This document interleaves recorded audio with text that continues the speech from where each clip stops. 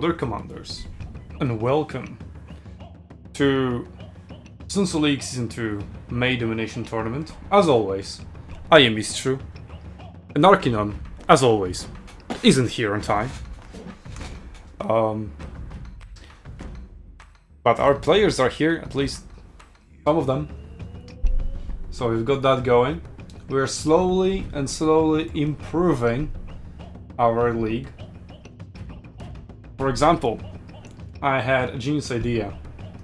Let me launch the stream on my phone so that I can have live chat in front of my eyes. And now I can see Nerexa says hi, or this is first. Hello there, Nerexa. That way I will be able to keep up with the chat.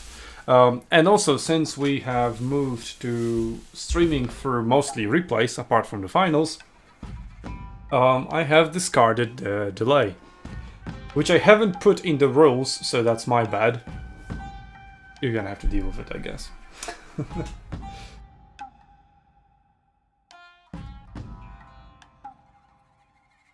So, as usual, the beginning will be slow, as people are slowly getting ready. We did have one last second sign up and then another one like 1 second too late, let's say. So yeah. Okay, so at the moment we have 3 round of 16 matches and 1 quarterfinal underway. The remaining matches are on hold because the participants there are waiting for the round of 16 matches to finish. So we'll just have 4 matches at the same time throughout the tournament. And then because we have 11 players, we had 10, but we had that one last second sign up. So if 11 players, so then the situation in here. With that, I mean, you already see, like, this is TBD, TBD, TBD, and this will be just empty, this and this. So yeah, two of them, these guys, will meet over here, whereas this guy will go all the way and wait for the winner over here. So that would be either Via Animae, I just call him Anime, versus Azek. So whoever loses here will go all the way to 9th place match, and whoever wins faces Team the Wilder. So oof. I don't know what I would prefer. Vianima, I've heard of him, like I've seen him around during other tournaments. Azek, I'm seeing for the first time, so no idea what to expect, but we'll see soon enough through the replays.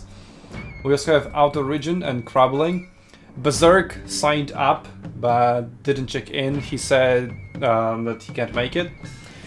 But he said Crabbling will play instead of him, and that he is, just not to change his words, I'll directly quote him.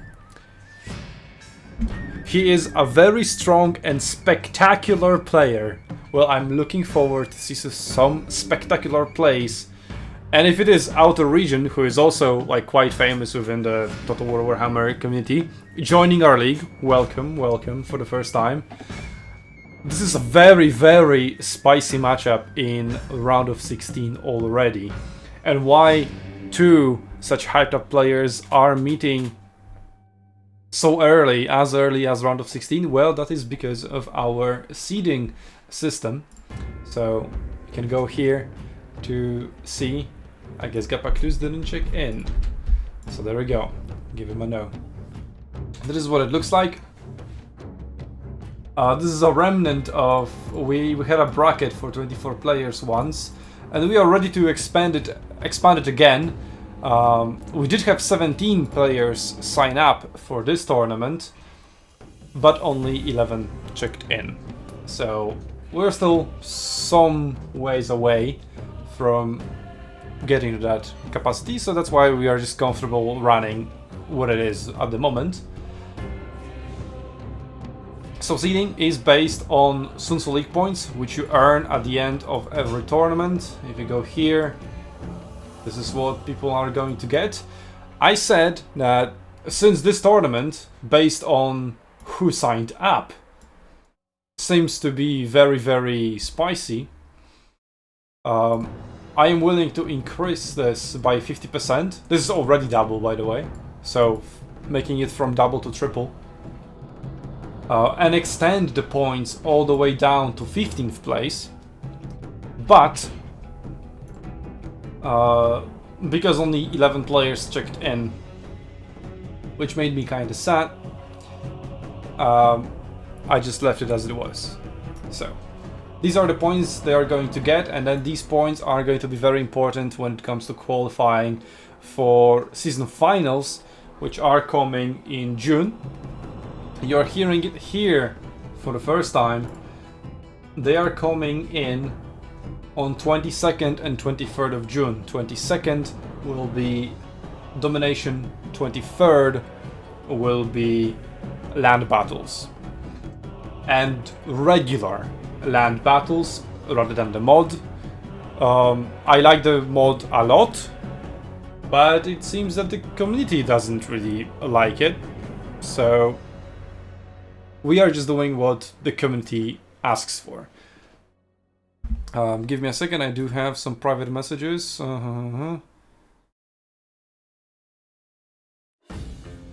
Rufflan is acting as if he's playing in SUNTZU tournaments for the first time, which he isn't. He's like, why can't I pick Mirror?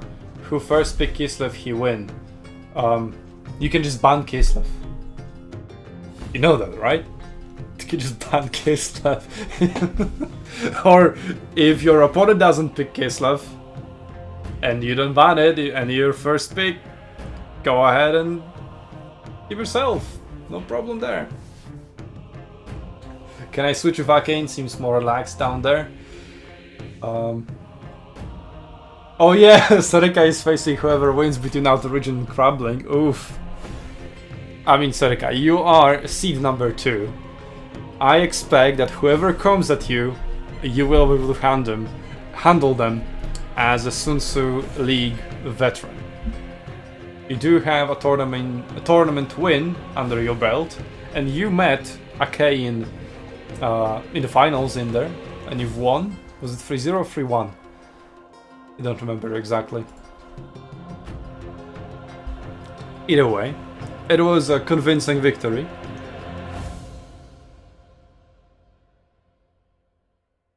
It was our season 2 opening tournament. And we had land battles, then we had free-for-all. So this is actually the longest break that we had between 2 Domination tournaments. Anyway, well, such is the fate of our SUNTZU League point system. If more people signed up, the bracket would have looked different, or more people checked in. We could have had a full bracket. Sadly, well, we didn't.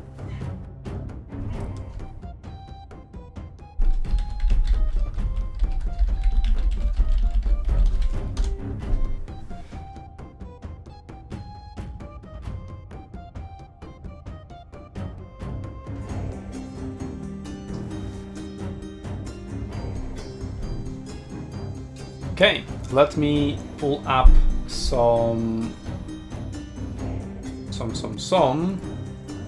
drafts on the board for you. What the hell is happened here? Anyway, round of 16, match number 2. Boom. Then we have round of 16, match 6. I'm just going to prepare it, not spoil it, and then show it to you on stream. By the way, we have Serika and Outer Region in here in our tournament, or in Alexa. I missed Serika. who are both streamers. I do hope they're streaming. Oh, at least Serika is here in the chat. Speaking of which, I should probably just post the links to the stream, like, hey, we're live, come and watch us. But I am just overwhelmed with the amount of organization I have to do. Usually I have Arkinon to help me with this, but yeah, he is fast asleep.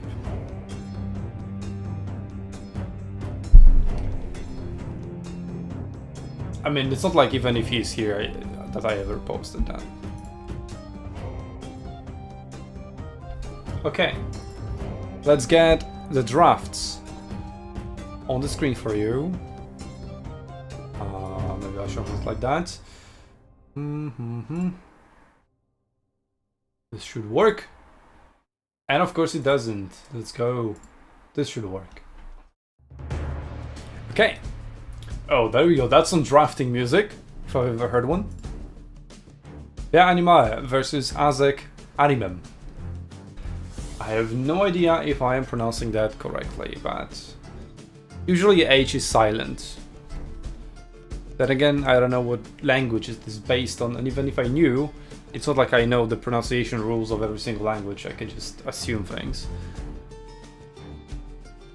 Voice dying 7 hours yesterday. Well, see, arguably this stream would have been much more hype. But well, I'm here to provide the hype, so don't worry. We'll cover your matches through replays, surely.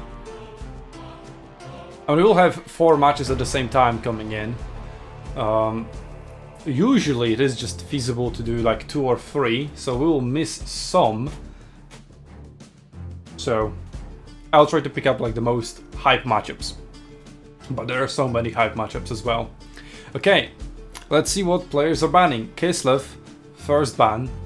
No surprises here. Then Empire follows up.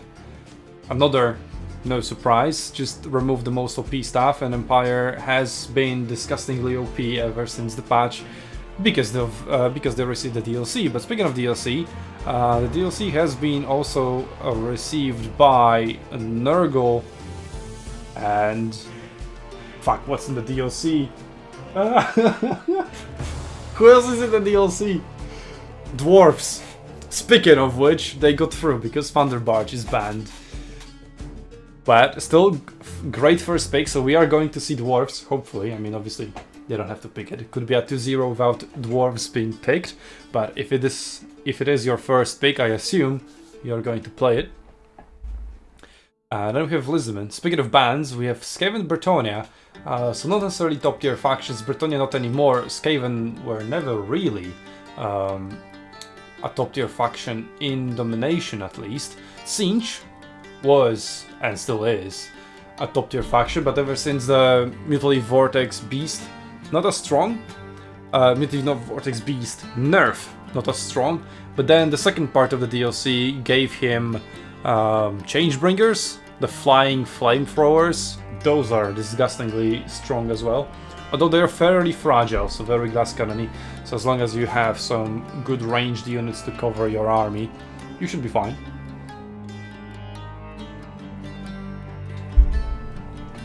And last but Greenskins used to be OP with Vurzak. Now they're just strong, but we wouldn't say they're OP. Either way, we have Lisman and Tomb Kings coming in for Azek, the Norscan Chaos Dwarves for Anime, and Azek is going to finish it up. Maybe Dark Elves, maybe Beastmen, maybe Nurgle to do some DLC factions. Demons of Chaos, okay, that one I did not expect. Demons of Chaos are a meme faction, but then again, actually, I think they have a pretty decent record in our league. So, we are still waiting for any replays to come in, so let's go check out another draft. This is Outer Region versus Crabling. Round of 16, match number 6. Empire, first ban, obviously. Yep. I mean, the only unit that is banned globally is the Thunder Barge and the Spirit of Grugni, obviously, as it is pretty much the same thing. But Empire wasn't touched, so the steam tanks with Hellblaster volley guns, disgustingly OP, not banned. Elspeth von Draken on her dragon, also from what I've heard, quite OP. So yeah, I would expect Empire to be permanently banned this tournament, unless somebody wants to spice it up and let it slip through. Hello there, Glidden. Now I am better connected with the chat. Okay, let's see. This is a random Dark Elves ban. Okay, out of region flexing? Or did he run out of... I don't think he ran out of time. I think he just clicked random. Giga Chat just doesn't care. Also, let me know if the music is possibly too loud. Demons of Chaos first pick. What the fuck? Okay, what the hell is going on? Somebody explain. I'm gonna move my microphone a little bit. Maybe you can hear me better now. Not remembering dwarves is a blessing, not a mistake. Okay, demons are strong now with the latest buffs. Okay. Meme no more. He will play Demons of Chaos right now because Soul Grinder of Tzeentch plus morale buffs. Don't you have Soul Grinder of Tzeentch in Warriors of Chaos as well, though? And now Warriors of Chaos is just better? Well, what do I know? I just cast these things. Ogre Kingdoms, that's a top tier pick we haven't seen in a while. And by in a while, I mean, it was still quite popular in the previous tournament, just 3 months ago.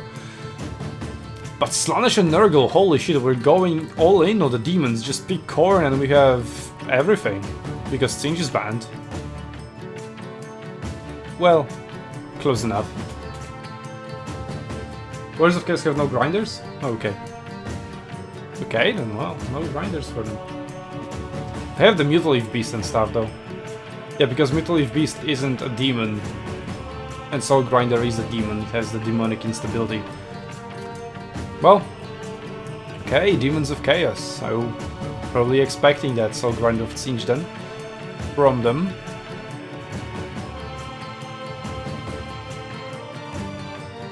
OMG, the dragon is banned. I mean, nothing is banned other than Thunder Barge.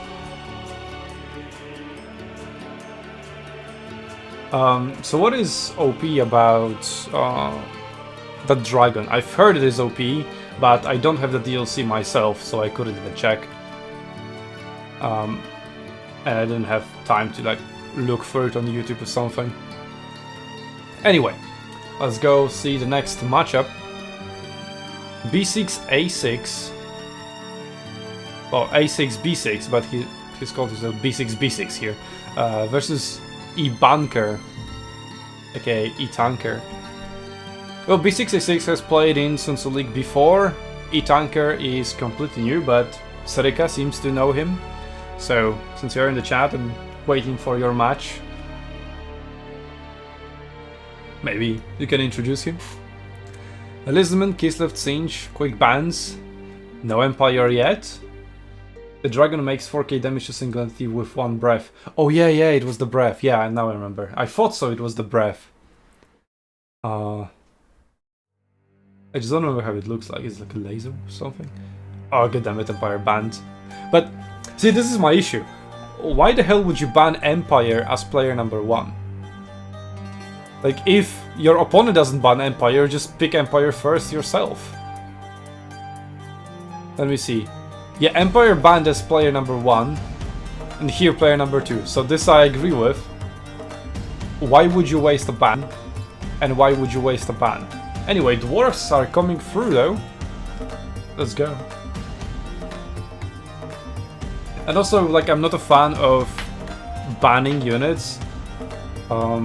Because it just invites, like, okay, well, since we've banned Thunder Barge, we also should ban Steam Tanks, we also should ban Elspeth von Dragon, we also should ban Mutaleaf Vortex Beast, and then since Mutaleaf Vortex Beast is also banned, then we should also ban the Incarnate Elemental of Beasts, and since that is banned, we should probably also ban Soul Grinder of Tzeentch, and that just invites more and more and more and more bans, and, you know, just leads us down this spiral of banning the OP picks, which is what the bans are for. And if OP things slip through bans, this is all the more exciting, I guess. At least makes for a good thumbnail if I was doing that. I mean, I will eventually. So look forward to it. I did record quite a lot of videos in the past, but because of CA's patching policy, like it all fucked me up. So these videos will come sooner rather than later. I expect before Season 2 finals, so between this tournament and the next actually, so yeah, please look forward to it. But I want to do it properly. Once we start launching the videos, I want them to be coming quite regularly. I don't know if every single day, but more than once a week, at least. But well, we'll see about that. I still need to have a meeting and figure this stuff out. Anyway, dwarves, and Skaven. I mean, I'm excited for Skaven because we don't see them that often, so let's go. But then again, I would question the pick because the consensus around Skaven is that they're pretty weak. But then again, they were banned before in one of the previous matches. And Khorne being picked. I'm a fan of Khorne. Giga chat, no magic, no runes like dwarves, nothing. Just Giga chat sword. And then Dark Elves, Nurgle and Tombkins for Ibankari Tanker. And then the last match we have is Hlidin versus, well, not Emir Edigu. This is Roflan Buldiga. So Itanker hates elves and likes Hellblaster. Not much more to say. Oh, that's the introduction you get, I guess. Okay, Singe first ban. Respectable. It's not like the top faction, but still quite strong. As long as Hlidin doesn't ban Empire himself. Also, since dwarves are coming through, maybe Hlidin will get to play his dwarves. But you would have to be insane to just not ban, yeah, dwarves against Hlidin. Yeah. So, we were discussing potential changes to the pick and bans. And also considering maybe cutting it down to 2 bans each instead of 3. And also what we could do is that after the first round of bans, so just 1 ban for each player, then first picks, and then we continue on with the bans, whether it would be 2 additional bans or just 1 additional ban. Why are you banning Empire as player number 1? Like, if your opponent doesn't ban it here, you just pick it here. Come on, Hlidin. Come on. Why? Well, you still have the rest of the tournament to fix that mistake. And you're even watching and listening. I mean, this is for a replay of the bans, picks and bans. Explain yourself then, Hlidin. Why did you pick that? Why did you ban Empire? I mean, the only reason is that you don't play it yourself, so you just want to get the ban out of the way. But why are you not playing the most OP faction on the patch? I dislike Empire. Fair enough. First pick Kislev, according to Roflan Buldiga. Who picks Kislev, he wins, in his own words. And I told him, you can just ban it, but he banned 3 different factions. Maybe he wanted to pick Kislev himself, but then he missed the fact that he has the second pick instead of first pick. Bretonia, okay.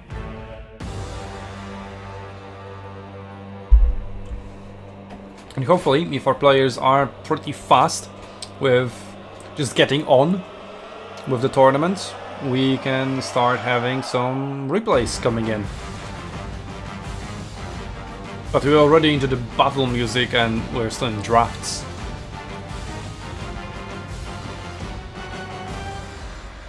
Warriors of Chaos, okay. Well, Demons of Chaos are still available. So Lisman, Ogre Kingdoms, other top tier picks.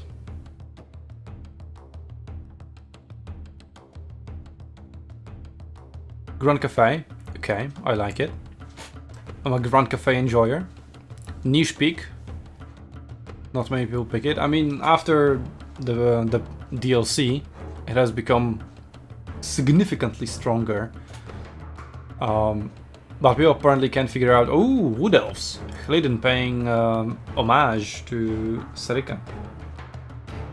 I am waiting right now. Is Roflan just stalling? Because yeah, I was like wondering what the hell you're doing here in chat instead of playing.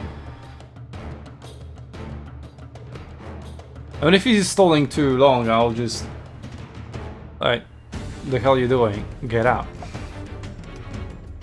Like, handle him a forfeit battle. I'm not a fan of doing that, but sometimes you just have to do it.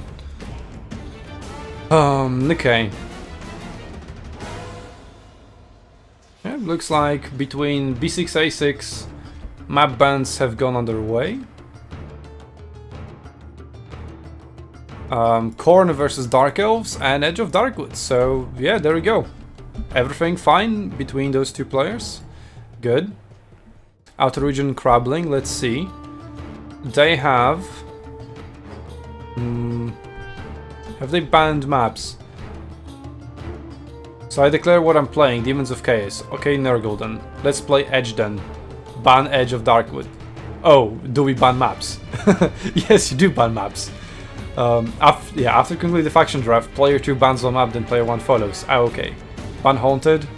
I was looking at a document that says different things. Now what? What do you mean document says different things? It says the exact same thing. Right? I mean, it wouldn't be the first time it doesn't. So, fair enough. But this takes precedent, like whatever is written in the OP. And I do realize I'm not showing you Discord. Can I show Discord? Obviously that doesn't work. This works. There we go. So this is what they're saying. But anyway, so here they have banned Darkwood and Haunted. So Gazerblaf, Oakenshield, Rob to Talabheim is their map pool. So they're playing Demons of Chaos and Nurgle, I guess. But they haven't declared which map they're playing on. So hopefully they got that right. Okay, what about here? Ban Gazerblaf, ban Edge of Darkwood. Norska versus Demons of Chaos, playing on Hunted Vale. There we go. See, 2 new players. I told them, just read carefully the instructions provided here, follow them, and you'll be fine. And that's exactly what they did. So I'm happy it is all working. Follow them to a T. Seems like they have just started 2 minutes ago, though. What about here? Okay, 13 minutes ago. So we could be getting a replay here soon. And here 12 minutes ago. And what about quarterfinal match number 2? Spoiler? Or draft? That's not a spoiler, but fair enough. Yeah, Arbiter Grounds and Death Pass, very nicely posted here. Okay, so yeah. Ipan, Grand Cafe versus Bretonia and on Creeping Swamp. And they're also ready just 2-3 minutes ago. So good luck, Clayton, if you're still listening. And now we're just waiting for replays. The map bans are indeed currently not in the draft phase paragraph. Okay, let me fix it. I mean, I have copy and pasted so many things in there, and I still don't have like a proper template apparently.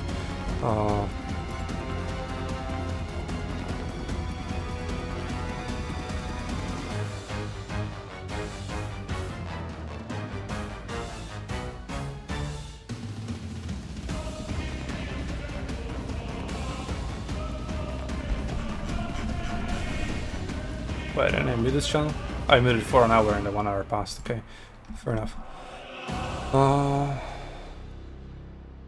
Oh, I'm seeing some GGs, but I'm not seeing replays coming in. But replay, please.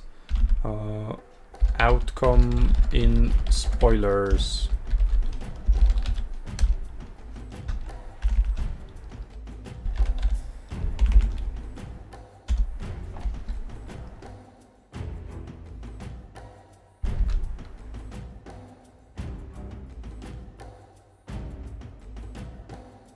Well, B666 didn't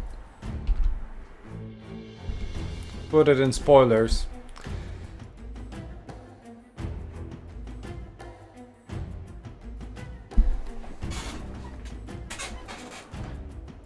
Oh well, we are about to see some battles.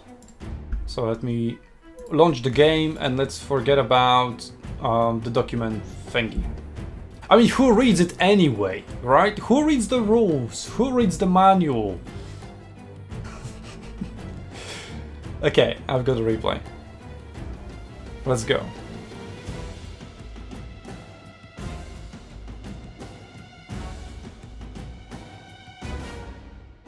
Okay. God damn it, what the hell is happening? Replays. I'm just gonna check all the old replays. Ah, yes, I can't. Not here. Anyway, so I'm going to call this. What is this match? Yeah. Round of 16. Match number 6. Battle number 1.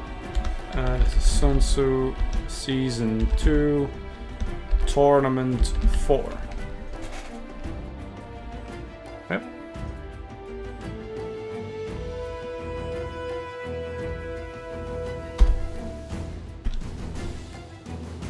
Does the replay.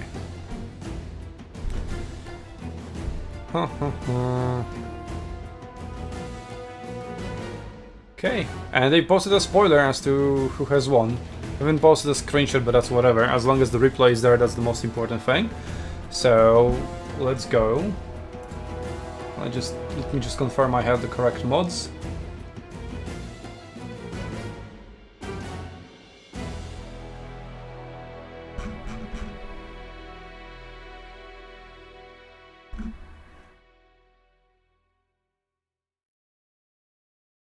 No, I do.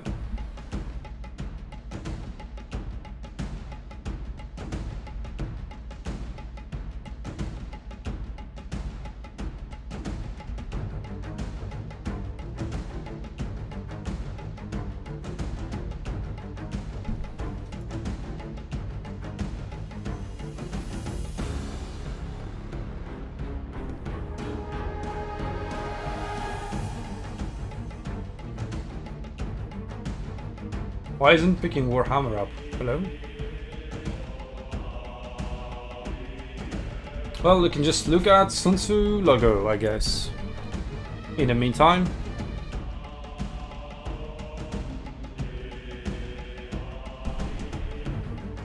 Well, it's Sega.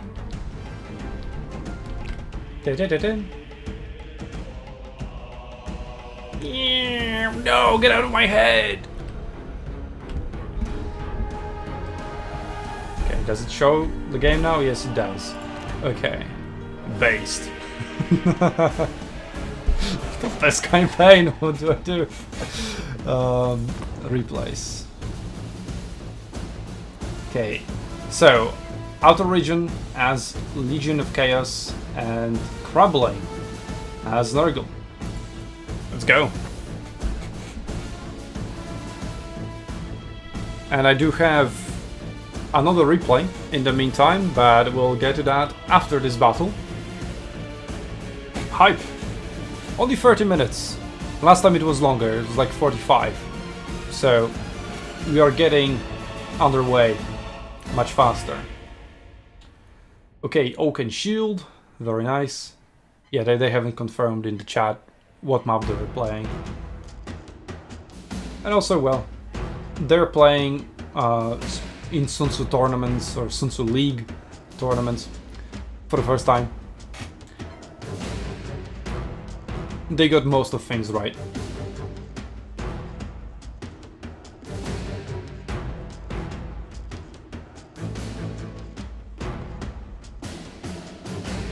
Okay, so we have... Is this the... Well, I can over it, so I don't know what it is. Is this Sorcerer Lord, or is it the Melee Lord? Is it... I don't know the game, dude. What the hell am I doing here casting? Just skip past it. Okay. There we go. So, Grand Vomitus. Yeah, that's what I thought it was. Grand Vomitus, Prince of Boobos. And then Chaos Sorcerer, Lord of Nurgle. Oh, this is new. Tier 2 unit. That's pretty neat. I like it a lot. That is a great addition, to be honest. Used to have something similar in Total War Arena. And those Soul Grinders of Siege are already wrecking the Pestigors. 42 speed, so pretty fast for a Nurgle unit. So we have 4 units of Pestigors rushing in. I guess they do have Vanguard deployment as well. Yes, they do. So they're trying to capture the points as quickly as possible, and it looks like a very early triple cap for Krabbling. But I guess Outer Region is fine with just letting that happen because he has 2 artillery pieces. And yeah, both of them have already taken down half of each unit of Pestigors. Then the remaining units for Nurgle is more Pestigors actually, and then Marauders with great weapons, more Marauders with great weapons, classic, Lamprey's Bite from the Shrieking Sky Race, plus Grand Vomitus providing the terror route out of the Pestigors, and then we have Rotting Riders, Rot Knights, so that's a DLC unit. 2.4k they cost, and they're already being targeted by the Soul Grinders. The battle lines are drawn. We have Plague Bears of Nurgle, so it's essentially a Nurgle versus Nurgle matchup. We have Shrieking Sky Race coming down, helping out in this fight between Plague Bears of Nurgle and the Pestigors. So these are fairly equally matched units, and we have a duel between the lords. Well, the Chaos Sorcerer definitely is much weaker in melee than Grand Vomitus. What an intimidating name. I'm just gonna puke on you. We have some Murder Horsemen with throwing axes coming out, possibly to target Grand Vomitus or maybe the Soul Grinders, who are now fighting in melee after having used half of their ammunition. So you can unsummon them after using all the ammunition and get some good value back, 900. Or you can keep them on because they're still pretty good in melee, I guess. We have the Stream of Corruption across the Plague Bears of Nurgle, probably overcast, judging by the amount of damage it dealt, and it was a very respectable amount of damage. And point number 3 is almost flipped in favor of Outer Region, who has Nurglings providing the extra cap weight. But still not quite through, and it's already 400 points for Krabbling. We have Seekers of Slanesh helping out, clearing out the backlines, but now they're countered by the Rot Knights. Shrieking Sky Race could come in. They are armor piercing and anti-large, so does the Grand Vomitus. These guys are also armor piercing and anti-large, so Grand Vomitus needs to be very, very careful. Yeah, a Lamprey's Bite coming down, not dealing that much damage, but considering how powerful this unit is, I guess this damage is quite respectable. How is this plus 8? That means, yeah, 8 HP per second. Damn, what a great mod. Shout out to Clayson, I think that's his name. He shouted me out in his mod description as well. I do not like 2 melee units out of point number 1 while not being threatened. That's just less stuff on the front line. And speaking of which, Krabbling is like 1.5k down on value. I should probably close my window because that was pretty loud. I mean, the microphone is directed in the opposite direction of the window, but when stuff is loud outside, I do live next to the main road, and there are some crazy people who just want to... And point number 3 has been flipped in favor of Outer Region. Okay, it is now, the cap weight is in his favor, but again, he still needs to get point number 2, which he might get soon. Now is the time to move some of these units. Wait, I can't draw? Wow, okay. Well, I know what I need to do to be able to draw in replays. I just thought you can do in replays, you just couldn't do it like when live watching. Way around.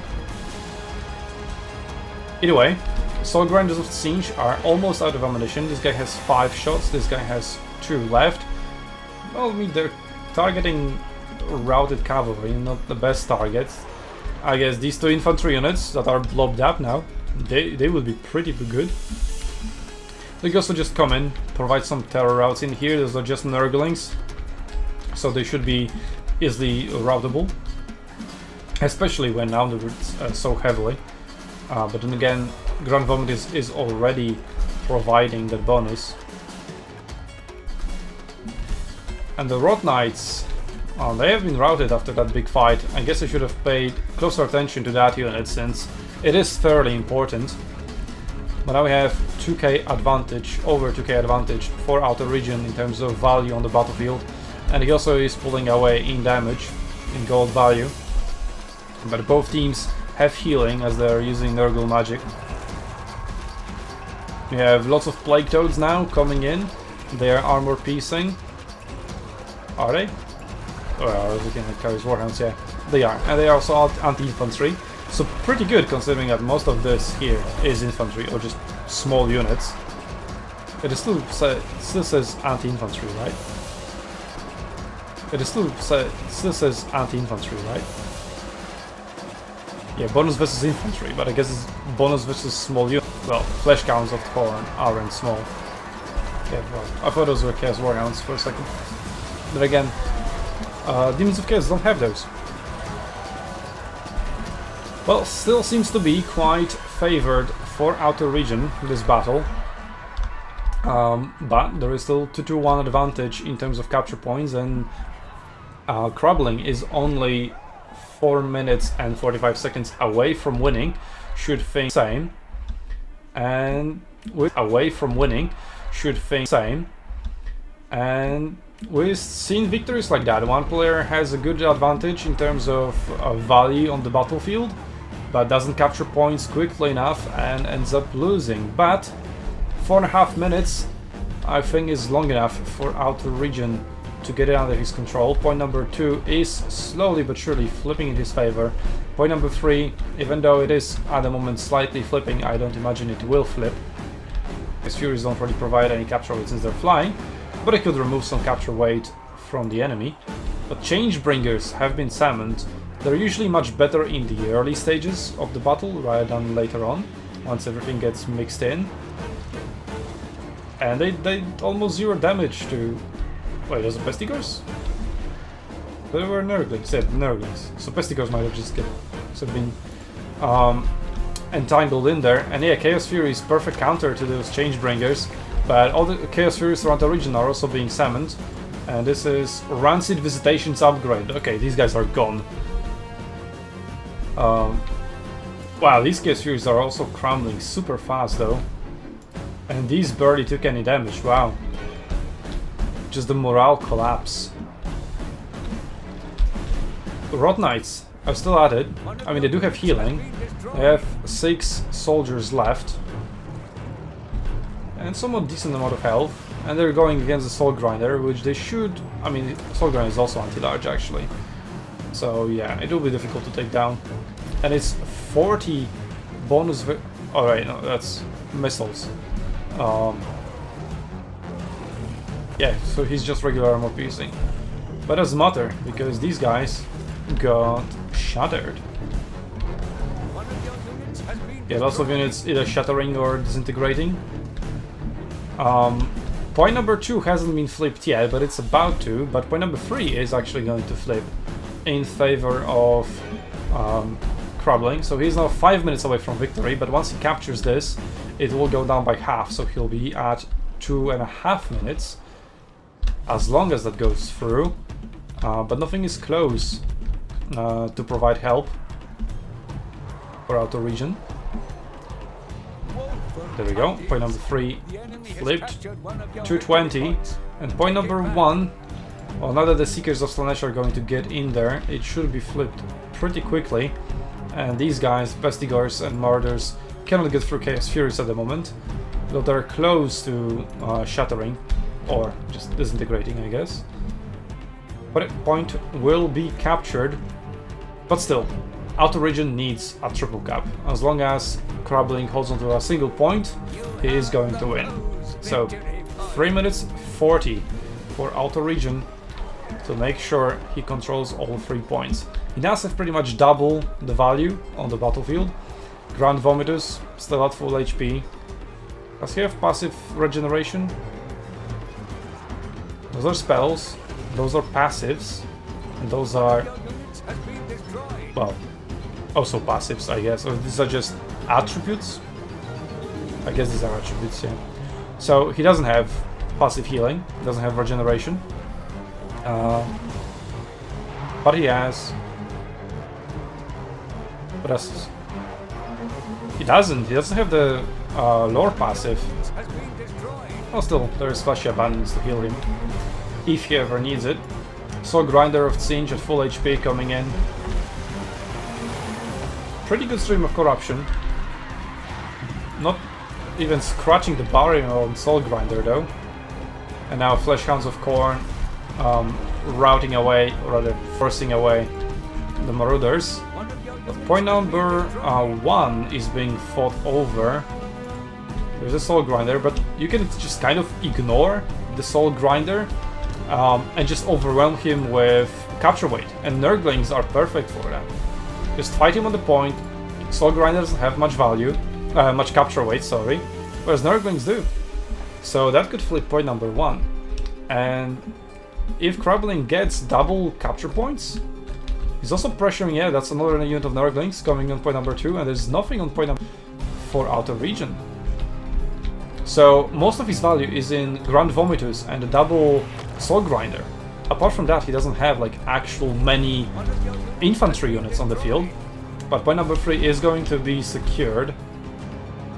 Spesnikos are just pulling away. And even if they get on top of the point, they'll just delay the inevitable.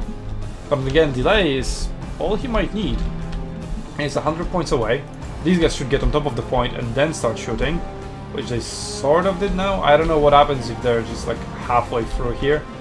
But the capture is going through quite quickly. So the Nurglings are doing their job spectacularly.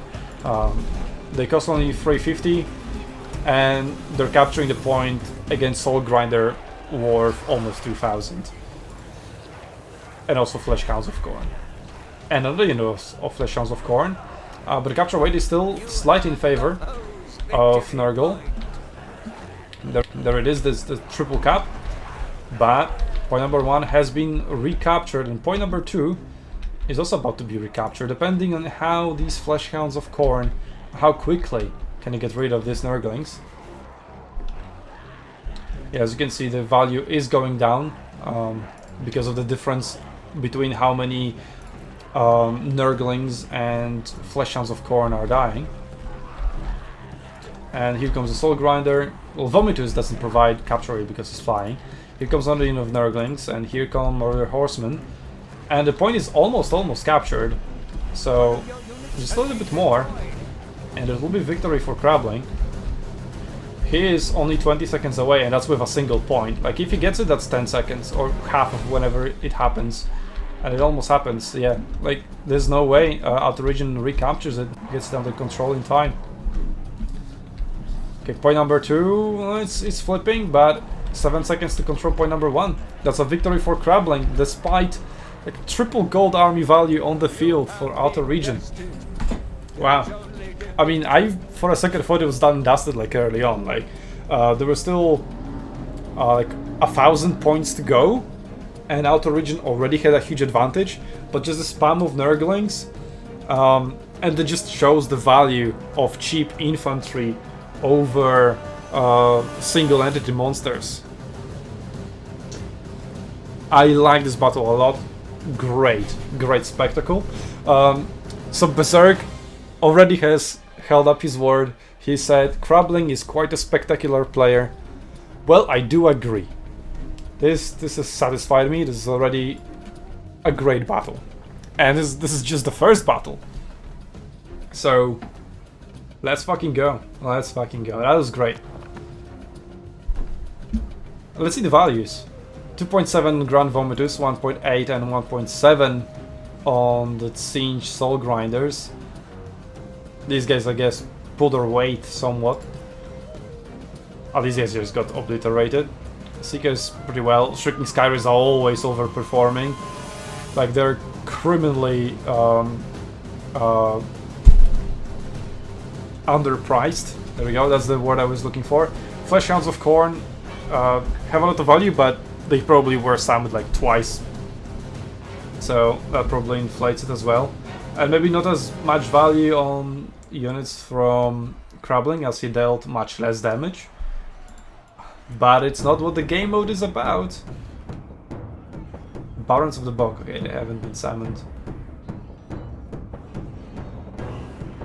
Where are the Rot Knights? Oh, these are the Rot Knights. Yeah, only 1,000 value on them, and they cost like over 2,000. So, not too good. But yeah, it didn't matter in the end. What mattered is playing them up correctly. And this is what won. So you can get all the OP units you want, but you have to play them up correctly. And this time it was Crabbling who did that. And yeah, maybe fewer Plague Bearers, because they're... Okay, they're not that expensive, they're like 700, right? But they're super slow. Maybe some cheaper, faster units, just Marauders. I don't have Marauders. Well, just more Nurglings. You only had one into Nurglings. So yeah, more Nurglings. Could have taken some Khorne stuff. I didn't have Forsaken either. But yeah, just some Khorne units, I guess. Maybe even just Blue Horrors to color match with Soul Grinders of Siege. Anyway, we do have more replays coming in, so let's not overanalyze this, but this was a great battle, so it deserves some analysis.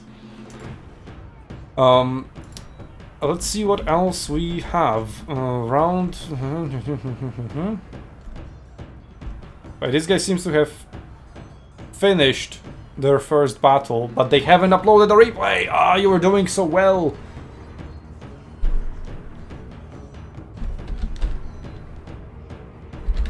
Hopefully they saved it, because if they have only the autosave, then it will get overwritten.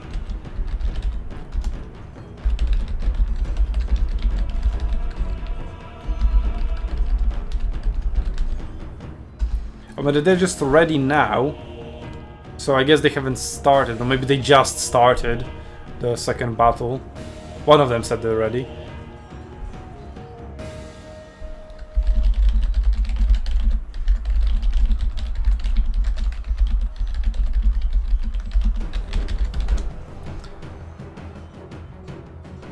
Anyway, let's see the other round of 16 match number 8.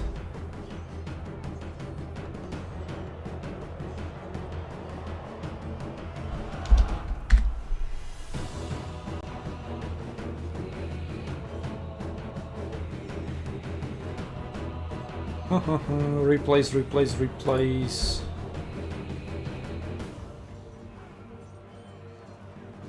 Yeah, let me get rid of all these old replays.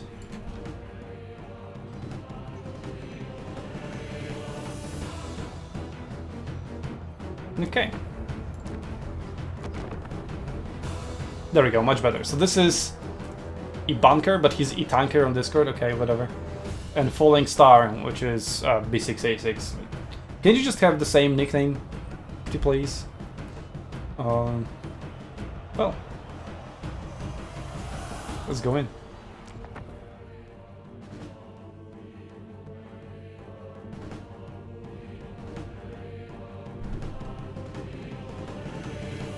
I should put this on. There we go, much nicer now. Should also probably... welcome to welcome. Who is this? Amigo.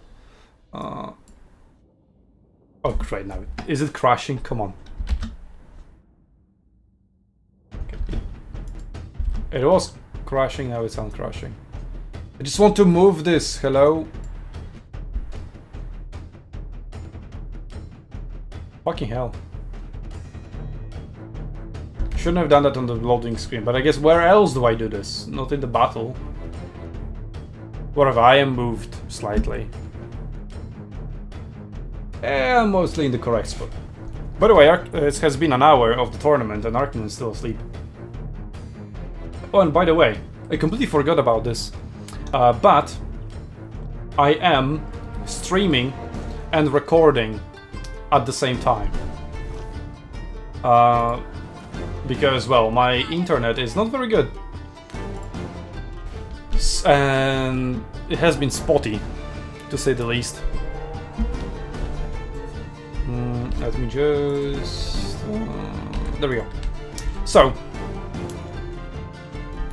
I've noticed that, for example, I cast a battle, right? And then it just jumps like 2 minutes. It just skips 2 minutes on the VOD. No idea why. Like, my internet isn't that bad. There's some like glitch in between YouTube and me that makes this happen. So I'm just recording, and then I have the recorded, even higher quality version of the stream on my disc, not going anywhere, not having any spots in between. So I'll be using that to then post on the on our channel. Anyway, let's analyze the rosters. So we have Supreme Sources of Dark with Soul Stealer, I just assume, and yes, I'm correct because obviously it is. Oh, this is uncommon, and my name is in front of it. Anyway, a wind spell with 1 use. I think it's not worth it, and I don't see people usually bring it. So this is quite an elite army. We have Blitz of the Blood Queen, Harganeth Executioner's Regiment of Renown. Then we have Sisters of Singing Doom, Witch Elves Regiment of Renown, and Triple Blackguard of Nagarond. All prime targets for... Wait. You don't have the Spear of Sleipnir on Valkia? Outplayed. Wow, what an outplay. Also, the classic double cultist to summon the Bloodletters. And we have just mostly chaff, so Warriors of Khorne, Chaos Warriors of Khorne, Fleshhounds of Khorne, getting a sneaky cap in there. Pretty nice, 2 points to 1 at the beginning. So yeah, the dynamics of the battle are changing slightly now that the points aren't unlocked 2 minutes into the battle, but much earlier. I know it is just 2 minutes and they have just been captured, so more or less the same. But it's just a single unit of Blackguard of Nagarond, well, supported by a dragon, but it can be surrounded. Maybe not routed because it should have high morale. More Harganeth Executioner's Company. Holy shit. That sounds like a build-up strategy you're going for here, but you're fighting. So not too sure about that one. Like, I immediately prefer the Core Knight strategy, but we'll see how it goes. I mean, those Chaos Warriors of Khorne are getting wrecked by the Harganeth Executioner's Regiment of Renown. Plus 14 bonus against infantry. I mean, regular ones have that as well, but these guys are just better. They have Guardian, Physical Resistance, plus 15% for the Dragon. So as long as the Dragon is being kept close. Valkia, okay, so these guys are, well, were taunted. So I guess Witch Brew, which gives them quite a lot of stat boosts. And Valkia felt it. And she's small, so she's infantry. These guys, no, they also have bonus versus infantry. So yeah, pretty good Valkia counters. And then you've put Minotaurs of Khorne into the Blackguard of Nagarond, which is a large unit into an anti-large unit. Then again, they do have anti-infantry themselves. And are winning, so I'm not going to question it. It's just both of them are winning. But looking at HP, the Minotaurs are winning. Anyway, 2 points for Khorne. As again, same as previous battle, they just have more units. Like, so what that you've put Blackguard of Nagarond here, and it costs more than all these units combined? Probably, not really, but almost. It just doesn't have the same capture weight. Dragon comes in, so that should help. And more help is coming in as well. Finally, some cavalry units, called One Knights, but you're summoning them from all the way here. Well, this is closer. Also Vanguard. I mean, these guys don't have Vanguard, considered bringing in some Vanguard deployment units. So you're reinforcing your points in this map is quite an issue because of just how far the spawning points are. Cultists are now getting into the thick of it. Let's see. I guess we don't see how far away they are. They need to spend 2 minutes in melee for this to become active. But we just don't see it. Okay, Murderous Prowess now activated. It's a pretty good time for it. Most of the Dark Elven units are in combat at the moment, so they're going to benefit from it quite nicely. But Khorne is also slowly capturing point number 2, although it is flipping back and forth. Depending on whether this unit gets in or not. But yeah, now with Murderous Prowess on, they do have huge stats. 76 attack versus infantry, 43 defense. Yeah, pretty good. There we go. Morris of Khorne with dual weapons wrecked by the Blackguard of Nagarond. Minotaur is charging in, getting rid of these Blades of the Queen, Blood Queen. Oh, one cultist run away, and the other one is also running away. I wonder if they summon the Bloodletters. I haven't seen them summoning Bloodletters, but it is completely reasonable that I could have missed it. And that Blackguard of Nagarond actually cleared all the enemies and is capturing the point. Although 2 units are waiting in the woods, they could intercept this point being captured, but maybe Falling Star doesn't see this, doesn't realize that his units have rallied in the forest there. So point number 1 will be captured by Dark Elves. We're still quite far away from the conclusion through points. And in terms of value on the battlefield, it is there are Dark Elves ahead in points of Minotaurs of Khorne with great weapons coming in. They are anti-large.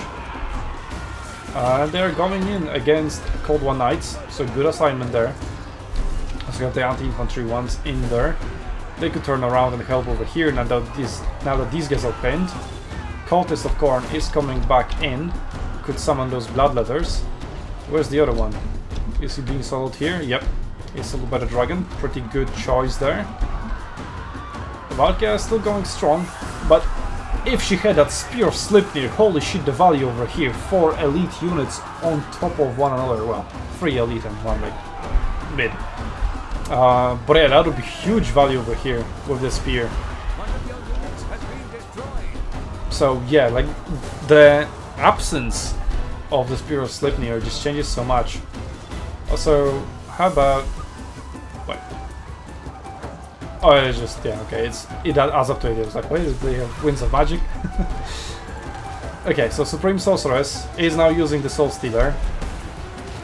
Oh, but she casts it on an almost dead unit and is just going to run away. And these guys, yeah, as soon as they... Okay, they just finished. So I don't know if that's how it works, but anyway, well, they suffered some damage from it. Supreme Sorceress at full HP, thanks to that Soul Stealer. And yeah, the Blackguard of Nagarond actually getting rid of all of these. 900 value on it already, so almost paid for itself. And it's important to remember... Oh, there we go. Now we have Blood that is being summoned by one of the cultists. The other one got wrecked before being able to do anything. Or being able to summon Bloodletter specifically.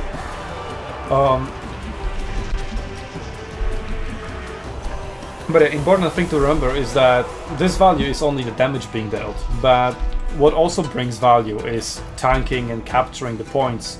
So in Arena, this was represented, but isn't represented in here. So people think that range units are overperforming compared to melee units because they only look at the damage values. But range units only provide damage value, really.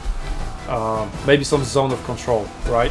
But they don't provide like capturing the territory, as in, oh look, I have a range unit here, you need to run away. Like, if you have a range unit, they just run at it instead of running away from it. Usually, right? Depends on if they brought friends. Well, anyway, Dark Elves are pulling ahead, 4k ahead in gold value on the battlefield. And I can only imagine just how much value the Spear of Sleipnir could bring in. But, well, I say but they're nowhere near close summoning the Sword of Khorne. Did they use... there's no way there's only 83% charged on the first level. So I assume they used either the first or second level. Should have waited for the Sword of Corn. Like, drop Sword of Corn in here. And well. Dark Elves won. So there we go.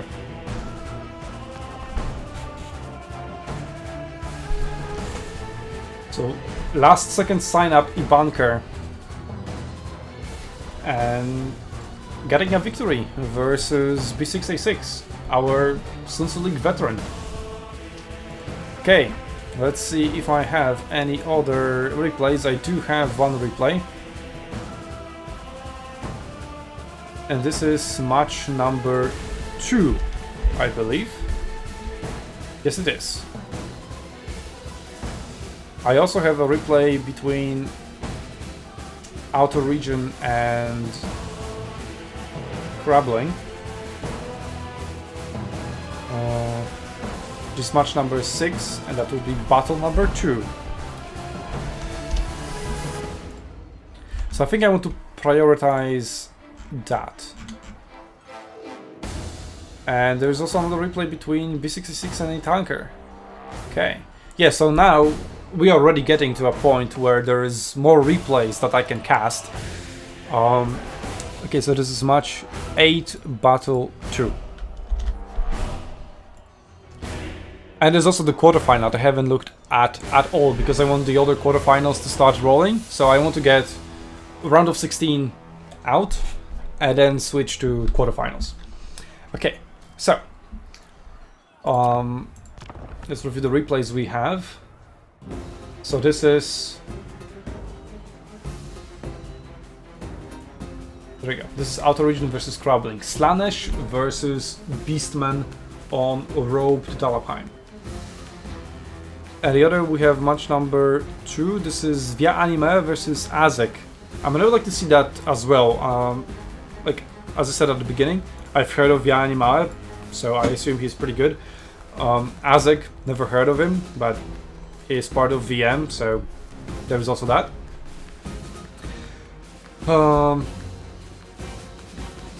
Crabbling is pretty good, for what we've seen already. Berserk is also very good, so maybe he's good as well. But let's go Outer Region versus Crabbling first.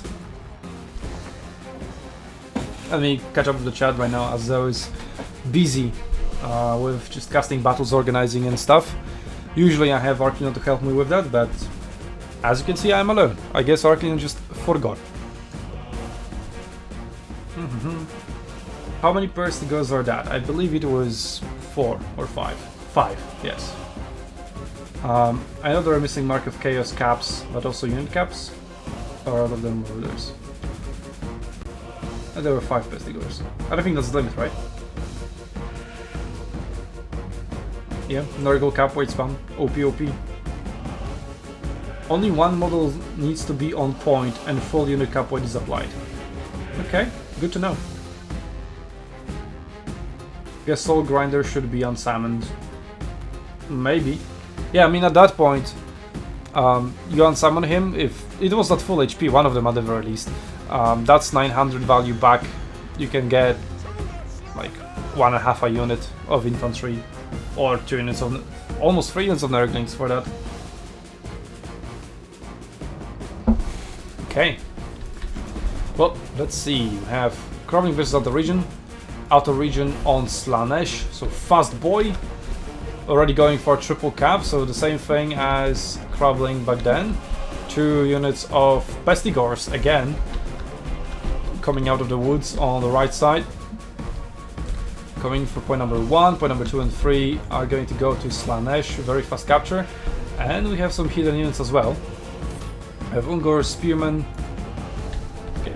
I thought for a second this was a spell, but no, these are just like weird pink projectiles. What are they throwing that? Why is it pink? Anyway, we have just Chaff Spam, Ungor Spearman Herd, all across the board, and some regular Ungor herds. Same thing, just different weapon. And then we have the actual damage dealers. Minotaurs with great weapons, they have bonus versus large. Not much large on the side of Slanesh though, just mainly infantry that is going to do the fighting. Taurox already diving in. Against Chaos Warriors of Slaanesh with Hell Scourges, they are going to debuff him with poison. And then we have Sigvold, who is very, very tanky, and a decent damage dealer if he is able to actually get in there, which Taurox is much faster. We have Sentigos, there we go, but also Minotaurs punching through, going against the Chaos Warriors of Slaanesh with Hell Scourges. This is actually Chaos Warriors, okay. So, Chaos Warriors versus Ungor Spearmen. I wonder how it is going to go.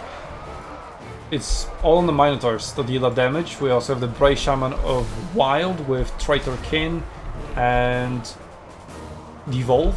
There you go. My own name is getting in the way. I need to put it a little bit up. But anyway, fights all over the place with early advantage to outer region. Never mind, actually, just Crubbling wasn't really summoning. So what is he summoning? A regiment of renowned Centigors. Could be very useful, although quite a lot of heavy stuff on the Slaanesh side. So cavalry charges might not be very effective. I would get something anti-infantry. But there we go, Chaos Warriors routed over here, just overwhelmed by the sheer numbers of the Beastmen. Centigors now getting raided by Milk of Mystifying Miasma. And we've got a bugged spell over here, which doesn't say what it's doing. But it's doing minus 75% speed. Oh, these are getting wrecked. Oh, Devolve upgraded. Okay. Well, that's just a debuff, that's not a direct damage. It's just Traitor Kin, I imagine. That's the animation. I don't know, but they are getting wrecked. So, Crubbling, he's bringing it around. A huge advantage over on this flank. No holding units on top of this point any longer, so all his units are involved in the fighting. Norris Horsemen, just there in the background, they are getting some value, and afterwards they will be able to provide some charges, but they're good in the skirmishing phase, but in the early game, when it's fighting all over the place, they're not very effective. I think they should start just, instead of shooting, like over here, there's much more value to be found in just rear charging shitty Ungor Spearman herd, which are just going to break immediately, rather than shooting them and dealing very minor damage to a shitty unit. This is essentially just wasting ammunition. Unless you were to shoot the Minotaurs, then that's a different story. But then again, the damage isn't here, isn't on piercing, it's 7 on piercing. It's okay-ish. There we go, Centigors with throwing axes, but their melee stats are also pretty decent. It's poison across the board, but the battle lines have been drawn, and they have been drawn in front of point number 2. Point number 1 with a sneaky capture, but it is going to take a while before this gets captured. But same here, I guess. Sneaky cap by Ungor Spearman herd. You just charge it and they break immediately. Taurox going after Sigvold. Taurox definitely winning the duel with much more damage value and much more of it armor piercing. We had the Princess of Perfection over the Mothers of Slaanesh with spears. Maybe we will get to see the Mirror Guard as well. But Minotaurs have been routed under the unit of Hellstrikers of Slaanesh, so Slaanesh is now using his speed to his advantage. Like, once the battlefield evolves into chaos, and it's chaos all over the place, both Beastmen and Slaanesh worship it. Speed is one of the most underrated statistics, and I have always repeated that during my arena days. Like, people are underestimating speed, they're only thinking about melee attack, melee weapon damage and stuff like that. Speed is where it's at. That's where the skill expression comes in as well. Like, you can do so many things with speed if your own fingers are fast enough for it. And yeah, the Beastmen had a major push at the beginning, but it's all collapsing now and turning in favor of outer region. And the points are much closer this time around. Slaanesh constantly in control of at least 1 point. And no, he's in control of point number 2. So point number 3, point number 2 about to be under his control.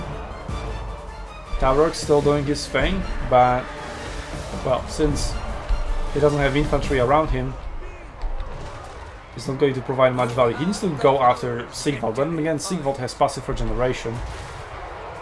So unless you can overwhelm him and actually kill him, this is perfect matchup for Sigvald, or perfect situation for Sigvald at the moment. He gets to deal his damage, but he is under no threat of dying, and he sucks at fighting large enemy, large infantry units, but he is great at fighting single entities. So it's exactly what he wants. Anyway, a group of reinforcements now coming in from point number 1 towards point number 2, as Outer Region has secured point number 2 and is going to overtake Crumbling in points soon. It doesn't look like Crumbling can do much about it. Like this time, Outer Region is not going to be outplayed on the map, just because of the Slaanesh speed. Speed and just, well, capture weight is what he lacked in the previous battle. But this time around he's not making that mistake, and he's doing pretty well otherwise as well. There we go, 2 units of Devoted Murders and Cultists of Slaanesh coming in point number 1. And Slaanesh being Slaanesh, they're pretty fast, so they're going to get there relatively quickly. Point number 3 is being cleared, just shooting Go Herd on there. Not even holding it really. But that will go hard, not breaking as quickly as I would have imagined, surrounded by 2 units of Murder Horsemen. So now that they have run out of ammunition, now they're being used in melee. But I would say they should have been used in melee much earlier. But then again, Outer Region is doing well enough even without that. So who am I to question it, right? So major advantage, Taurox unable to do anything. Now he's just actually being just held back by another horseman. Like the weight they are providing kind of makes Taurox not unable, but it makes it more difficult for him to get away and go somewhere else. But even then, where else would he go? Sigvald back on full HP, essentially. Almost there. Okay, just go and fight some Minotaurs, because why not? He isn't anti-large, but I mean, just because this is monstrous infantry, he'll still be like, two-shotting most of these guys, I imagine. Or one-shotting now that they are at low HP. Is this health per entity? Or is this weight? No, it's, I mean... Yeah, I think... Yeah, it is. Yeah, this is exactly what I wanted. This mod is amazing. Holy shit. Cleason. Yeah, so this exactly answers. Okay, so... well, I would need like a total number, right? But I need to hover over 520. So, assuming they have no armor, which they have only 26, so not much. So they're almost taking full damage, right? So yeah, Sigvald is two-shotting them, essentially. And that perfectly answers the question, and if they get a little bit damage from a regular unit, then it's one-shotting for Sigvald. So get him in onto those Minotaurs, great. And well, Outer Region with triple cap, 3k ahead this time around. So last time around he was like 5 or 6k ahead at the end of the battle. But famously now lost on points just because of the capture weight. Not happening now. I mean, I would expect Crumbling to just give up sooner rather than later, because there is no way he's bringing it back. I mean, that was some powerful damage from Trader King upgraded, so yeah. Outer Region still needs to watch out with blowing up like that. Although Crumbling has only 8 Winds of Magic left, so yeah, no more Trader King for him. Although, well, Outer Region doesn't know, unless he was counting, which I doubt even the best players in the world are have that mental capacity to notice every single spell or remember every single Winds of Magic cost, and then also calculate how much Winds of Magic is remaining on their opponent. Like, that is just not happening. But we have the mod. It's great. Absolutely amazing mod now after the improvements. Like, we just have all the information. This is what it should have been by CA, but CA is too lazy. So yeah, once again, Shadow to Gleason, since battle is pretty much concluded, nothing much more to say or analyze in here. So yeah, just going to shout out other community members. Speaking of which, Outer Region, I hope he's streaming this tournament. I think I talked to him about it before, not today, because I didn't have time. But I think I talked to him about it when he signed up. Anyway, I hope he's streaming, providing his own perspective on it, because I really want to see like, a SUNTZU tournament from a perspective of a participant, rather than just from my own perspective. So Saruka, and also Saruka said he's in stream because his throat hurts after yesterday's stream. But I always saw calm and collected on your streams, like always chilling. So I would imagine you're not overexerting your voice too much. But anyway, Outer Region is 1 minute away from victory, and I do have private messages incoming on Discord. So, gonna check them out.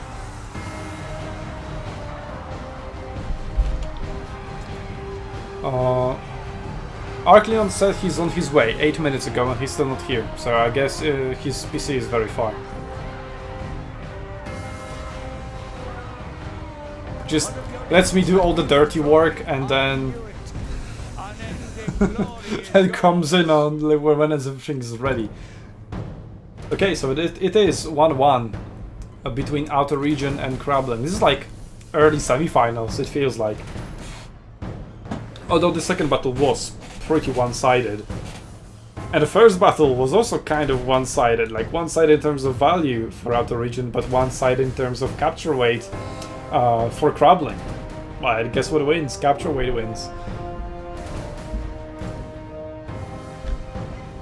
So, looking forward for a third replay, which we have.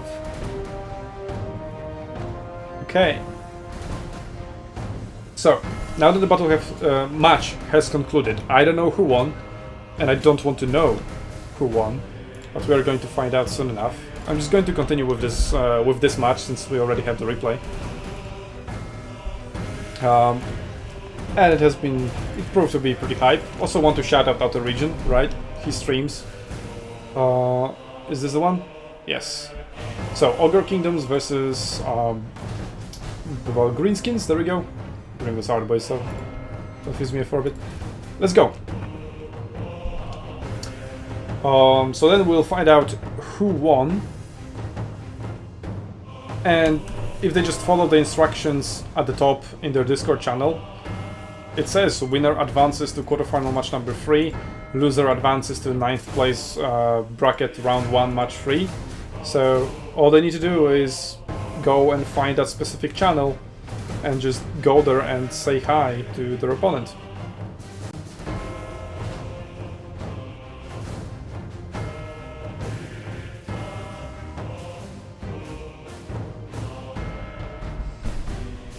Outer Region says he's not streaming. I regret Changebringers in my first match. Yeah, they got wrecked. I mean, they got just rancid visitations, right, so... And they were kept away by the Chaos Furies. HH. Hello there.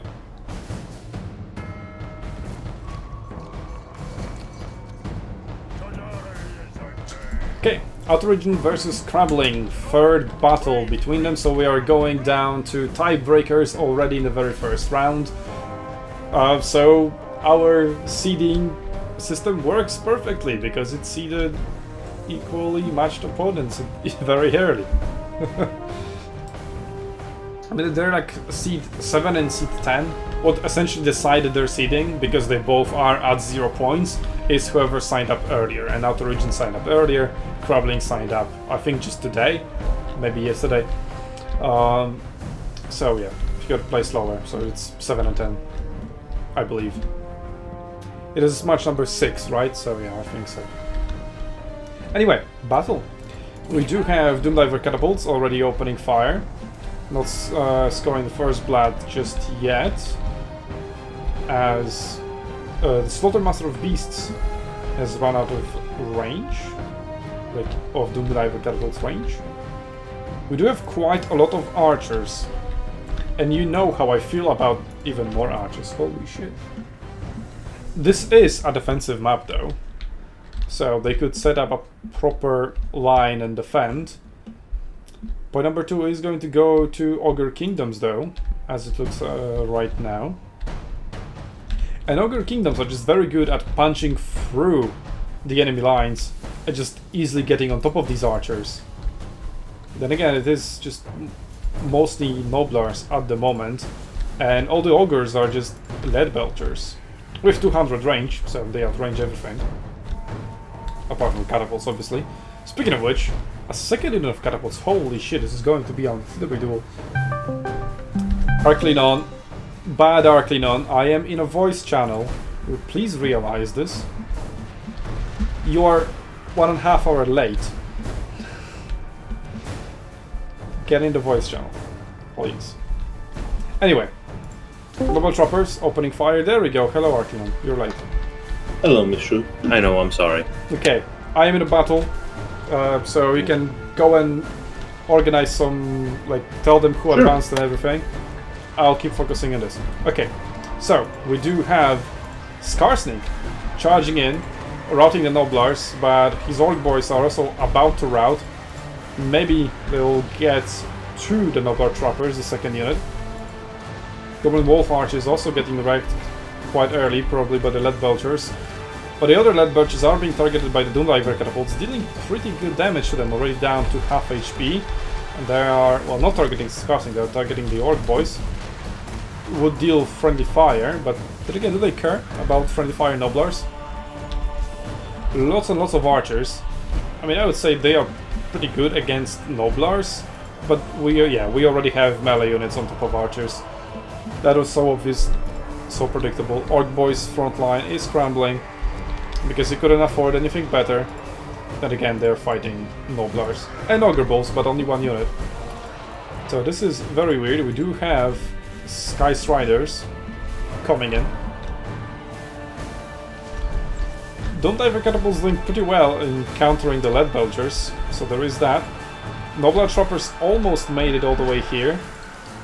Saber Task Pack, 2 units. Almost got through here as well, but the Savage Orc Boar boys. I said it correctly. Wow, impossible. Quickly clip it. It's not going to happen again. Hey, I'm shocked. Flock of Doom. This is your first in 6 years. Savage Orc Our boys, let's go. So good there we pronunciation. What? I said it correctly. Fuck off. Okay, so Savage Orc Boar boys are going through. This is my day today. Holy shit! Like the tournament is so good. He did it. I got a boost to pronunciation. Anyway, now the Savage Orc Boar boys are pushing through 2 Noblars, charging them frontally. We do have Iron Guts behind, and Sky Strider is almost reaching the front lines as well. We do have more groups, Mangi Murders, in here too. Which are targeting the Iron Gats, could possibly target the Sky Striders later on. And Sky Striders versus Orc Boy, yeah, these guys. Here's a good matchup for the Sky Striders. Catapults with good targets over here, everybody blobbed around Skarsnik. And by everybody, I mean 2 units of Noblar Trappers, okay, never mind then. But they're still targeting the Lead Belchers. Yeah, Lead Belchers got shit value at the moment. Yeah, they have been completely countered by the Doomdiver catapults. They cost about the same. It's 1,000 for catapults and 1,000 for Lead Belchers. Yeah. So in this matchup, catapults won, but now their positioning is kind of playing against them. Like this rock provides safety, but also makes sure that they cannot target the Sky Striders, which they would really want just about now. So they need to focus on the Noblar Trappers in front of them, or just continue to fire, shoot at Lead Belchers. Saber Task Pack, after rallying, is hitting them from behind. Almost routing one of them actually. And there we go, routed. So yeah, that catapult has been removed for the time being. These Doomdivers, maybe they do have an angle at the moment on the Sky Striders, so that's good for them as Sky Striders are pushing in. But they could very soon find themselves surrounded. We do have the giant rival Troll Hag, who is armor piercing. And she could also cast Fate of Buna. God damn it. There we go. On those Sky Striders, definitely by far the best target for that spell. So yeah, we have 19 Winds of Magic for both of them, so about enough, almost enough for Fate of Buna. Because I guess Crumbling is waiting for that to take over. And just 10 seconds away now. Let's see, Sky Striders still pretty healthy at 3.7k, but that's already below half. Nope, that's not Fate of Buna, but there's enough Winds of Magic for Fate of Buna now. Although they are already wavering, so maybe it won't be cast over here. Could be used against Lead Belchers, for example. No, there we go. That's Fate of Buna being called. Yep. So that should wipe out the Sky Striders.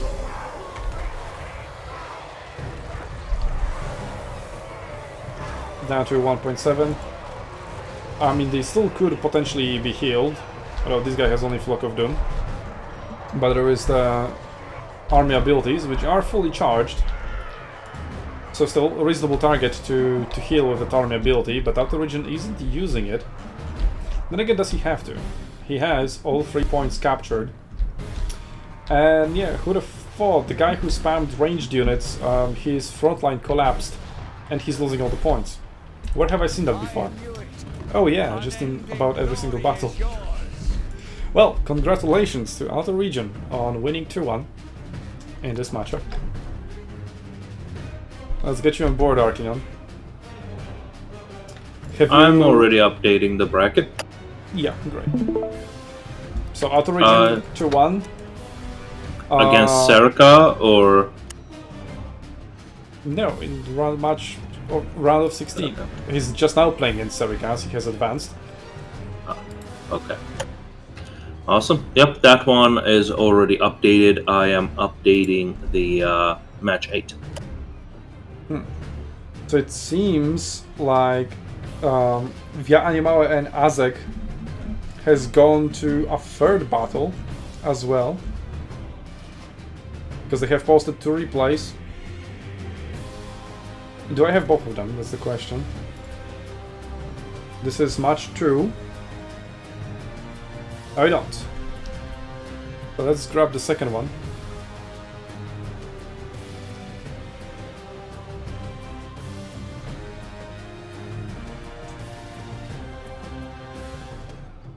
Match 2, battle 2. So we haven't watched the first battle. Oh, this has also gone to 3 battles. Holy shit. But that also means that we are about to get all the quarterfinals up. So let's just switch to quarterfinals now. So this is match 8, battle 3. So all 3 round of 16 matches went to tiebreakers. Wow. 2 of them already concluded.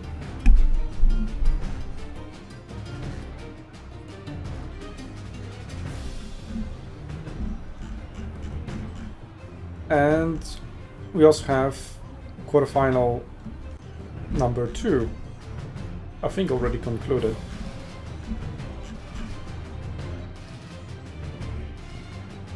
So let me download that as well. So in match 8, I see 4 games that were posted. One of them is probably just a double, like both of them uploaded the replay.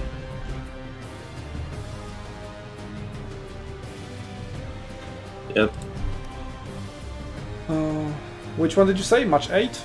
I have all 3 replays, so it's fine. Okay, good. Okay.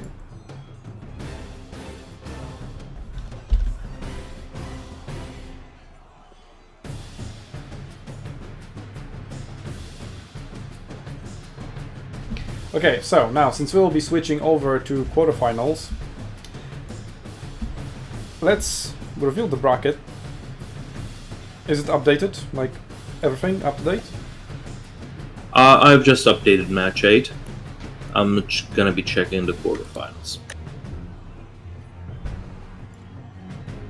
No, don't update it. No, don't update the quarterfinals. Just round of 16. Okay, Yep, those so are done. B6, A6, 1-1 against E-Tanker, and he is moving in to fight Arcane.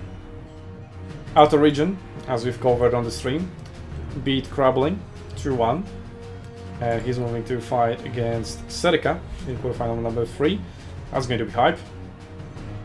And then Via Anima versus Azek is, I assume, 1-1 at the moment, as they have submitted 2 replays and said, like, good luck, have fun for the third time.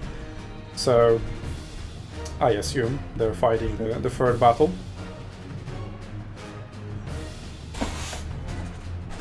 So this one is 1-1, still waiting for conclusion, so I can actually input this here.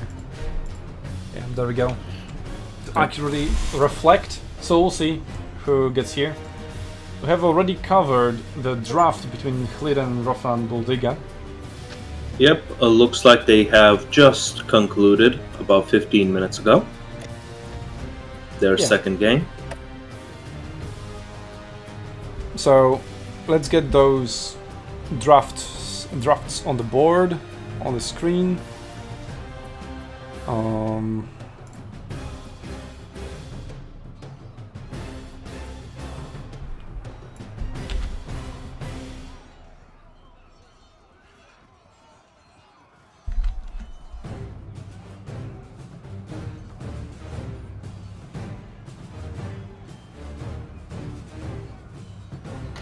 Would you like me to update the quarterfinals match to Hlidden versus Roflan Buldiga? No, we're going to cover that on stream. Alright. Okay, let me just get the... Oh, okay, so quarterfinal Kane versus B6A6. Wake up, guys.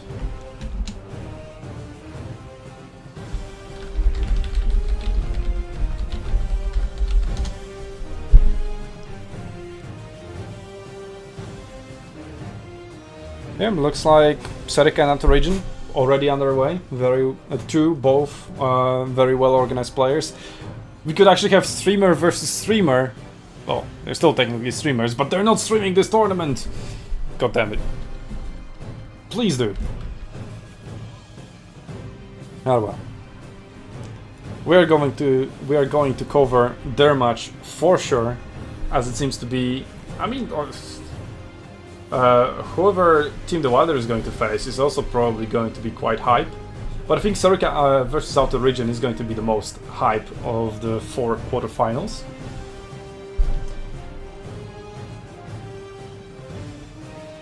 That would be pretty interesting. Okay, we have Arcane versus B6A6 draft as well, although I imagine it hasn't started yet. It's about to get started. Okay, let's get that on the screen. So that's Arcane versus B6A6. Waiting for Arcane to get ready. Okay, well, so this is Hliden versus Rofran Buldiga. So this match already concluded because it's just started earlier. They started already in the quarterfinals, both having received a bye through round of 16. So this draft we have already covered, and now we have Nerexa versus Outer Region. Let's see how that went.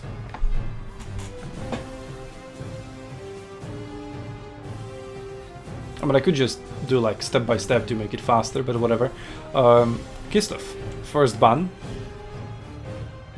So as I've covered earlier on, if Empire is by far the most OP faction on the patch, which it most likely is, don't ban Empire here. Yes, ban Empire here, this is correct. Singe followed, so yeah, we're just getting rid of OP factions and we are going to see diverse matchups, which I'm all up for as well.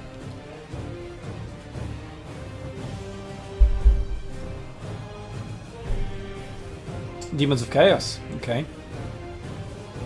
So we had like one really good battle. This was the first battle I've covered on the stream as well. It was Outer Region versus Crabbling. So Crabbling got Demons of Chaos with double Soul Grinder of Singe, which is quite OP on this patch after the missile changes. And he like absolutely wrecked Crabbling in terms of value, but Crabbling wrecked outer region in terms of just capture weight. Just spam Nurglings and just capture all the points. And that's the cool thing in this format is, oh, you're losing the fight, you can just spam your worst unit. Yeah, like it just adds more layers to the battles. Much more layers, actually. Definitely does. Okay, so if Beastman Slaanesh. Slaanesh is getting popular again. I mean, Slaanesh used to be like one of the most OP factions because of its passive, because they had like physical resistance as passive. They still do, but it's nerfed.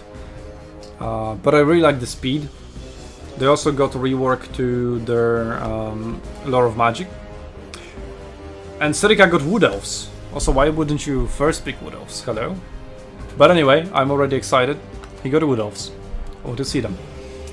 So hopefully he doesn't play Beastman and Grand Cafe and wins to 0 or loses to 0 and without playing Wood Elves. That would be a shame. Let's see, Arcane versus B6A6, and it is finished. Okay. Dwarves, wait. Oh yeah, Dwarves are banned. Okay, I thought like they like slipped through entirely.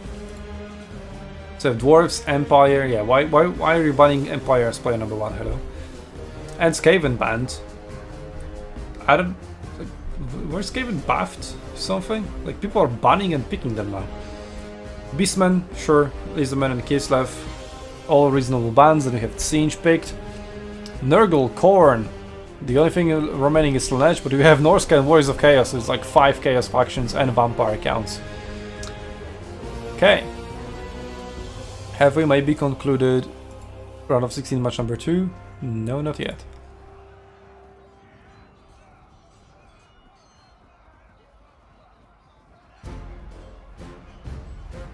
Okay, so quarterfinal match number 3 and 4 are underway. Quarterfinal match number 1, Team the Wilder is still waiting there for round of 16 match number 2 to conclude. And we're going to dive into Hleden versus Roflan Boldiga.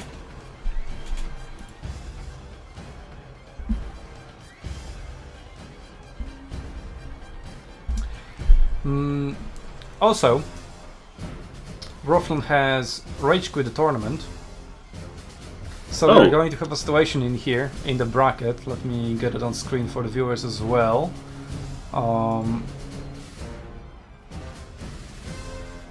Actually, we do have that situation right now. So, we have Krabbling and E-Tanker over here. And Roflan Boldiga would be here. Roflan Boldiga would be... Oh no, he would be here. Oh no, my bad. Yeah. Because these matches were happening simultaneously, but it's a different level. Okay. Yeah, so my bad. So no, we're not going to have a situation. Never mind. Yeah, because if one of these guys, Azek or Via Animae, if one of them rage quits or something, then these guys, instead of meeting here, and like this is essentially a 9th place match, right? So it should get here instead of here. And right now we are waiting on a round of 16 match 2, so that Tim can have a victim. Okay. So this is 9th place bracket, round 2, match 2, and this is Krabbling versus E-Tanker.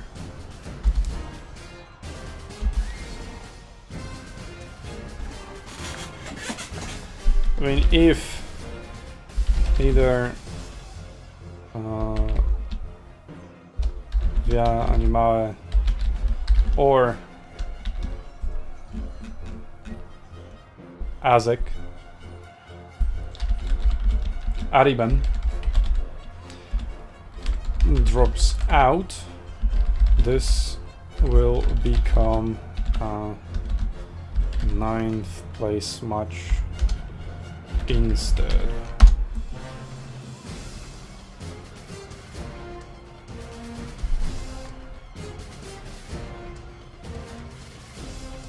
Yeah, you can't forget about the loser bracket as well, Akino. True, I did forget about that.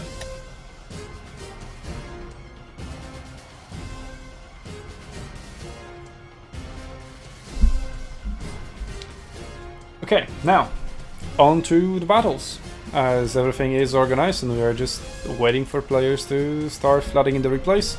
We do have 2 replays to cover and more in case we need it.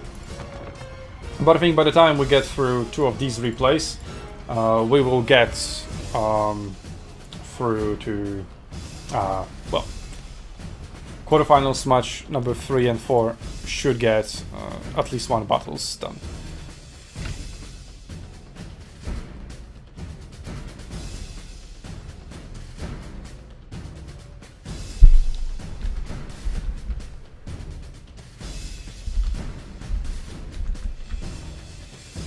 No mistake, let's go.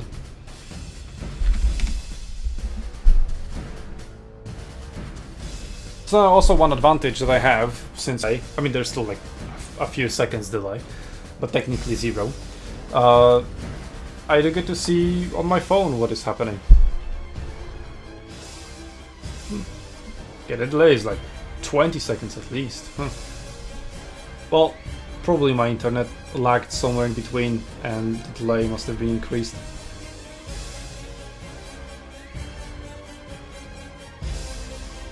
So, Adorigen is regretting his Changebringers. My Changebringer philosophy is bring them in every matchup, says HH. Killing army ability got a long cooldown. So you were spamming it and even though it was charged, even the 3rd tier, it was still... Okay. My money is on the person who streams their games. Well, they both do and don't at the same time. Anyway, we have Helena vs Rofran Boldiga on the wallpaper here, with King Luan Leon Kerr for Roflan versus Zhao Ming, so legendary lord matchup. That's what I like to see. Makes for a much better thumbnail, I guess. What do I know about thumbnails anyway? I'm not doing them. I mean, I do. Okay, we have Bandits of the Silver Road. So these guys are inflicting the flammable weakness, and they also have fire damage. So does Zhao Ming, and so does Skyjunk. And we have pretty much a melee rush apart from 1 unit of Peasant Archers. Because Peasant Archers are there just to provide the harmony buff, but you can also do that with the Lions. And we have Grand Cannon summoned and Peasant Experience on top of it, but because it has been summoned from all the way back here instead of being placed in the main army, it barely has any range. But again, this is where the range matters, because this is where the points are, which Roflan isn't interested in. It's just sitting there at the edge of the battlefield, giving plenty of time and opportunity for Skyjunk to keep shooting. Oh, it was not gonna happen, come on. I was like, yeah, there's no range in here. And why would you shoot Luan? You're never going to hit. And there goes Mistru's internet. I mean, I can hear you, I can screw you. Also, I am recording this now, so... Good. Yeah. If, like, the VOD gets skipped... Yeah, I just saw it on the... Yeah, it lags on the live stream. Yeah. Well, this is literally the only internet provider I can get in here. I live in a shithole. Sorry. It's okay. Well, let's not dwell on it. We do have Skyjunk opening fire, Lunar maybe possibly looking for just a charge against it, but at the moment he's just getting shot by some Peasant Archers. If Hliden had Iron Hell Gunners, they would do quite a lot of damage. The cannon could get involved, and I guess it is shooting, but it's not a good idea to shoot. So can you like, stop doing this? God damn it.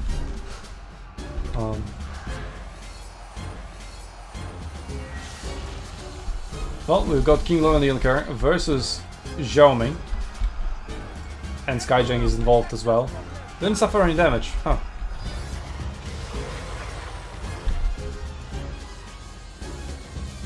guess that was an attack animation.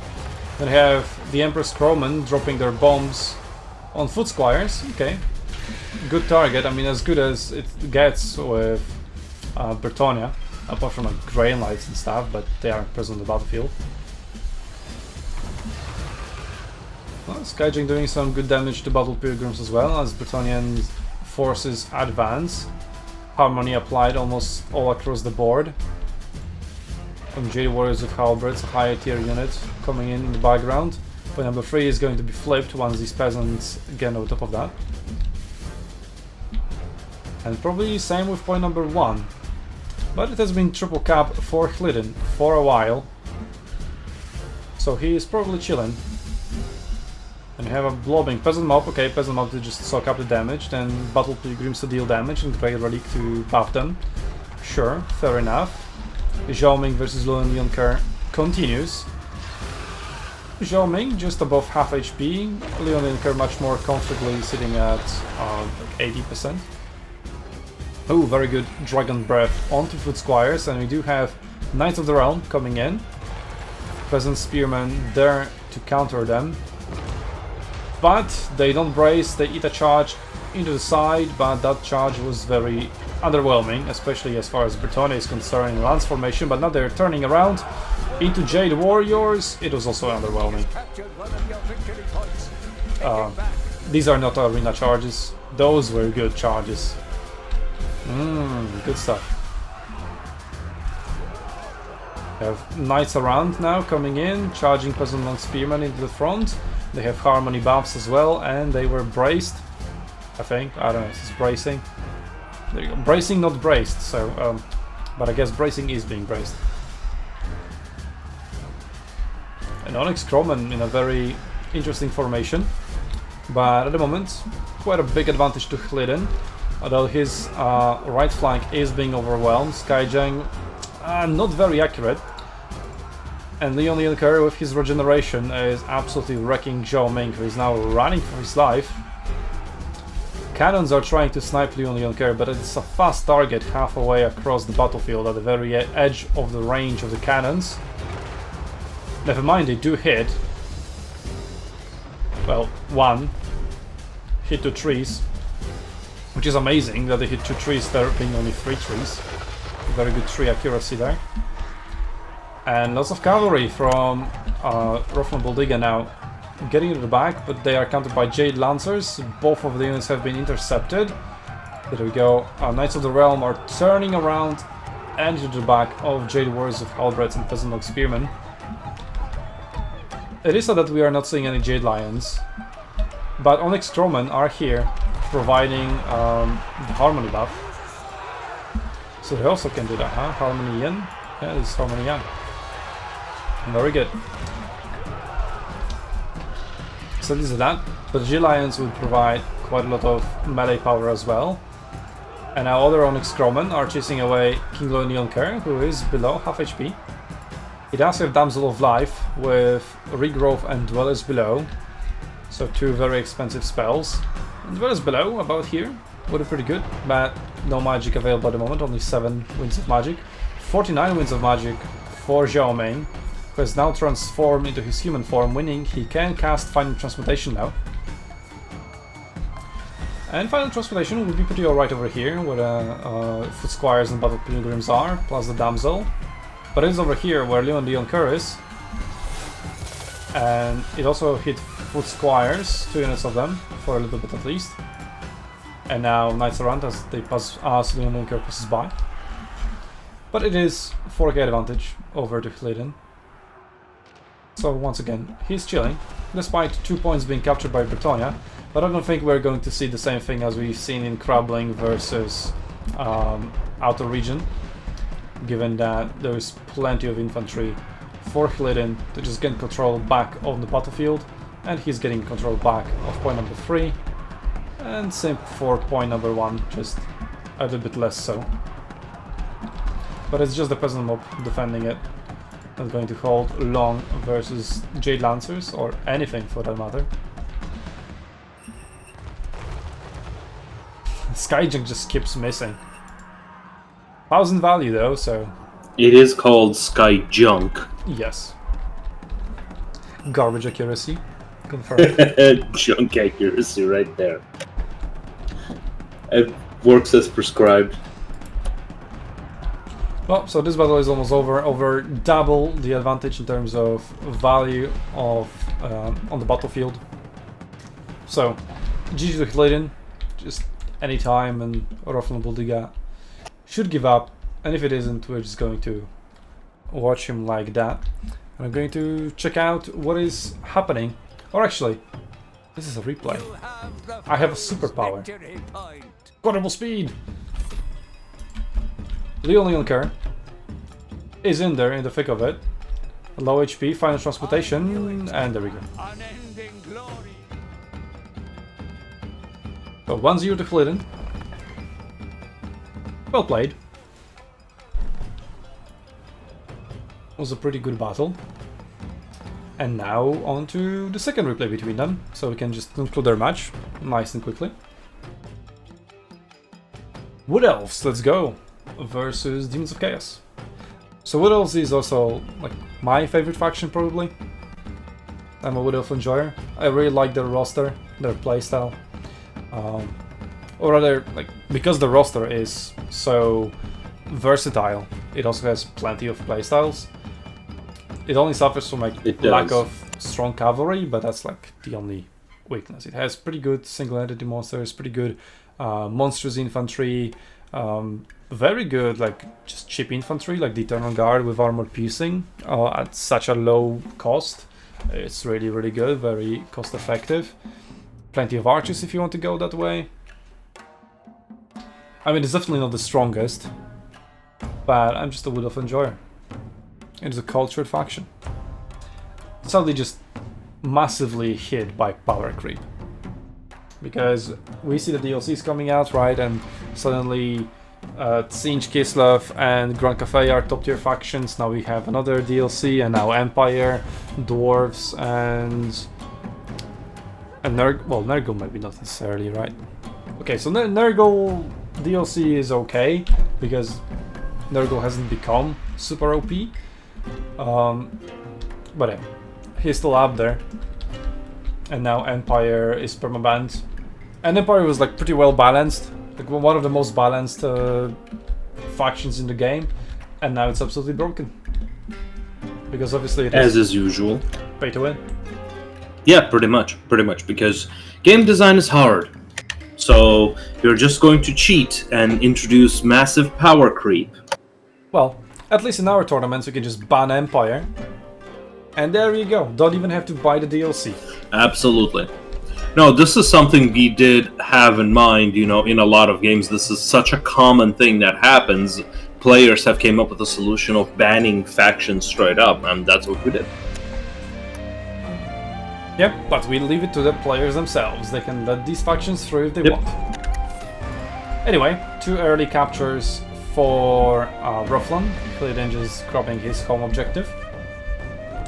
So, using that Vanguard deployment of Nurglings to his advantage. And getting some early skirmishing fire from the Herald Tsinch, plus blue fire. Now randomly selecting targets across the unit, so just being effective against regular units, instead of just piling all projectiles onto one single dude, because fuck the guy in particular and nobody else. So Shrieking Sky Race with their Lamprey's Bite, doing, as always, decent damage. Ooh, okay.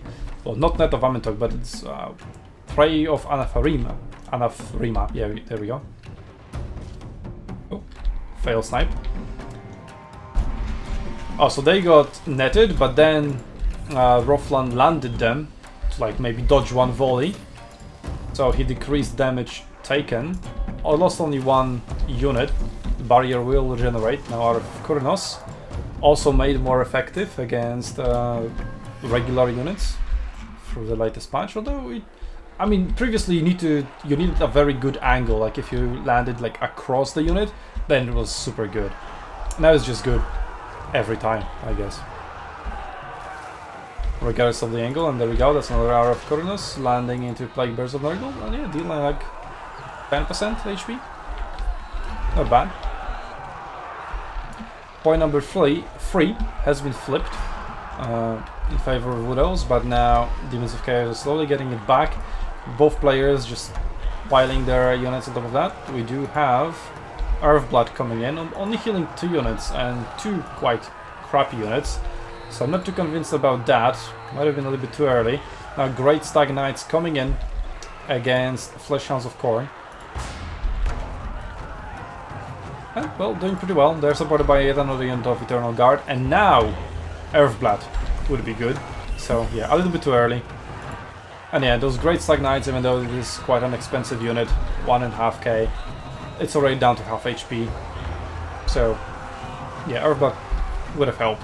But they're massively focused by the Blue Hordes of Tzeentch. So, very good target selection and focus. Well, maybe I'll just go offline on Steam, because fuck off with this. Just stop, just play the game and just keep playing, or just not play instead of just launching it on and off. God fucking damn it. So annoying. Anyway, Pink Horrors versus Deepwood Scouts. Deepwood Scouts only 135 range. So they do outrange the Scour Guts, but only by 5, so it's pretty much nothing. And something just disintegrated in here. Didn't even catch what it was. Probably something of Khorne, given the red color. We have Blue Fire of Tzeentch onto the Glade Lord. And yeah, as you can see, it's effective both against regular units and single target entities. And we have new Dwellers Below now coming down onto the Plague Bearers and Blue Hordes of Tzeentch. Yeah, just wrecking their formation, dealing lots of damage. I think damage has been unchanged, it was what changes the way it is applied. So instead of like being equally applied across all units in the circle, now it's connected to these hands, whatever, the roots coming out from the ground. I will leave the explanation to somebody who has properly tested it, because I haven't. And Blue Hordes of Tzeentch giving good value, 400 value already just for shooting into the fight. They are out of ammunition though, so they have to switch to melee. And point number 3 is in control of Demons of Chaos. And points are pretty much equal, but they will be pulling away now that they have control of 2 points. Point number 2 is being fought over though, but just by cavalry, so I don't imagine it going much further. And it's Glade Riders against Blue Horrors. Yeah. Brothers of Khorne are also being summoned. They are being charged. This is quite a huge cavalry commitment to a fight. I mean, okay, some arena tactics. Poke for Helidin. So these guys are in. And according to Serika, as long as one dude is in, they are in. But Plague Bearers aren't. And this Eternal Guard is also going to get on top of the point. But the reinforcements are coming in. Fleshhounds of Khorne and now Bloodless of Khorne have made it onto the point. So it will remain firmly in control of Demons of Chaos. But I guess forcing an equally or even bigger commitment onto point number 2. Oh wow. Wow, that just missed and a half. Targets over here. I mean, it is quite a long cast and it's pretty easy to dodge, but there was like nothing anchoring it here. So yeah, that was such a waste of this tier 3 Tzeentch ability. Anyway, forcing quite a large commitment from Rough and Bloody down to point number 2 meant that there were no reinforcements really coming to point number 3, which now means Hliden is in control and pulling ahead in points. And the Hero of Tzeentch has run out of ammunition, so it's just a Blue Fire of Tzeentch bot, I guess. Tzeentch Firestorm as well, okay. Not quite common to see that. I mean, at this point just pick the eye ability, whatever it is called. I forgot its name. Because you so barely see it. That dealt quite a lot of friendly fire. So, when it comes to single target entities, which I think the Glade Lord has been targeted, at close range it is not accurate. Because the projectiles are flying all over the place at the beginning and they need some time to home in on the target. It used to be accurate, but after like a few patches ago, it got changed, and now the homing projectiles have been improved yet again, but not against single entities. They have been improved against regular units. So yeah, they still suck against single entities at close ranges, which I don't know if I'm a fan of, but it is a balance thing.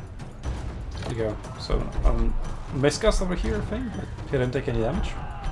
So whatever that was, oh yeah. Siege Firestorm dealing 0 damage because it's so random. Now dealing some friendly fire, and only friendly fire. Yep. That spell is just so garbage, and he's out of magic. Well, he'll have one more blue fire. Do you want me to start updating the quarterfinals brackets, or do you need it to build tension? Yes, tension, please. Okay, so we're still going through the replays. Yeah, just update who is in quarterfinal match number 1. So we are going to see that because we're not going to cover the round of 16 anymore. We are in quarterfinal mode now. Yeah. Anyway, so this battle will conclude on the quarterfinal match number 2. I mean, we know who won because it was obvious. But we're still seeing the confirmation on the battlefield. Hillidan is ahead by 1.2k in terms of value on the board, and he is comfortably 200 points ahead, and 2 points to 1 being captured. Point number 2 being fought over, but weighed in favor of Demons of Chaos at the moment. Point number 3 could potentially be flipped in favor of Demons of Chaos, as there are 3 units of Nurglings coming in, being stopped by just a single unit of Dryads, and this unit of Eternal Guard is also almost routed. Yeah, nothing there really from the Wood Elves, but they are advancing towards point number 2, so looking to stay in control of at least 2 points and maybe 3 for some time, although point number 3 should flip fairly quickly. So even if a triple cap comes through, it is going to be just for a brief second, quite literally. 1 second, 2 seconds, 3 seconds, yeah, 3 seconds. There we go. Oh. Earth Blood onto just the Dryads. I guess the Glade Riders, but they're not really going to benefit from it. So point number 2 in control of Wood Elves. Point number 3, quite importantly, in control of Demons of Chaos. So if they were to get control back of point number 2, they could still do something, but they just don't have the resources. 1,000 supplies to summon some units, and that's about it. Okay. Should have quite a lot of units to summon. So there is that. Where are all the Nurglings? They're coming in, I guess. Though some of them have lost quite a lot of HP. And Woodlands are reinforcing the 1-2 line. The Shares of Corn coming back, charging in, but charging into the spears, although not that many of them. Scourgats providing some support, and it's also Race of the Frozen Heart, the regiment of renowned Dryads. So Scourgats, when they die, they explode. There we go. Deal some damage to enemies. So you kill them, but you also die because of that, yeah. Pretty well represented. Actually, like one explosion of the Scourgat just killed, I think, like 3 Dryads. Yeah, like over here. 2 Dryads just died from the one explosion. It's pretty good. Yeah, there we go, Dryads routed. Oh, Change Bringers, okay. Let's see if they can change the tide of this battle. There's nothing really to threaten them. Well, never mind, because Widows won. Well, GG. Hillidan 2-0 advances to the semi-finals against whoever wins between Team the Wilder and the Anima.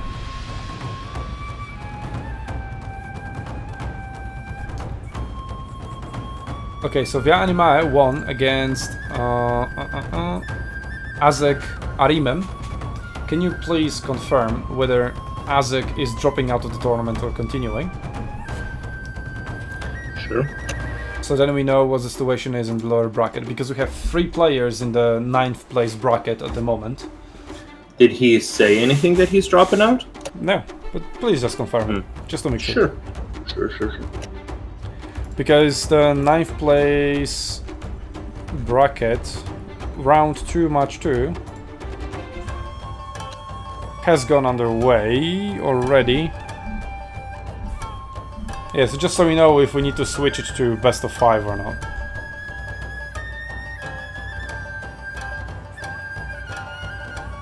Okay, and we do have a first replay from Serica NATO region. So, no idea who won, and let's keep it that way. Today's quarterfinal match 3, Battle 1.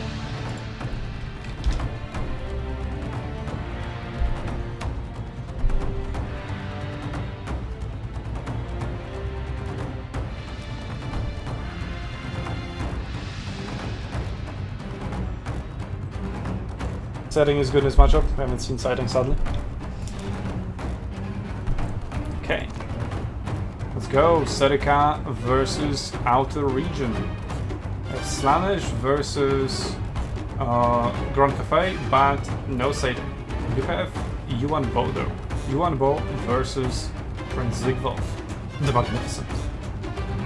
Okay, let's watch it. This is hype. Let's go. Very hype.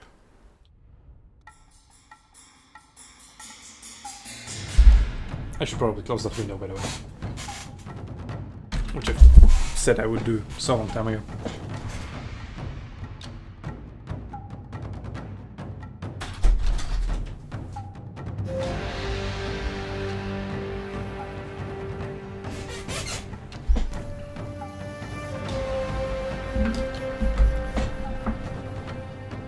I do have AC though, so that will come in handy because it's hot. I mean, one advantage of streaming without a webcam is that I could just take my pants off.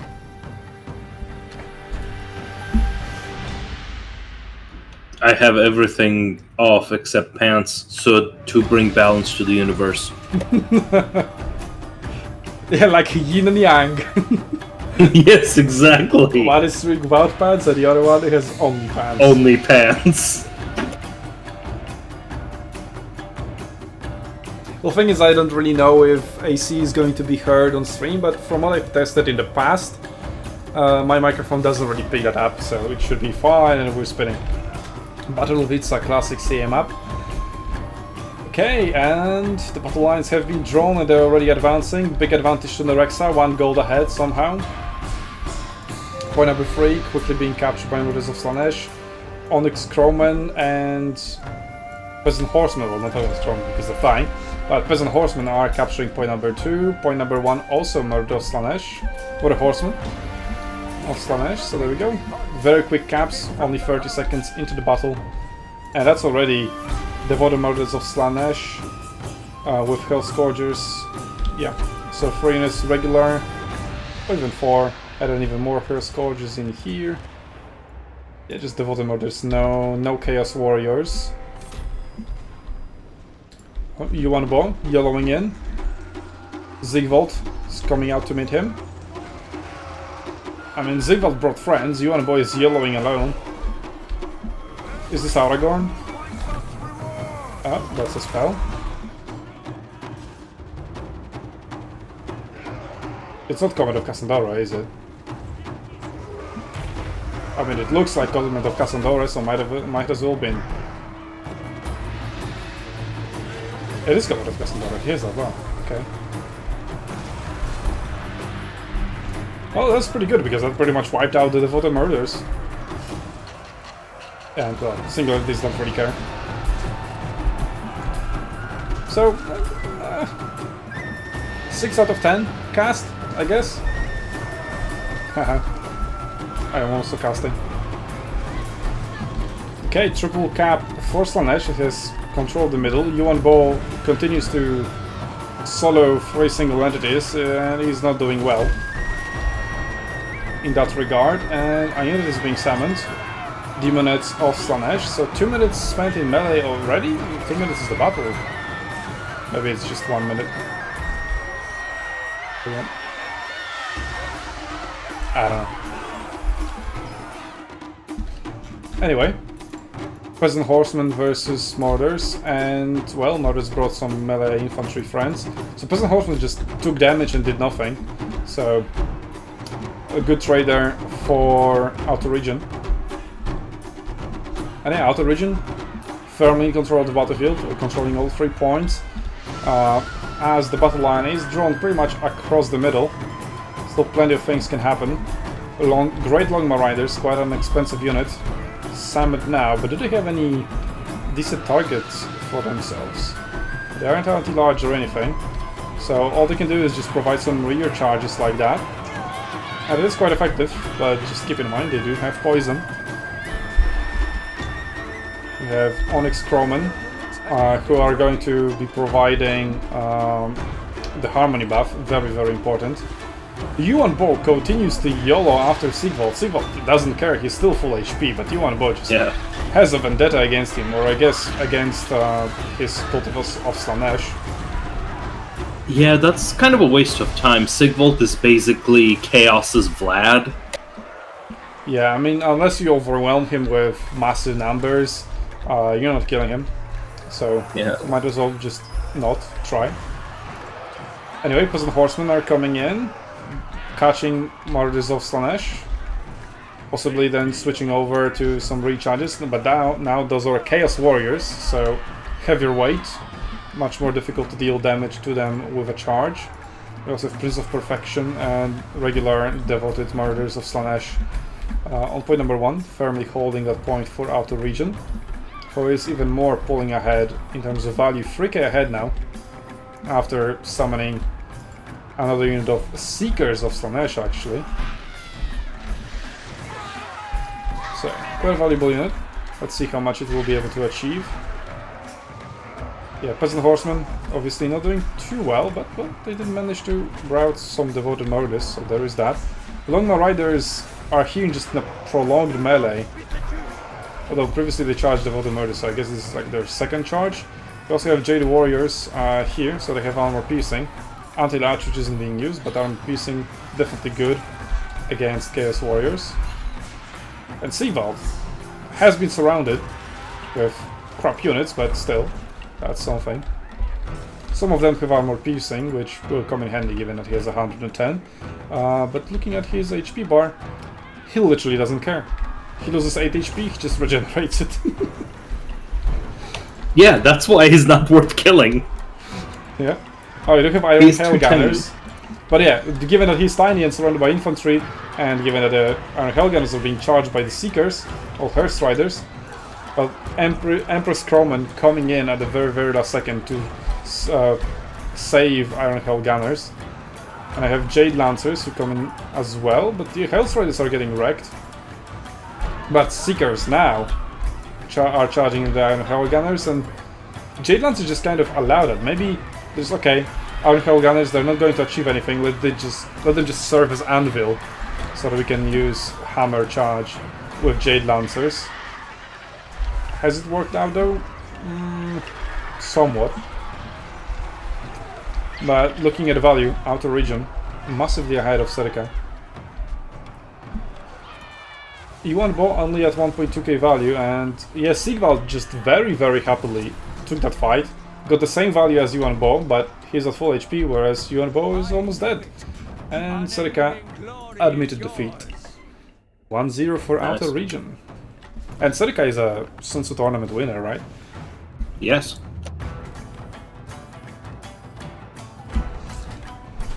So, big stuff. Well, once all these players get some SUNTZU League points on the board, it will start evening out. And we do have a second replay from them. I'm not looking at anything else. I don't know if they're going to the third battle or not. La la la la la. I updated quarterfinal too, since we have that one completed. Yeah, that's cool. Oh, yep, since that one got streamed. So I'm updating as the stream goes along. Azek is continuing. He wasn't sure if he was still in the tournament, So I explained to him how the double elimination works, so now he's waiting for his opponent. Well, it's not double elimination per se, but sure. Yeah, so right now he is in the 9th place match. He's waiting for his opponents to be done. Yep. Okay, we have Outer Region versus Nerexa on the screen once again. So if Outer Region wins, he advances to the semi-final. Nerexa still fights to bring it back. He has brought his favorite Wood Elves. So I'm expecting a win here. We see 3 Deepwood Scouts with the double shot, whatever they're called. Something shards. Star shards? Maybe. We have... There's some Battle Dancers. I don't know what it is. Anyway, Eternal Guard, Dryads, more Eternal Guard, and some Clade Riders. Just regular Spellsinger Lord. Whereas Outer Region has Wolfric, Murder Champions, 4 Murder Horsemen, Sorcerer or Shaman, I guess, of Fire, and then just more Murders. 2 with Spears, 4 regular ones. So yeah, those Vanguard deployment units are getting quite low. Oh, well, speaking of Vanguard deployment units, no, you can't beat Wood Elves in terms of that, I guess. Need to be careful though for the skirmishing fire.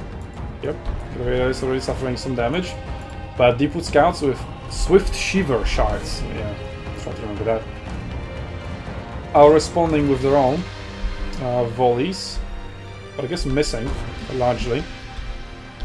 So point number 1 will get captured by Norska, but 2 and 3 should go to Wood Elves. Although weight at the moment in favor of Norska on point number 3. Are still going up towards Wood Elves? Maybe it's just a visual back when the point is neutral. Oh yeah, it was a visual back. Yeah, it should have been turning green, not red. So, great UI design there. Okay, Dryads coming in to contest point number 1, but so are all the Marauders. And those Horse Masters, or Murder Horsemen, dealing quite a decent damage with their volleys. Getting some nice early value for skirmishing. But I would also kind of want to play it slow. They do have their Swift Shiver Shards, so they want to use them to shoot as many volleys as possible, because if general melee ensues, they're just going to be overwhelmed by the sheer amount of melee infantry numbers present on the Norska side. And you have Skin Wolves that are very, very fast, so if they want to start fighting, they will start fighting, because they outrun everything on the Wood Elven roster. But number 3 is now being overwhelmed, so it will be given up. Or it was Norscan anyway, so triple cap for Norska. And quite a good burning head across the Eternal Guard, but only across 1 unit of Eternal Guard with shields. Oh, it is turning into Deepwood Scouts. It will tickle them a little bit. So, not a single soldier lost, but some damage suffered, softening them up. And yeah, general melee did ensue. And now we have the Wolfric's ship across Eternal Guard and Dryads, doing quite a lot of damage, almost 400 value on Wolfric already. Wood Elves pushing on to point number 3. We do have Blade Singers, yeah. Or I said Blade Dancers. Close enough. They're War Dancers though, I think. Sizzle Form, I really like that unit. It is a unit of culture. But sadly it is very often just that, and a meme. Well, Deepwood Scouts are getting some value, some decent value. We'll see if that pays off. But they really should deal more damage than they're worth to be really worth it, because they don't bring anything else. And yeah, there's already a unit of Murder Champions on top of them. They're going to run away slightly. Eternal Guard is in place to counter them, plus Awakening of the Woods, which slows them down. Pretty good cast. Landing pretty accurately. In terms of value, Nerexa is just ever so slightly ahead. He will have access to healing as well through the lower passive and Earthblood. And we're hearing victory music, so maybe that's a sign that Nerexa will win. I mean, I really want him to win, because that just means we are getting one more battle between him and Outer Region. It would be pretty sad if it ended in a 2-0. Dryads are coming in onto Marauder Spearmen, who are still chasing the Deepwood Scouts. So yeah, that's not very good. You don't want melee units on top of your archers, but that's just what happens when you have the same amount of money. Works in campaign, doesn't really work in multiplayer. Beast of Tashnar chasing in. Yeah, like we have 4 very fast Norscan units in here. If they just get pushed towards the rest of like the main formation of Nerexa, another Burning Head, as the Shaman Sorcerer is almost dead, almost killed here by the Bladesinger. So last second cast before he routed, and he may go down with only 400 HP left. And they'll probably should survive. Question is he going to rally or not? And it went to Dryads, who are vulnerable to fire. Are they? I would assume so, but apparently not. Apparently being made out of wood doesn't really make you vulnerable. Anyway, value, still very equal, but overall on the battlefield, advantage to Outer Region as he controls 2 out of 3 points and is capturing point number 3 as well. There's only a single unit of Eternal Guard in here and another one at half HP, whereas it's like 5 or 6 units in here from Norska. And Norska battle lines are far more cohesive at this point. Deepwood Scouts are running out of ammunition, but are racking up some decent value. 1.3k here. I would say this one has been worth it. This one, not yet. This is a 4 now with a recharge into Marauders. Pretty decent. Stop shooting with Deepwood Scouts to avoid friendly fire. Also, okay, never mind. There is a very good blob over here to fire at. Just being held down by Dryads. Could use Awakening of the Woods over here as well, but maybe wants to hold it later for healing. There's only 6 units of magic available to him now. Well, means he can cast both spells as long as they aren't on cooldown. And with infantry at point number 3, he's going to push out this cavalry contingent. The cavalry can just run circles around him. So we'll see what happens. But Nerexa could get point number 3 under control, but I think he should be playing for point number 2, as this is where most of his infantry is, and it is being supported by archers, who have just run out of ammunition, so it's time to unsummon them with 1.6 value, plus 300 something that they can bring back for being unsummoned. That would be pretty good. Come on, unsummon them. Notice that they're out of ammunition. Pretty please, Nerexa. Pretty please. It's worth it. Like, I'm shitting on archers, but it's because I think they're massively imbalanced and need to be buffed. Or just in general, right?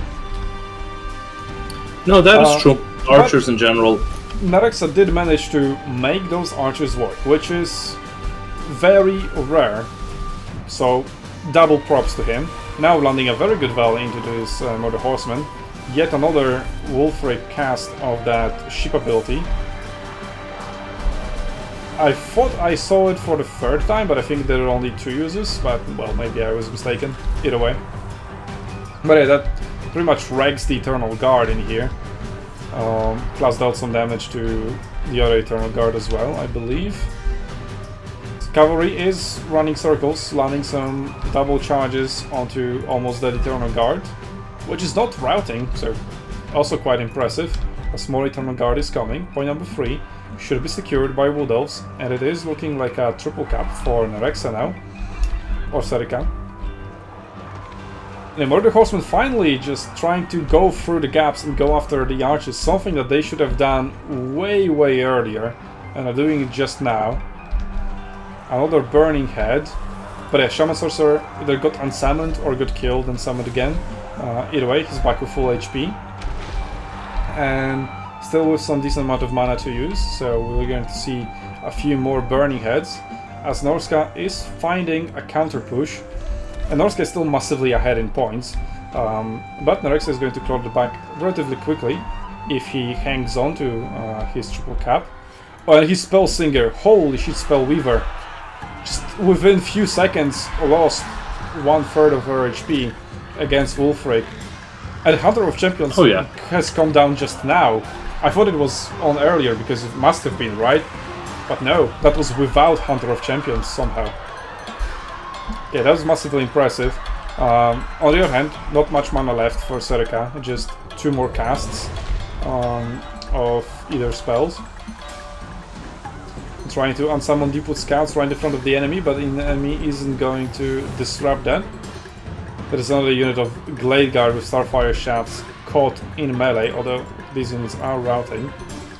There's one more Skin Wolf over here, but they are being held back by the War Dancers this time around. They are anti-large. Oh, and a good Flaming Head or Burning Head. Although Glade Riders mostly just dodged it. Glade Guards don't really care because they're going to shoot. So that's the advantage of ranged units. As long as they take damage but don't lose any soldiers, they have the same effectiveness. So you need to follow up on that damage. Yeah. They really need to be protected in order to get their value. They're going to get charged. I mean, I do think run into... Oh, never mind. They routed. Nice. I think the biggest problem, as we have seen from Stalkers, from the Dark Elves, is the lack of armor penetration. It is very rare that you're going to get armor penetration with archers. I think the Glade Guards have armor piercing. I think the Deepwood Scouts have too. Are they on the battlefield? No, these guys aren't armor piercing. Fair enough. Yep. But they have double shots, so like their missile attack is still quite high.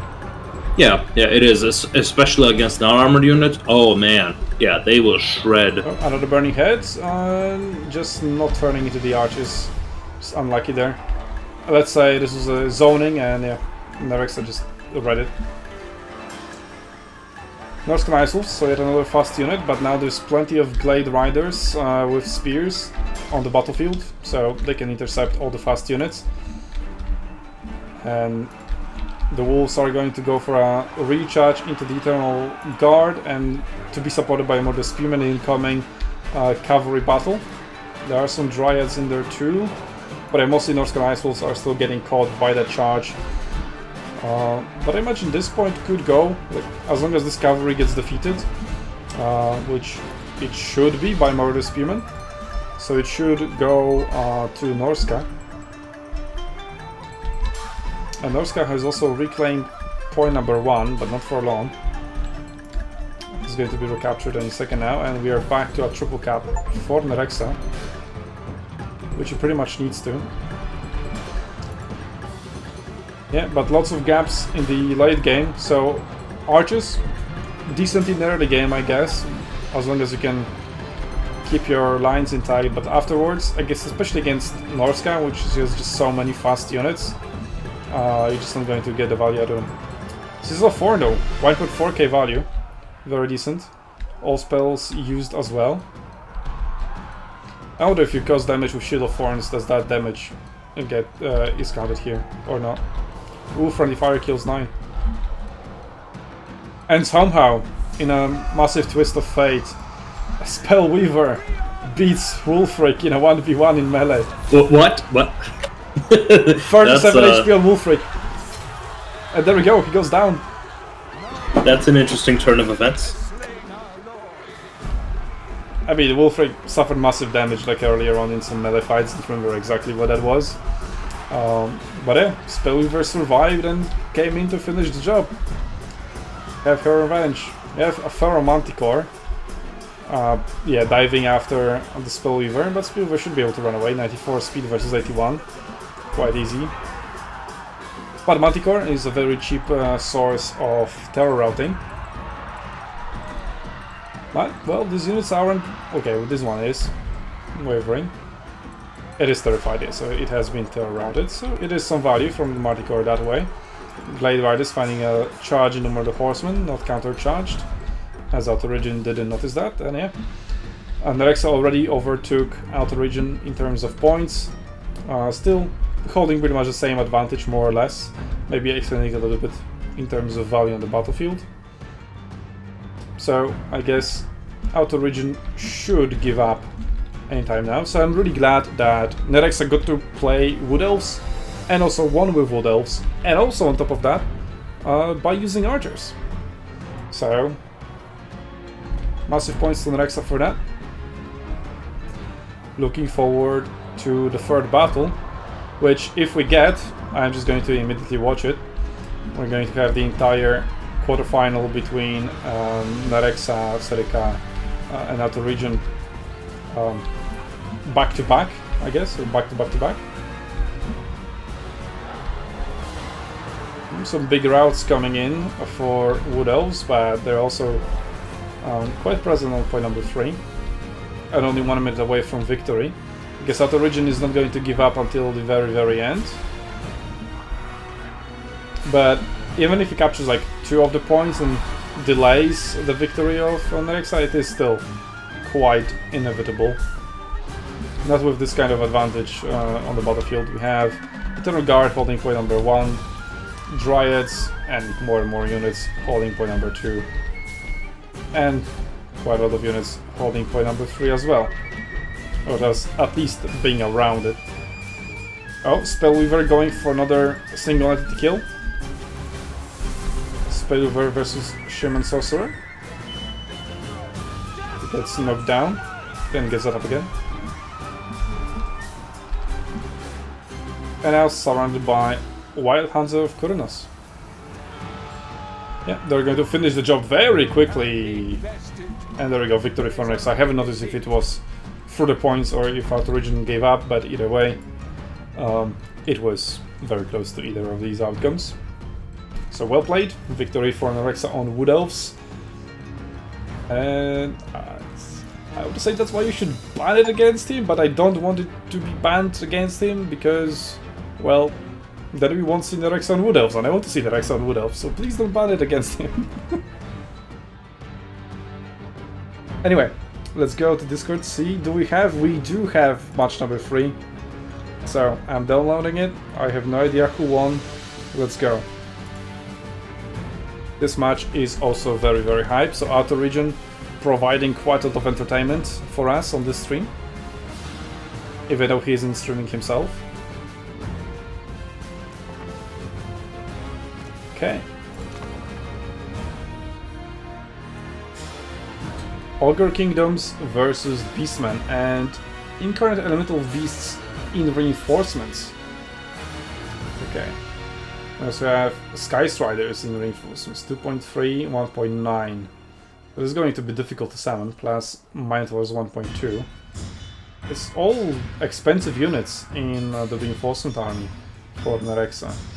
It's usually the other way around, like I would put all these Centigories in there as they're very easy to summon, although I guess he just wants to very quickly capture everything. Everything has Vanguard deployment apart from Malagor. Who doesn't care because it's like 100 speed or something. 110, yeah. Well, let's not dwell on the rosters in here. Well, we can dwell on them on the battlefield itself.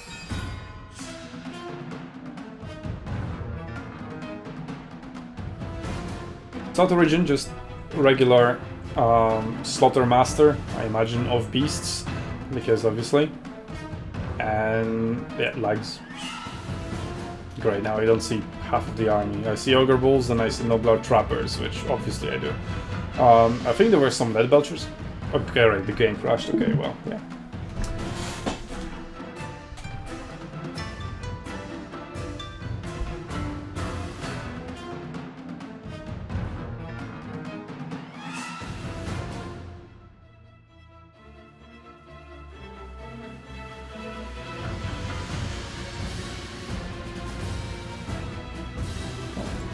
Launching it back up.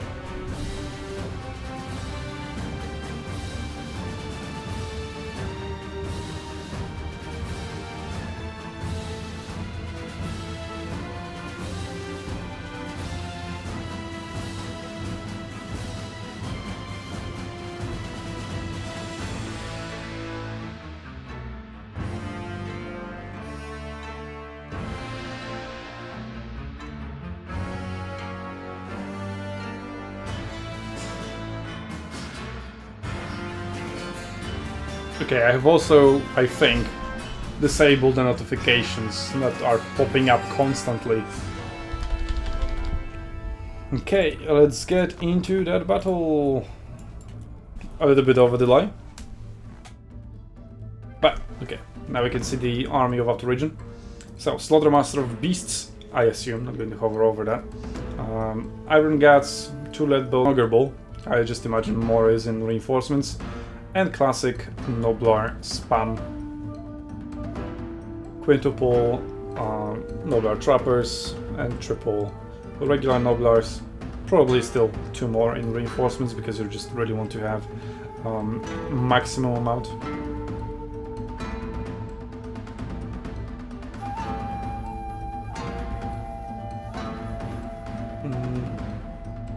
Go stream 6+ hours, Serika.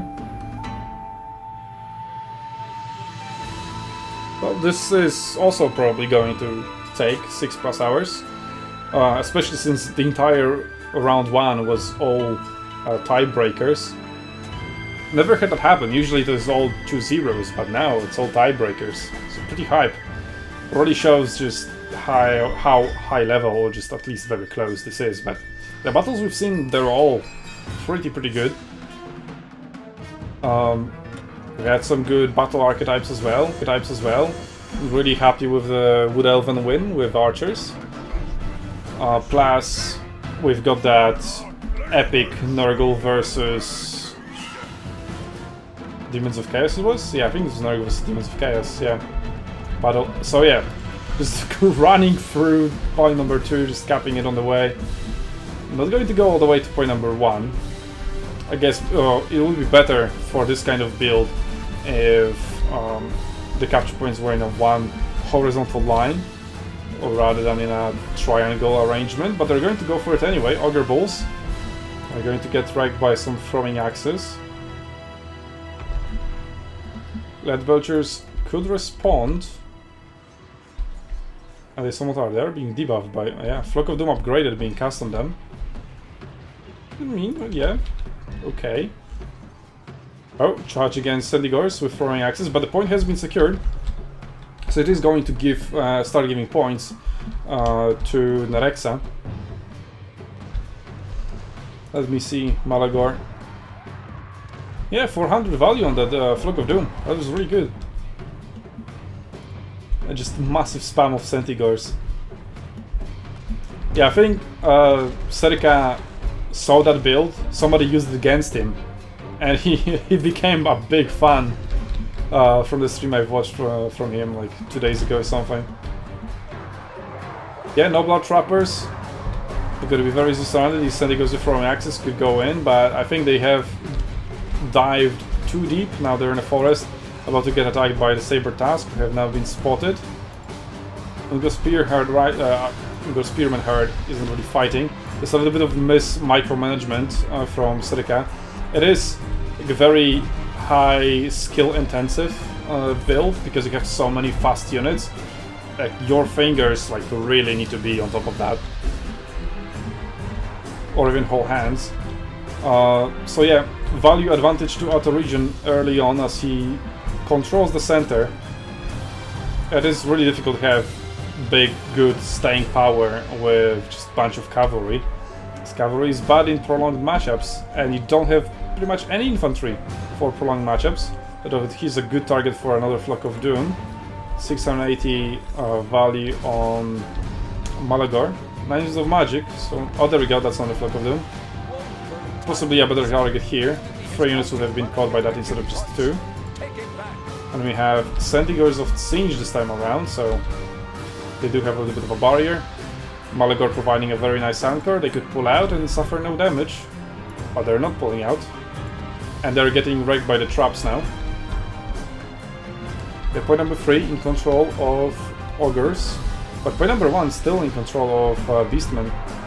As Ogres are getting pushed out, but these Sentigors are not going to be very, very effective against all those Ogre Bulls. 2 units present in here.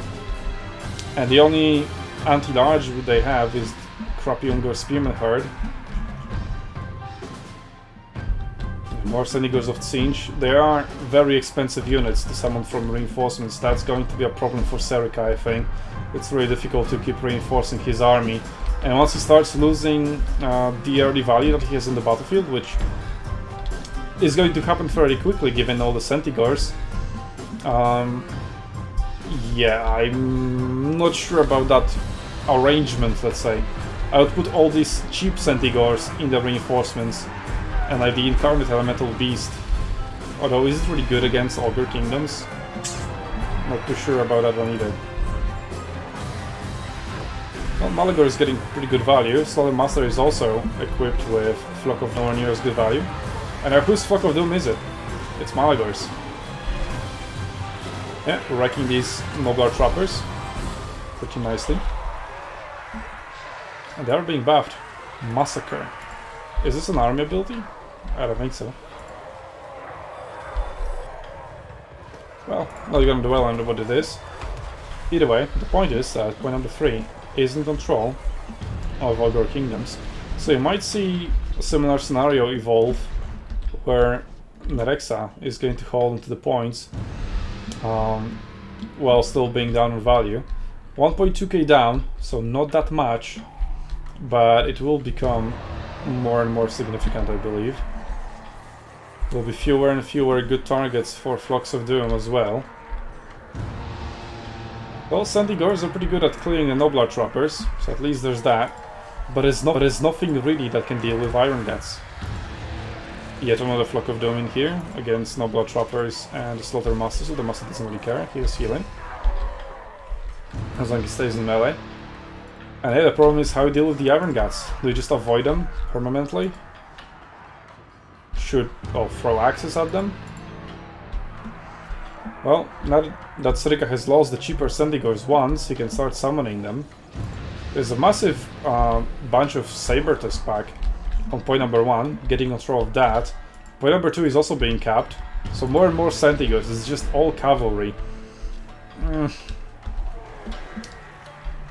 I mean, all cavalry is better than all archers, but it's still not perfect. I still see the notifications, but at least there is no sound. Thanks, team. You were not supposed to show me those when I'm in game. I just set that up in settings. Okay, that then it gets routed off. So point number 2 back in control of Wood Elves. Beastmen. But still 1.5k difference between them. And there's another fresh unit of Iron Guts coming in. Point number 3 still firmly under control. And that's a Flock of Doom against Centigores. Against 2 of them. Eternal unit coming in. But they're just not going to deal damage to the Iron Guts. So I don't know if there's really much point in fighting them. Malagor with only 1000 value, so he started very well. But the following Flocks of Doom weren't nearly as effective.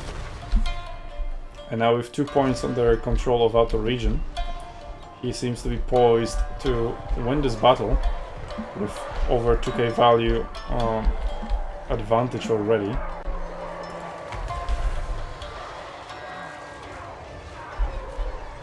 I would definitely like to see more just crappy Spearman units to deal with, well, all the large units.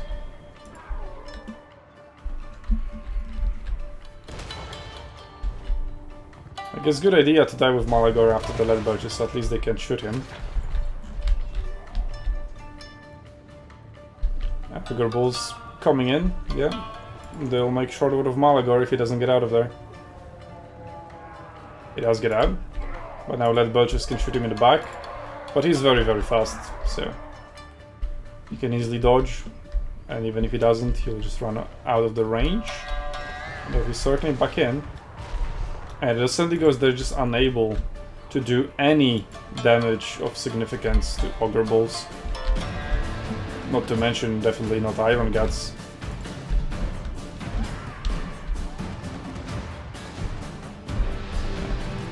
And the Incarnate Elemental Beast just can't come out. Like, Nerexa will need to sit and wait for much more supplies to tick up. Which is never really going to happen with this build. So, well, this build is quite cheesy. You need to find the right target for it, and Ogre Kingdoms are definitely not it. That being said, like, you have Minotaurs with great weapons who are anti-large. they would be pretty good against Ogre Kingdoms, but Sendigor spam? Nope. The early capture? Not worth it. Not at all.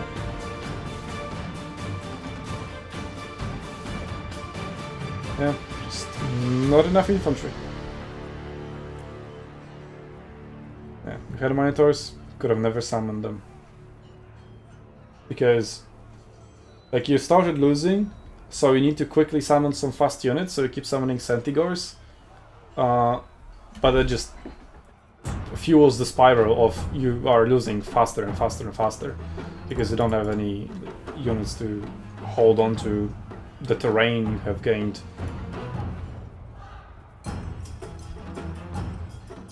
Well, that means outer region eliminates yet another well, favorite, I guess. One of the top tier players at the very least. So, glad to get him on board. He will get quite a lot of SUNTZU League points. And let's have a look on other quarterfinals. We do have game 1 between Arcane and B6A6. So let's get that. That is quarterfinal 4.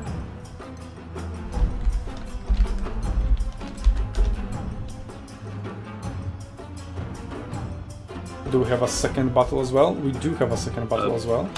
We've got a third battle for Outer Region and Serica. Have you covered that? It's literally the battle that we've just watched. Okay, then I'll update.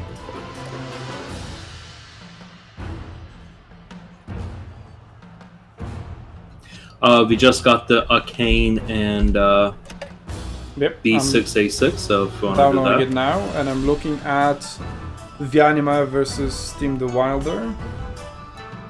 And they have started 14 minutes ago, I guess, or at least Tim is saying he is ready. So that part of the bracket is going to be slightly delayed.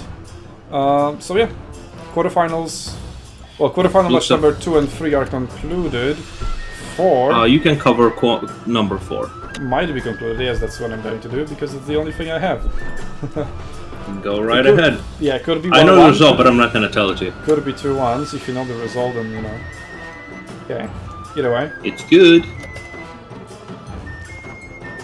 Korn versus Sinch. No, not Korn. Where's the chaos? I just saw Valkia. And I guess blood Crushes or something. So, Warriors of Chaos versus Sinch. Arcane.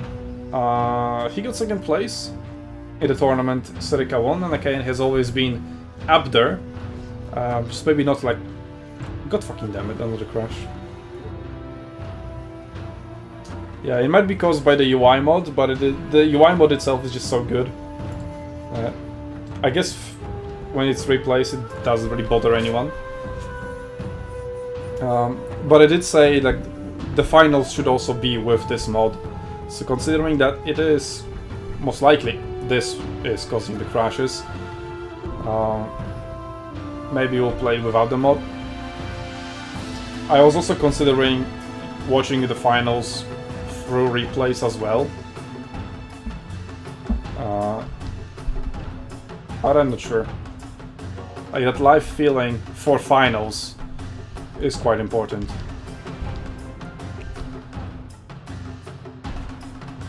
Let me know in the chat how you feel about that. Whether you would like to see finals cast through replays or live. And in the meantime, let's get back. Warriors of Chaos versus Siege. There, Valkia, Blood Crushers, Sorcerers of Nurgle, so it can heal Valkia. 2 Chaos Warriors, Forsaken, and 5 Murders, one of them with great weapons. And Singe, we've seen that before, double Soul Grinder of Singe. Although it has... is it a... I think it's the Melee Lord.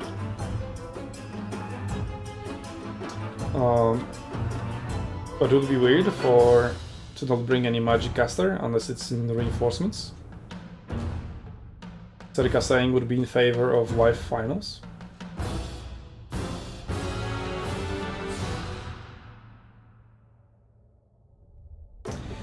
Throwing a perfectly fine matchup in a rubber match is embarrassing. What do you mean rubber match? What does that mean? Never heard of that before. I mean, you did throw, I guess. I mean, it's not like you had an advantage, but like, you bet on the cheese, which never had any right to work, because you know what you're fighting against when you're fighting Ogre Kingdoms. Ogre King build. So there you go. And that cheese was never going to work against that build. It may work against other factions, but not against Ogre Kingdoms. Jean. What? Live by the cheddar, die by the parmesan. Oh, I only heard Jean, and I was like, what? Jean d'Arc? No. You were lagging. Okay, cool. Slow grind of Siege. Double that. This time backed up by spam of Tsangors, and we have Senegos of Siege. Last time it was Demons of Chaos right on Siege. So yeah, different roster. It is Chaos. While this is going on, ninth place match is already in progress. Just letting you know. Good. I mean, we're going to focus on the upper bracket. Yeah. That's why I let them proceed. Yep. Yeah, upper brackets. I'll wait for you to cover them, but otherwise the lower brackets I update them as they finish. All right, continue. We have Fleshy Abundance and Rasi the Visitations on. The classic. Nurgle. My favorite two spells. So now you can yellow in Valkia and you have something to heal. People were saying Kolek is going to show up. I'm still waiting for Kolek. He's a big Kolek fan. He's so fun. He's been there since day one. He is a lot of fun, but unfortunately with all the flyers, he gets countered by getting charged in the back by flyers. Oof. Big oof from Soulgrinder, and they're also targeting Valkia. So I guess they're both good. Oh, that was a miss and a half, okay. That was even friendly fire. And they're charging in? Or is that I don't have an angle so I need to get closer? Might have been that. But yeah, Valkia, yeah, damage. Could use her Demon Shield when she sees that incoming. And now Screamers of Sinch are diving after her as well. She's small, so she's not going to suffer from the anti-large bonuses they have. But it ties her down, possibly exposing her to... No, it's actually the Screamers of Sinch are obstructing her. So she cannot get targeted, plus she's invulnerable to damage at the moment, not anymore. Anyway, we have full melee coming out. Chaos Warriors versus Tsangors. Chaos Warriors should easily win that. Tsangors here, they're just overwhelmed by numbers. And we have Spear of Sleipnir coming across Tsangors. I guess not many better targets are going to show up, so that's as good as it gets. Apart from hitting like 2 units at the same time, but nothing present like so on Battlefield. Oh, and final transmutation, so we do have a caster, there we go, that's the Exalted Hero of Singe. But he has that random spellbook thing, right? Oh, I don't see it here. Whatever, final transmutation was cast. And that means Valkia is wrecked, only getting 393 value, and she's dead. Just absolutely obliterated. Like, not even healed by Fleshy Abundance, or maybe she was healed, but even if, that wasn't enough. So very early advantage, very big early advantage to Singe. Arcane fighting himself on the back foot. Although, in terms of value, he's only like 600 down. So, not that bad yet, and has a little bit more supplies. See what he summons. He summons some the Warhammer Masters. I guess this was getting in my way. And overall, the push is in favor of Warriors of Chaos, as they now have secured all 3 points. So yeah, Siege with Double Sword Grinder is suffering quite a lot from just lack of capture rate. Like, you do have a lot of value on the field, but that value is focused into 2 single entities, and then you have the Lord, who also costs 1.8k. Then you have Chaos Sorcerer of Singe Metal, So that's another 1.3k single entity, and then you have... Oh, no, that's the chaos one. Okay. Fair enough. But still, 4 single entities, 4th Siege. And only some Sangors left, really, to hold any ground. Because Shrieking Skywars aren't going to do that either. Screamers of Siege, yes, it's not the Regiment over now. And Tier 2 Siege army ability, not doing too much. I probably would have waited for Tier 3. Soul Grinder, you can put him on top of the point. He's not going to out-cap weight anyone. So it literally doesn't matter. Can we just cut around? Sure, he'll deal damage. But I didn't care. Just stupid Murder Crossmasters anyway, or stupid Murders. I'll take that any day. So yeah, I feel like people are being baited here. You know? Good pick over here to find and get rid of the Chaos Sorcerers of Nurgle. Probably should chase him down, make sure he doesn't come back. So that he needs to get resummoned if Arcane ever wants to cast some magic. And I guess he is going to do that, chase him out, make sure he, well, isn't a factor anymore. So yeah, what I was saying is that I feel like people are being baited into picking the new OP things. Like the Soul Grind of Siege is a new shiny thing. Oh, the patch changed how the missiles work, and now Soul Grinders of Siege are so much better, they deal so much more damage. But they keep forgetting about the very base principle of it is a high value single entity monster, and if you invest too much money into it, you don't have any infantry. It's the same with archers. You buy too many archers because, oh cool, they deal damage, but then you find yourself having no front line. And oops, I've just lost. And yeah, here the Soul Grinder goes down. It's really not looking good for Siege at the moment. Still triple cap for Warriors of Chaos, although, well, they were getting the points back, but not anymore.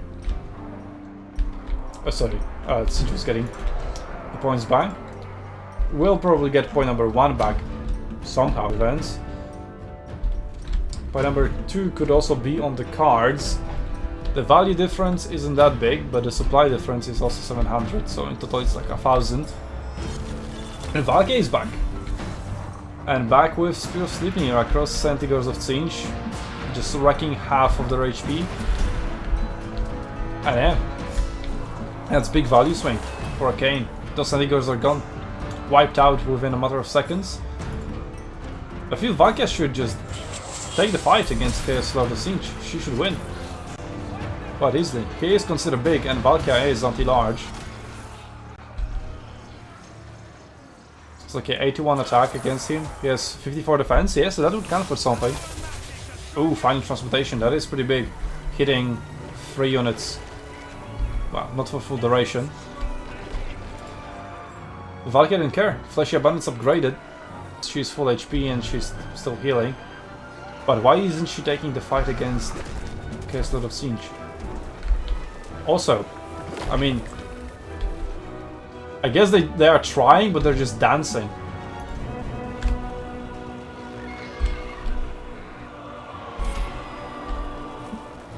Beautiful. They both want to attack each other, by the way. I guess not anymore, they've realized what's going on. So anyway, also I was wondering, why is Valkyria considered small and this guy is considered large when Valkyria is bigger than him? Just saying. Valkyria is small entity? Yes. Oh. Huh. Yeah, that's like a big factor. Like she's being used quite a lot because usually lords are big and she's anti-large, so she's like a great lord diver. And usually lords, if anything, they are anti-large as well. Very rarely they are anti-infantry. That explains her performance in our last week battle. She also does Spear of Sleipnir, very good against infantry. She's punching through the barrier at the moment. There we go, the barrier is down. This guy's on fire. We also have... Part of her is her shield. We also have Rancid Visitations if needed. And yeah, there are Winds of Magic for that. Yep, the most price efficient single target anti-lord spell. Also has very high DPS, so that's an extra boon too. Point number 2 has been reclaimed by Tzeentch, but only briefly, as Warriors of Chaos are getting it back. And Arcane is pulling even more ahead. Valkyria is slightly winning, although the game is telling us... Oh, there we go, now she's slightly, okay. Changes its mind all the time. She's not taking that much damage, it's like, is she missing? He has 65 attack, this guy has 54 defense. That doesn't matter. Falling Star has given up 1-0 to Arcane. Also Arcane pinging me with spoilers. Thanks, Arcane. Speaking of spoilers, I guess let's watch them then. Nurgle versus Khorne. So yeah, we are getting all the chaos in here. Let me see, quarterfinal match number 1. We do have the first replay coming in from Team the Wilder and Vianima. I mean, at this point, with how scattered the quarterfinals have been, we might see... well, we might be able to cover all of them. So, that would be pretty cool.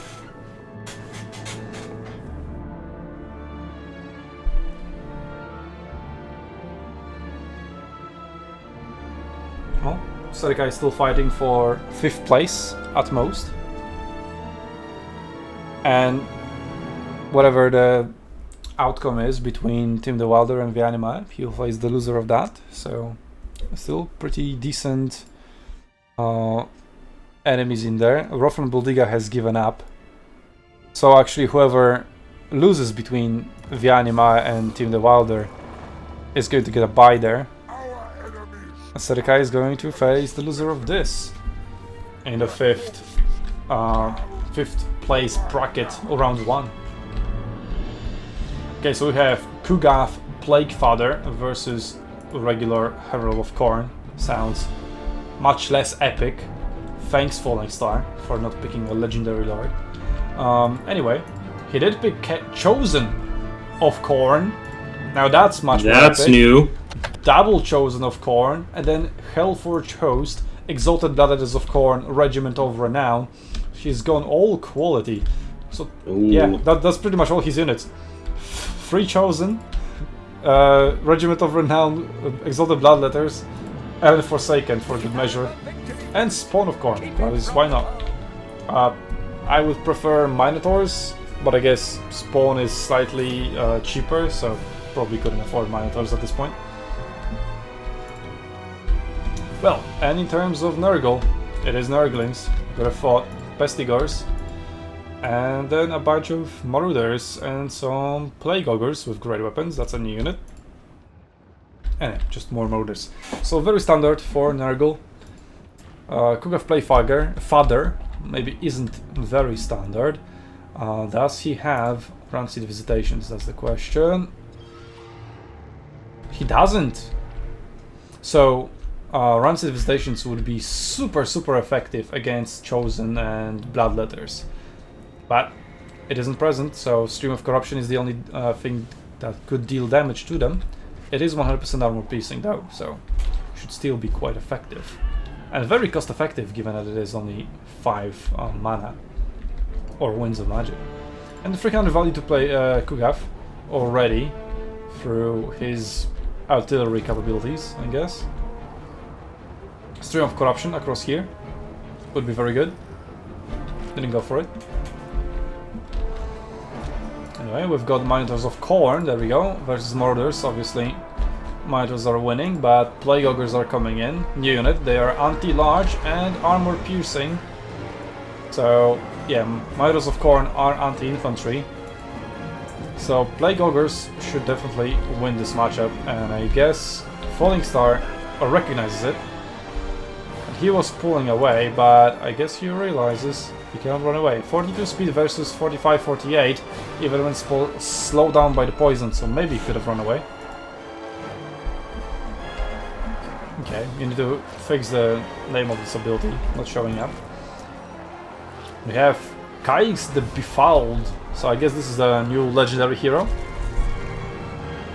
Sword of Filth, minus 34 melee defense, minus 30 armor, maximum 5.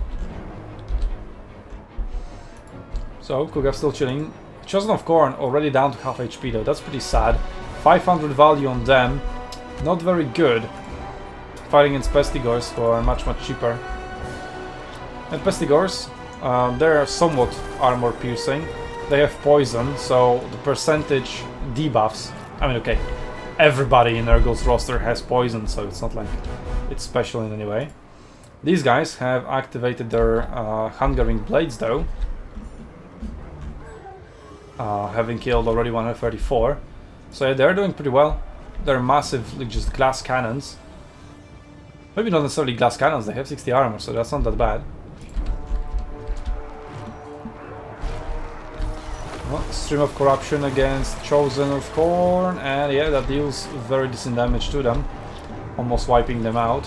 We do have another unit of Chosen of Corn here that are doing much better. But they are anti-infantry, not anti-large. Speaking of anti-large, there we go.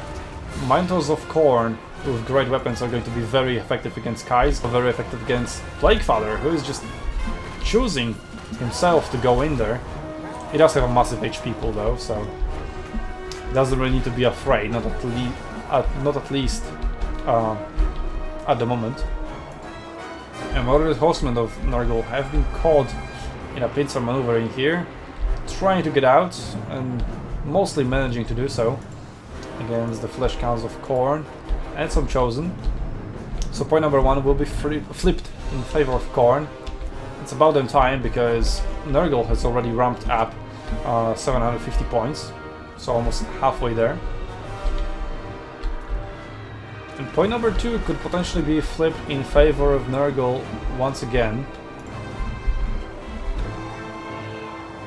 Minotaurs of Corn coming in against some cavalry, more horsemen. Nothing scary, really. But Minotaurs of Corn with great weapons have been routed, that's pretty big. The Plague Ogres are chasing them down. So yeah, their poison attacks, on top of them being anti-large and armor piercing, is pretty good. It is actually very good. Yeah, they're slightly more expensive, so I guess that's fine, but they are a very good unit, looking just at stats. Speaking of which, that Regiment of Renown is still going strong. 30 soldiers left, barely any HP, but that Hungering Blade is doing work. Oh, now we're going to see Fleshy Abundance on Plague Ogres. Oh no, don't go in there, don't go in there. That's not a fight you want to pick up, no! No, you're going to get so wrecked. Yep, it was nice knowing you, Hellforge host. Chosen of Corn coming in point number 2, but in a moment they will be out-cap weighted, unless some reinforcements can come in. In terms of value, they're both very close. Arcane is going to capture point number... No! Corn has just managed to outweigh him, but that's because Plaguefather left. Now he's back in, and it's going to flip back. I know. No, because the Minotaurs are also back. Sadly not with great weapons, so no anti-large. Point number 3 is also going to flip, so triple cap for Corn coming in. Well... wasn't it 4,000 for a second now? Something big gets summoned? We do have Minotaurs with great weapons summoned over here. And yeah, that's a big unit. Rot Knights summoned. So also fast, anti-large, armor-piercing unit, but not that much weapon damage compared, for example, to Plague Ogres. And it is more expensive than Plague Ogres. And also has less HP.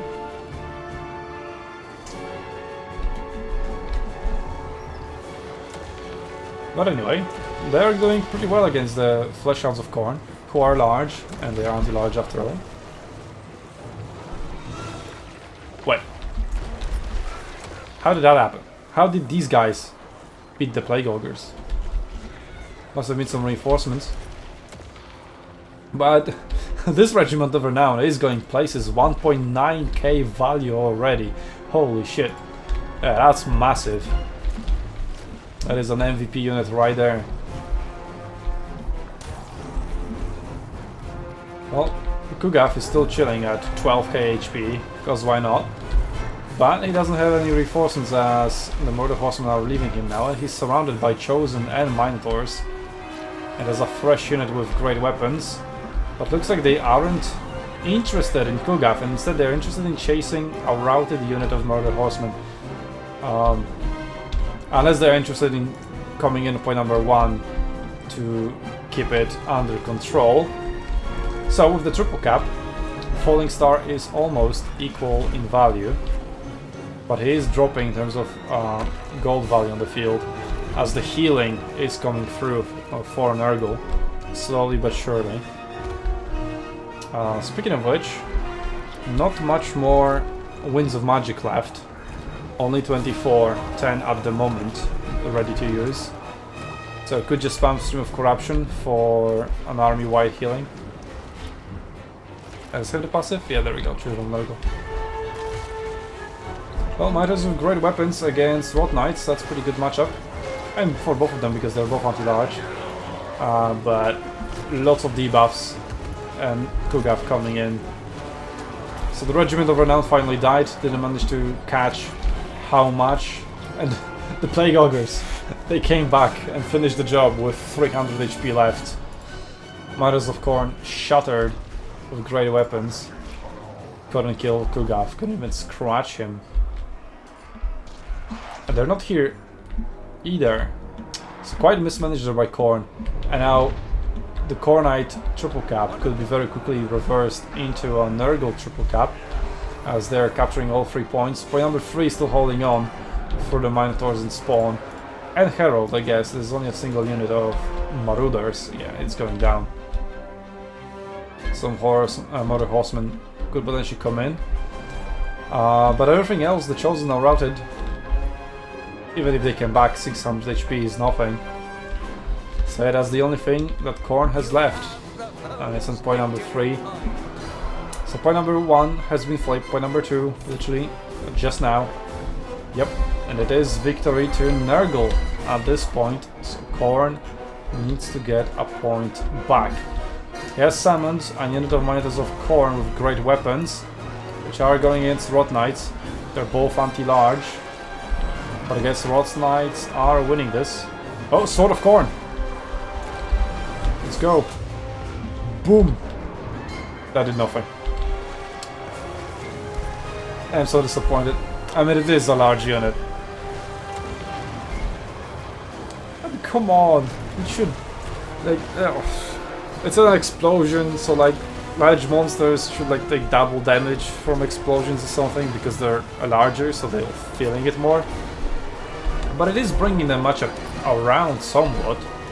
It still says they're winning, but now it says also Minotaurs are winning, so they're both winning against each other, let's go. But looking at HP values, Rot Knights are definitely getting wrecked. Oh, and Chosen coming back with 300 HP from the back, let's go. Swinging the matchup around even further. Herald of Khorne switching his positioning. But I'm with at all at the moment. Unbreakable Spawn of Khorne in there, finishing some Marauders. Rot Knights routed, but these two small units have no capture weight, and cheap Pestigors and Marauders and Murder Horsemen and more Marauders are coming in. What is coming for Khorne? Chosen. Yeah. I mean, he got good value out of them, I guess, although this guy got only 800 before dying, so not really. Although there is the tanking value as well, I guess. Fleshhounds of Khorne, a much better summon, much cheaper, much faster, and still able to perform well against the infantry. Or just massive damage numbers. but not necessarily when surrounded, so he needs to be careful about picking his engagements with this. Preferably, well, yeah, now he's getting sandwiched and surrounded. Yeah, speaking of picking his engagements carefully, that definitely wasn't it. So I was really rooting for Khorne, because Khorne is yet another pick of culture. No spells, just brute force. No ranged units either. Such a giga chat faction. So for me it's sad to see for the victory to go to Nurgle, because at this point I don't imagine Khorne can turn it around. Kugaf with 4.5k value. Isn't it like just the artillery and hanging around with his Pestilent Decay?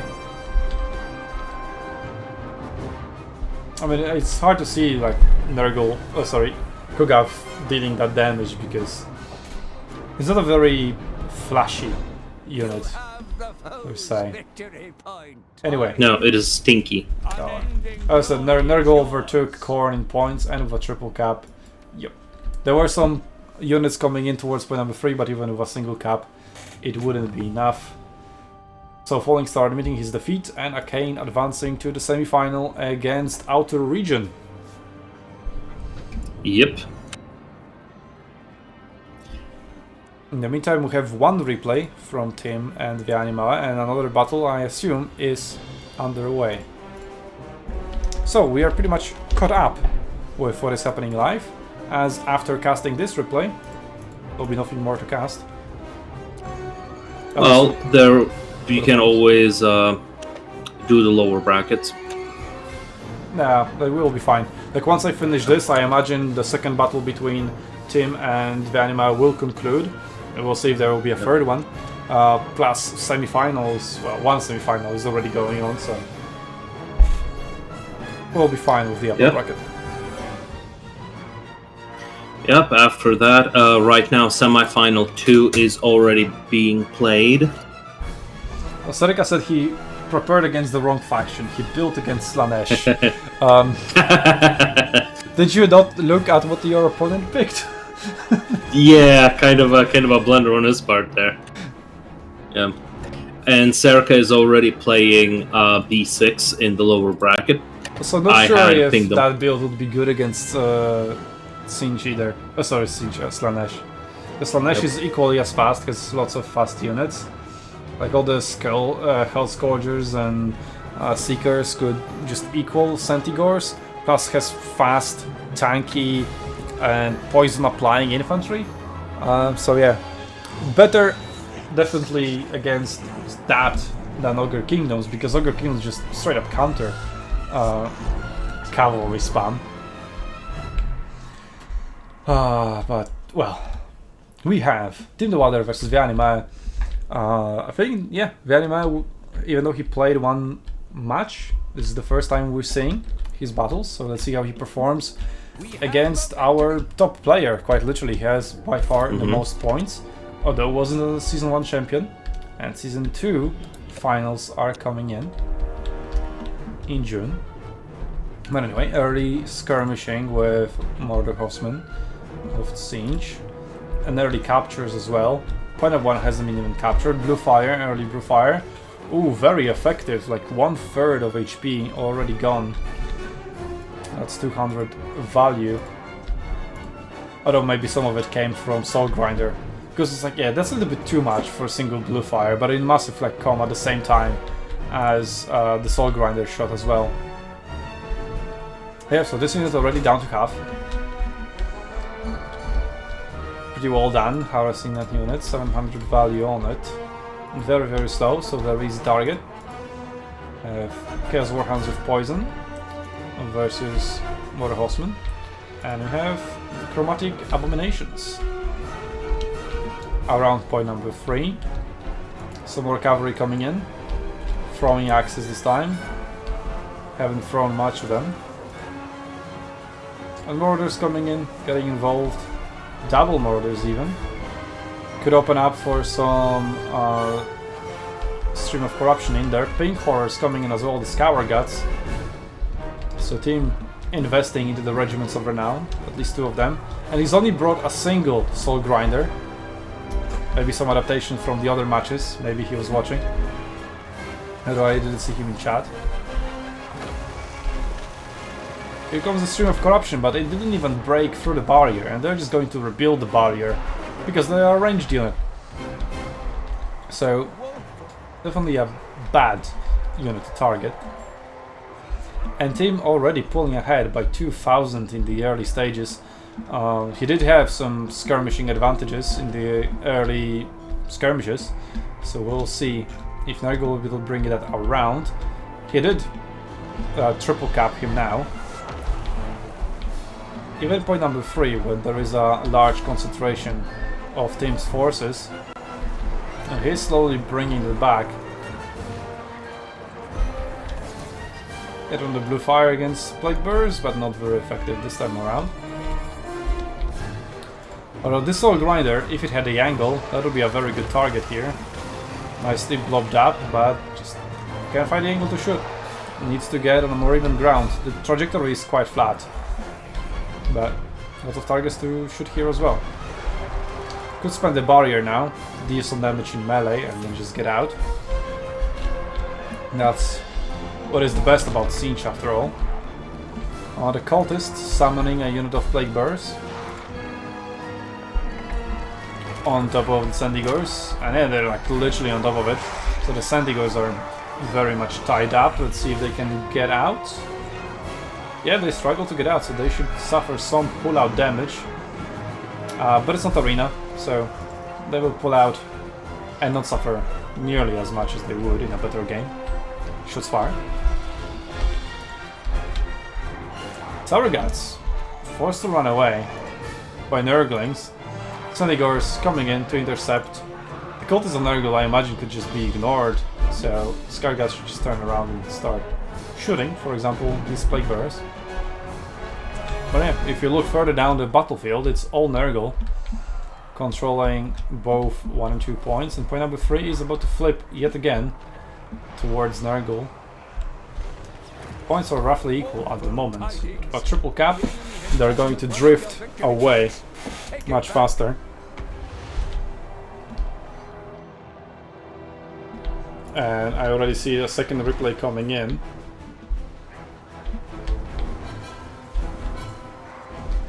So Chromatic Dominations firing for their dear life against murders of Nurgle so that they don't get attacked, and there we go, they are routed, but here come Nurglings, and then again they have quite a lot of...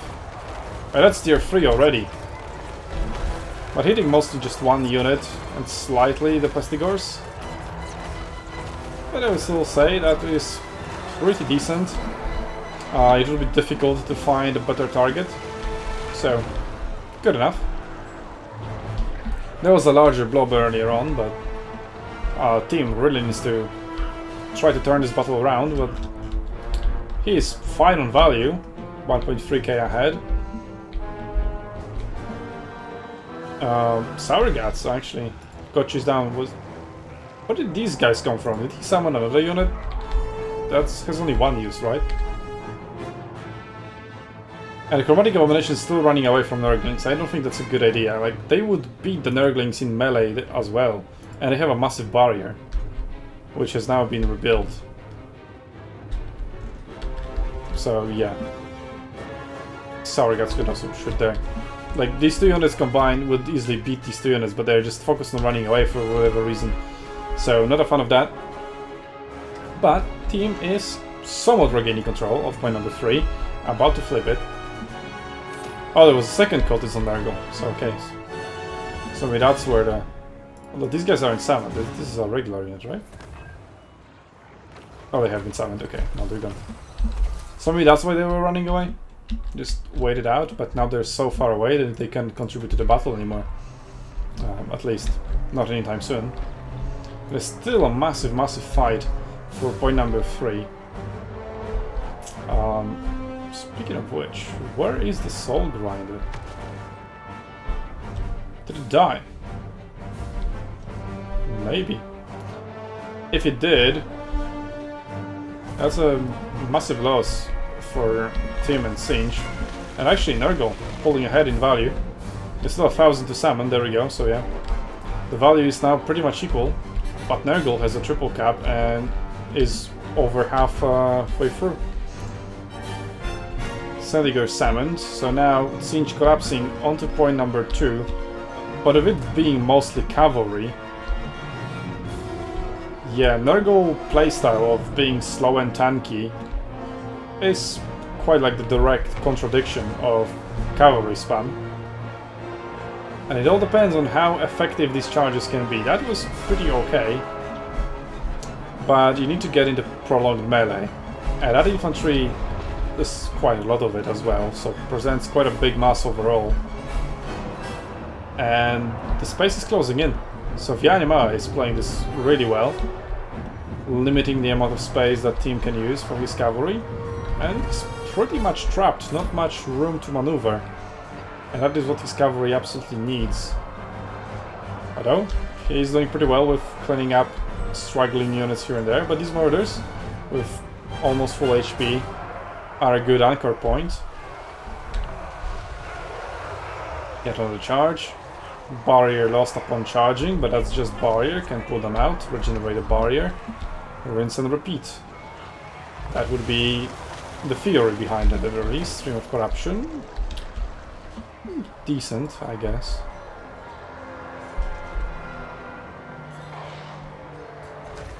Is this just poison?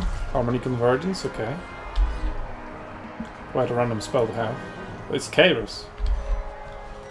Explains the random spells. Harmony Convergence and Blue Fire of Siege. A decent cast. Also has Gaze of Fate. If, well, probably to be used against the enemy lord. It's a tier 3 army ability. Use a single unit of Plague Bearers. Sure, it gets wiped out. Could be a better target found over here, as there is a concentration of forces. So point number 2, captured by Siege. Let's have a look at point number 3. Chromatic Abominations are finally making their way to being useful again. Constantly changed by the cultists of Nurgle, but just said it can just be ignored pretty much. It can't do anything. It's such a garbage unit. Apart from just summoning a unit once on top of something. Apart from that, it's garbage. So yeah, point number 3 should go in favor of Siege. But Vyanima is still pretty close to winning, with only 3 minutes away. That will get extended to 6 minutes. Now that point number 3 will be flipped. As long as it does, it doesn't have Pestigors coming in, but it should just slow down but still go through. Can point number 2 be regained by Nurgle? I think it definitely can, given that there's still quite a lot of units on point number 1. Quite a lot of cavalry, so they can very quickly make it through. So there we go, 5 minutes versus 8 minutes. So Tim needs a triple cap. He's 2k in value ahead. So, should have tools to do it. Without the Soul Grind of Siege. I think Soul Grind of Siege has been pretty garbage throughout the tournament so far. 2 times double Soul Grinder, 2 times loss. Now it's a single Soul Grinder. Died very early without achieving much. And Team is better off without it, I guess. Okay, so 2 points. Captured by Tim. And yeah, wisely, Nurgle is just making a last stand on top of point number 1. As long as he holds it, he wins. Okay, Sorcerer Lord is going down. It was pretty big, given that lots of these units have disintegration. So lowering their morale would trigger it that much sooner. Still could summon Nurglings from Vanguard reinforcement point and just put it up number 3 to like force a response of higher value from Tim. Because Nurglings are very, very cost effective, but 2 units of them are being summoned to defend point number 1. And I guess they are very needed. They need some infantry on top of point number 1, because at the moment there's only like 1 unit of Plague Bears that's almost dead. And the same for Pestigors. And here comes tier 3 Siege Army ability. And that was much better, I guess. Although these units are almost dead anyway, so might have waited for a more decisive moment. But not bad. Like, clearing the 2 units of infantry, almost. Kinda, not really. Questionable. Chaos Sorcerer alive, but not doing well. And that's not a stream of corruption that still didn't even break through the barrier of the Chromatic Abominations. They do have a larger barrier than a regular unit. But at least Chaos Warhounds are pulling through to capitalize on that barrier. So it wasn't destroyed. Okay, they just ran through. But they're going for point number 3.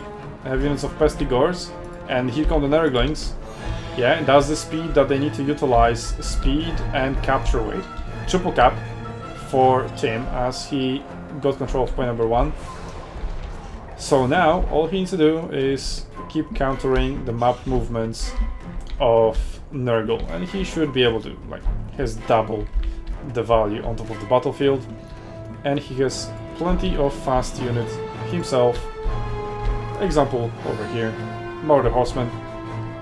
They'll counter the capture weight, and 1.3 is very, very slow capture. Nurglings and Chaos Warhounds are coming in, so they'll boost the capture, but so will all these units coming for the siege. So, should be victory for Tim. That now should be quite inevitable, but the anime got pretty close. If he held onto that point number 1 for a bit longer, 3 minutes longer, he would have won. But he didn't. So let's do quadruple speed, because at this point it is concluded and the anime acknowledges that. And Team the Wilder with the tagged spoilers. Thanks for telling me who won the next battle. But I don't know, looks like it was a crash, so I'll download the battle, but we'll not watch it, we'll skip through to the semifinals. So let's go onto the bracket. Arcleon, you can update all the quarterfinals. Yep. Quarterfinals are done. I did mess up, and the 5th place round 2 match 2 is actually match 1, or vice versa. I think Roflan dropped out. I'm not hearing any response from him. Yes, he did. Okay. How did you mess that up? There are like formulas everywhere that just... I don't know. There are a lot of things going on at the same time. No, like Serica versus B66 is round 1 match. Or did you just ping them in the wrong channel? Is that what happened? Yeah, I pinged them in the wrong channel. Well, it doesn't matter. The other one isn't happening. So Yeah, whatever. yeah. Yep. So when they finish, Via Anime is going to be playing against the winner of them. Okay, so semifinals. Team the Wilder versus Hliden in semifinal number 1, and Outer Region versus Arcane in semifinal number 2. So Tim literally just concluded his quarterfinal, so yeah, they're just going to go into a draft now.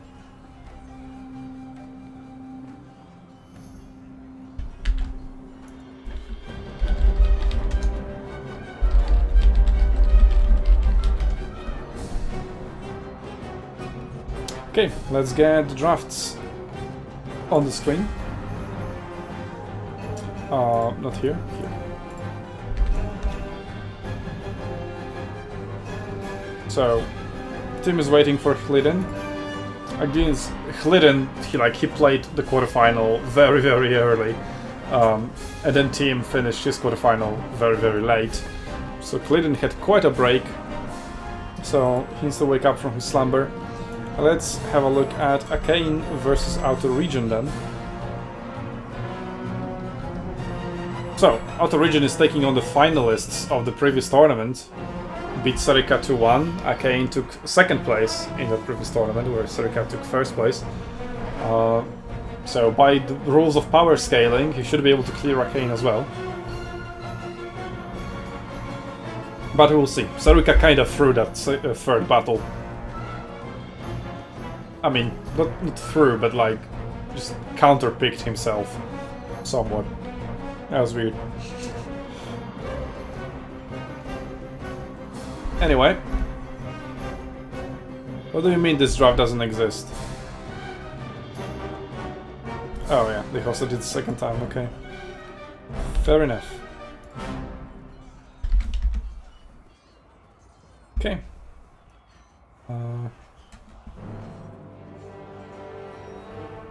Did I override the team versus anime? Or team versus Clayton?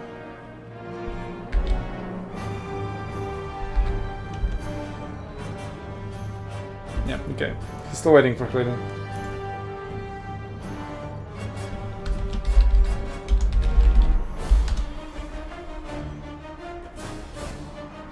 Okay, let's get that draft on the screen.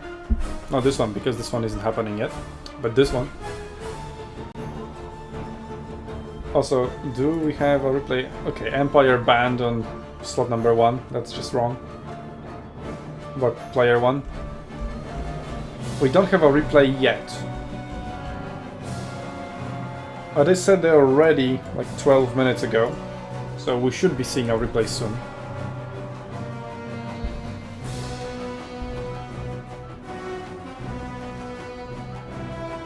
Okay, let's go back to draft. Empire, Tzeentch, Kislev banned by outer region, so all the top tier factions, and then Dwarf, Ogre Kingdoms, and Slanesh also top tier factions. I don't consider Slanesh a top tier faction, but he's been gaining popularity, especially in our tournaments because of the bans, right? So all the top tier factions are getting banned, so Slanesh picks up the slack. Elysium have slipped through, Beastmen and Demons of Chaos have also slipped through. So we'll see the Soul Grinder in action yet again. Although Outer Region has lost of it, and it was against Nurgle, which is present on McCain's side. Has also picked Norska, and let's see what he rounds up his roster with. Warriors of Chaos, maybe? That seems like a very popular pick as well, and yes, they were Warriors of Chaos. So now let's have a look on Discord. What have they picked? So, since we do have some time, because we don't have any replays at the moment, they have map Crossing the Sea of Claws, Crystal Lake, new map by the way. Shout out to Waka Waka for providing them. Geothermal Crevice, Grove of Slaughter, Sacred Sendout of Chakwa. So since these are semi-finals, the map pools are getting more and more based. Finals obviously will feature the best map pool, all the S tier maps and so. Well, maybe not all, but the best maps that are possible to create a fair map pool. There we go.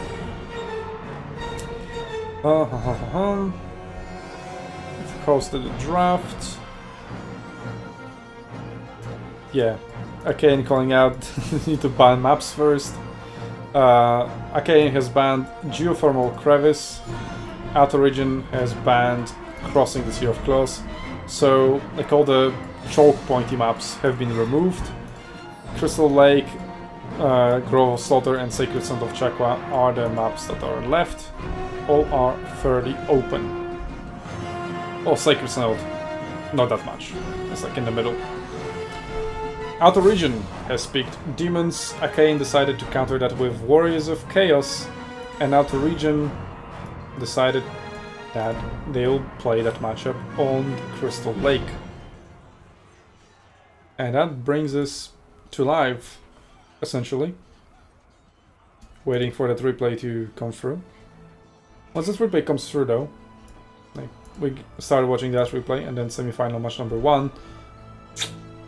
Clayton is still sleeping. Arcleon, can you maybe message Clayton? Wake him up? Already did. Well, it would be shitty to miss out on a semi-final with a virtual one player falling asleep. It was unfortunate with the timing.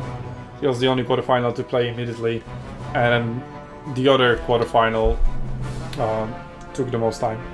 I'm gonna give him a 5-minute warning. I give him 10. Alright.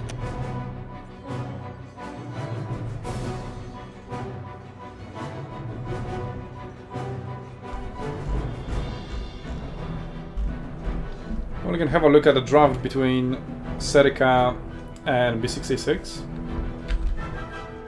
in the 5th place bracket in the meantime.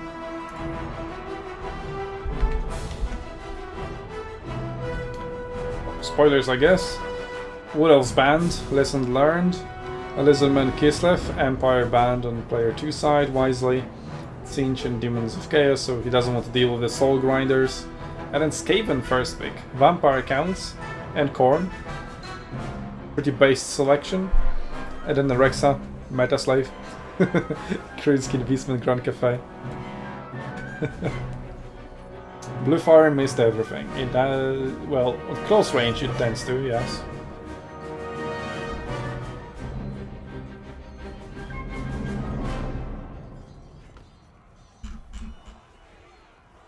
And they're just readying up for their first match, which will be Beastman versus Vampire Counts on Needle Mist Isle.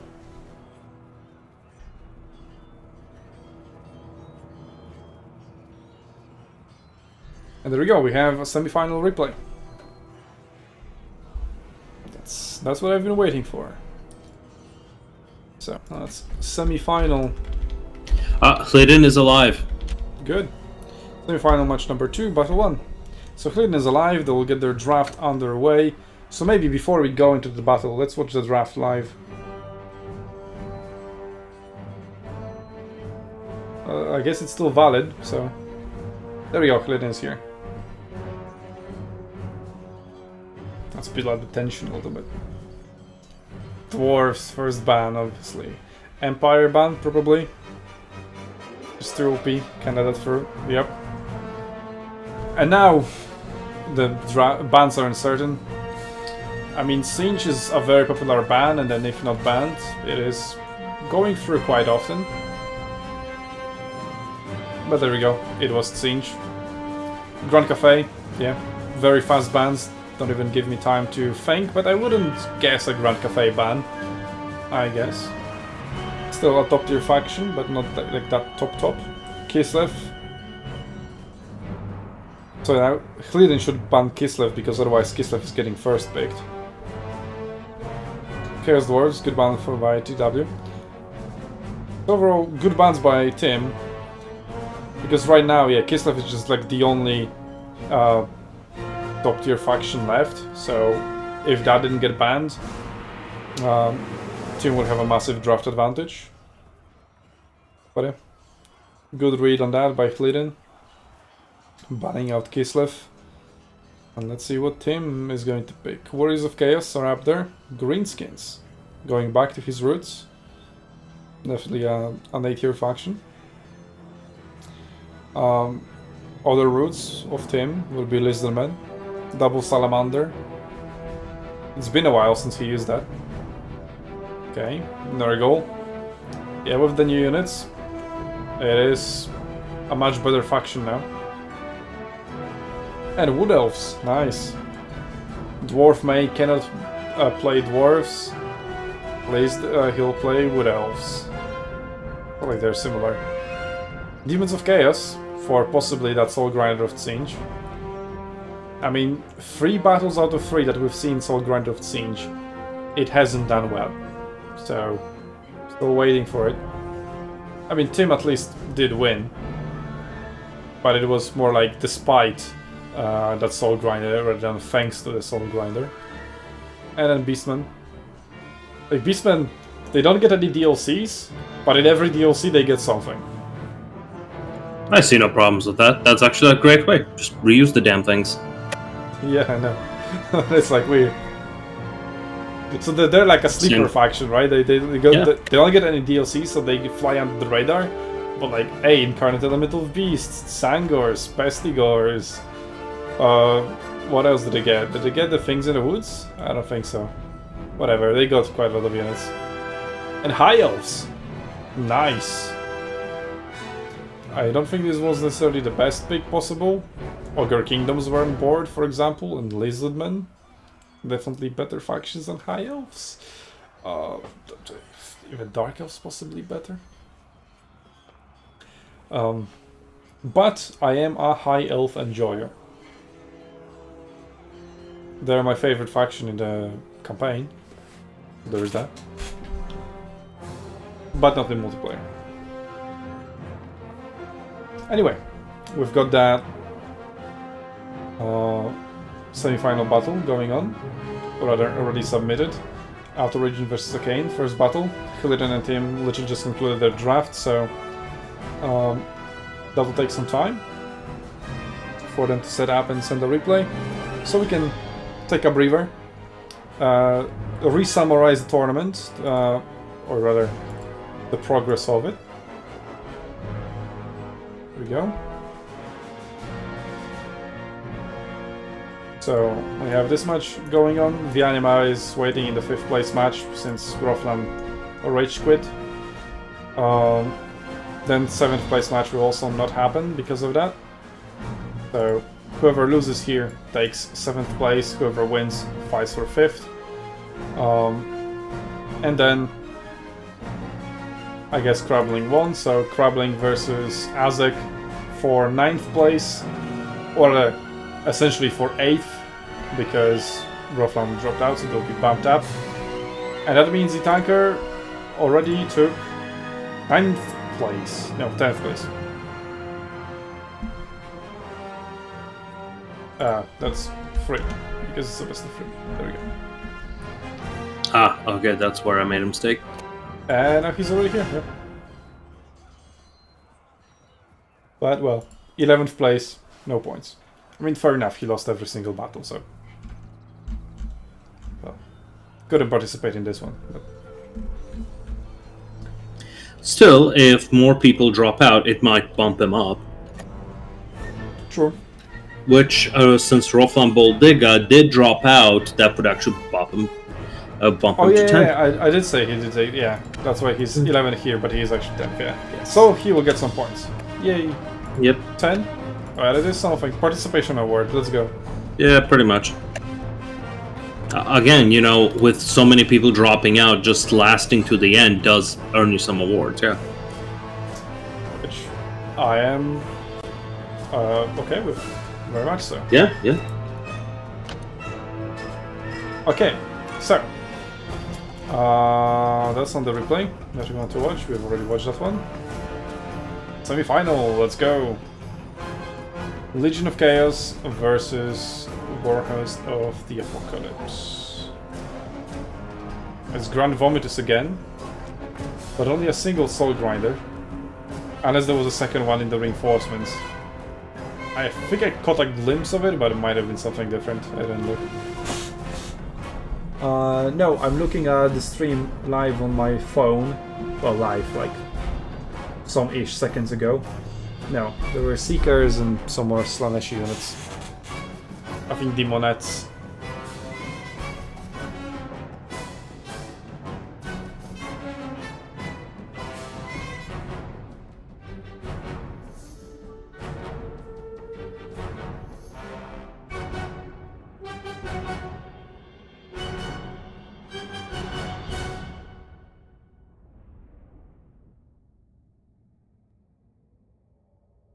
Okay, so we have Grand Vomitus versus Valkia. Valkia, I mean, they don't have a caster in the main army, so I assume it comes in for reinforcements, and I would expect a Nurgle sorcerer to be able to heal Valkia, and then Valkia should be able to take down Vomitus. So Vomitus has brought Plague Bearers of Nurgle Regiment of Renown and Nurglings of Regiment of Renown. And then 4 Plague Bearers, which is going pretty much full in on the Nurgle units, apart from that Soul Grinder, obviously. And then Warriors of Chaos have Skull Crushers of Khorne, 4 Marauders, double Chaos Warriors, Horseman Marauders, and then something.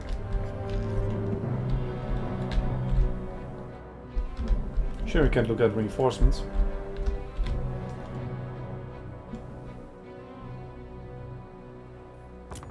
So, what's the deal with these guys?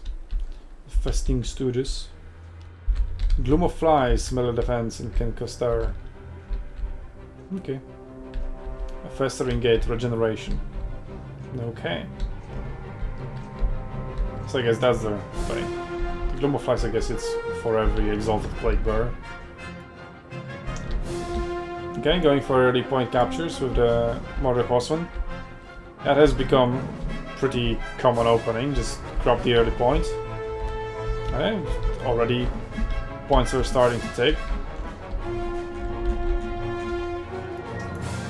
But the Exalted Hero of the Siege and Valkia are diving in after the Grand Vomitus. He's taking quite a lot of damage. Even...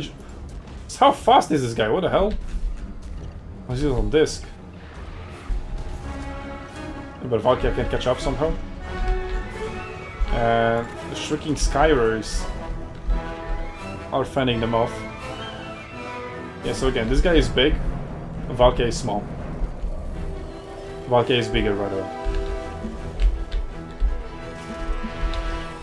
Well, we are in for some early area combat.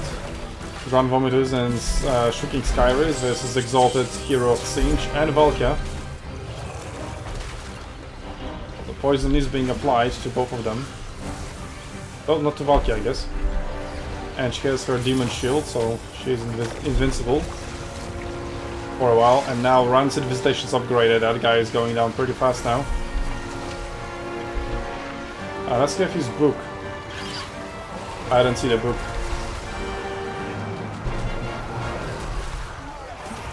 And he's still routed and he's almost dead. One more hit will do it. Or a few hits from the Shrieking Skyrers. But Valkia is beating Grand Vomitus. Granted, he will be able to heal. Or will he? He's not really. He has Children of Nurgle for healing, but that's about it.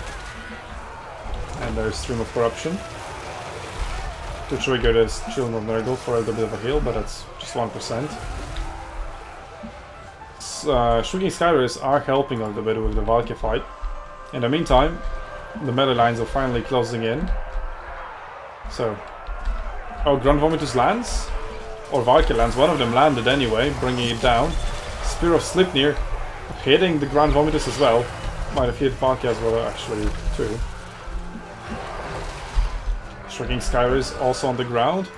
And I guess that plays in the favor of, well, at the moment, Nurgle, or rather Demons of Chaos, as Valkia is caught on their side of the fight.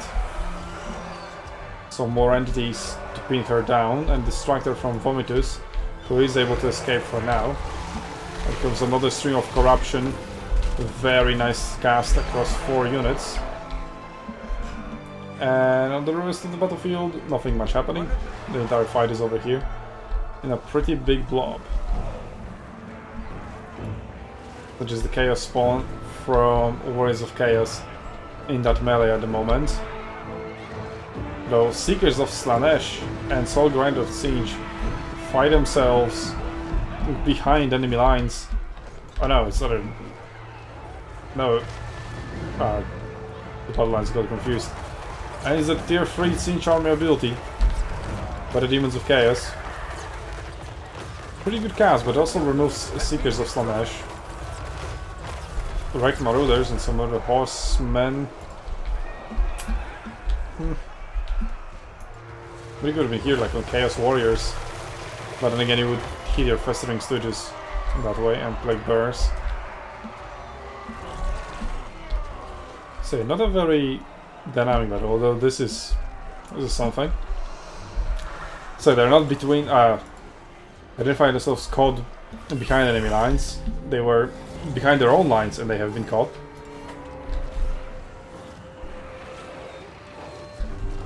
Valkia now quite dangerously low and surrounded. Soul Grinder will be able to deal some nice damage to her, given that he is armor piercing single entity. She uses that Demon Shield to become invulnerable, and I guess using that opening to try to run away. Grand Vomitus diving after her, but only now she becomes vulnerable. But still not able to run away. Another Spear of Slipnir Could have been maybe slightly better aimed, but it is still pretty good. Let's have a look at her value. 1.6k, very respectable. 2.2k on Grand Vomitus though, who is now being chased around by 3 units of Murder Horsemen. Maybe Shrieking Skyrace will be employed to try to disrupt them. They do have Fleshhounds of Khorne to do that as well. But Grand Vomitus is wavering and low on HP. 1.4k, Valk still at 2k. And Fleshy Abundance coming in to heal her. As I said, Nurgle Sorcerer probably coming in through the reinforcements.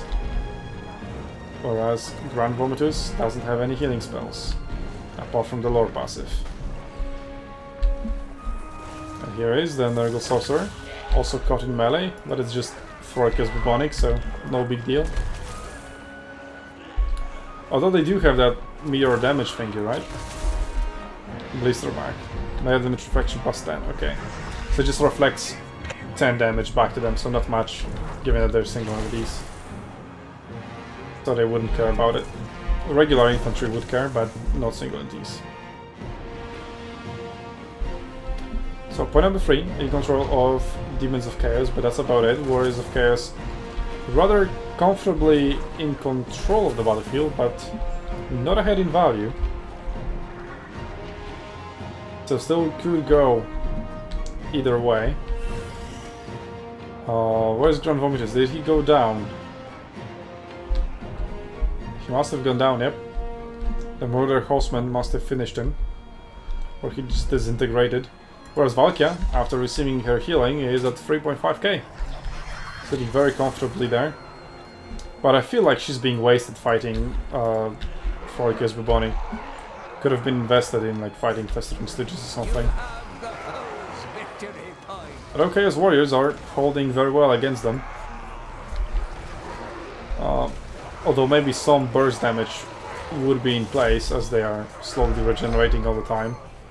Speaking of that burst damage, here comes Chaos Spawn with a back attack. Very nicely done, and here comes Valkia. And that's not a heal, is it on Chaos Spawn? Yep, Fleshy Abundance upgrade on Chaos Spawn. They're going to top out very quickly. That's going to be lost value because, yeah, they're full HP and, yeah, they're not healing. Oh well. I guess Valkia is the main beneficiary of it, so it was, yeah, upgraded, so it's AoE. And Festering Stooges have disintegrated, so did the Plague Bears. Or I guess Bubonic should follow soon. Which brings Arcane to being ahead in value now.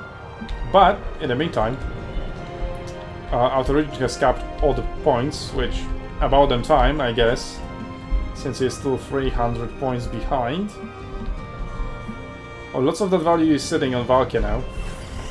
1.6 to be exact. Another 1.1 on the Sorcerer. So in terms of like value in infantry, which translates directly into capture weight, it is advantage to Outer Region, actually.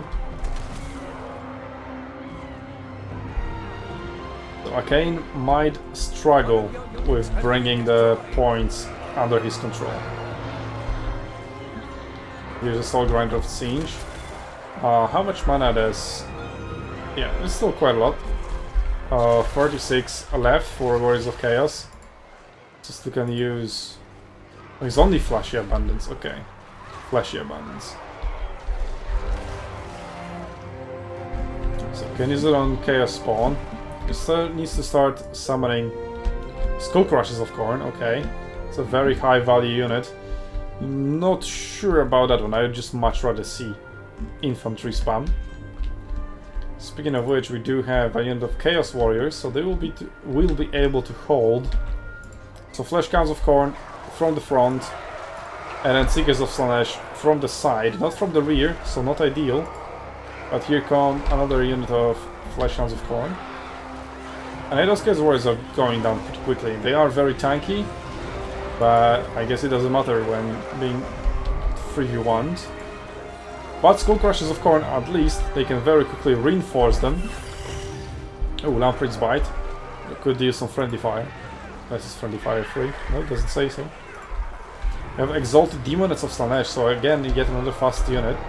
54 speed, faster than skull crashes after poison being applied.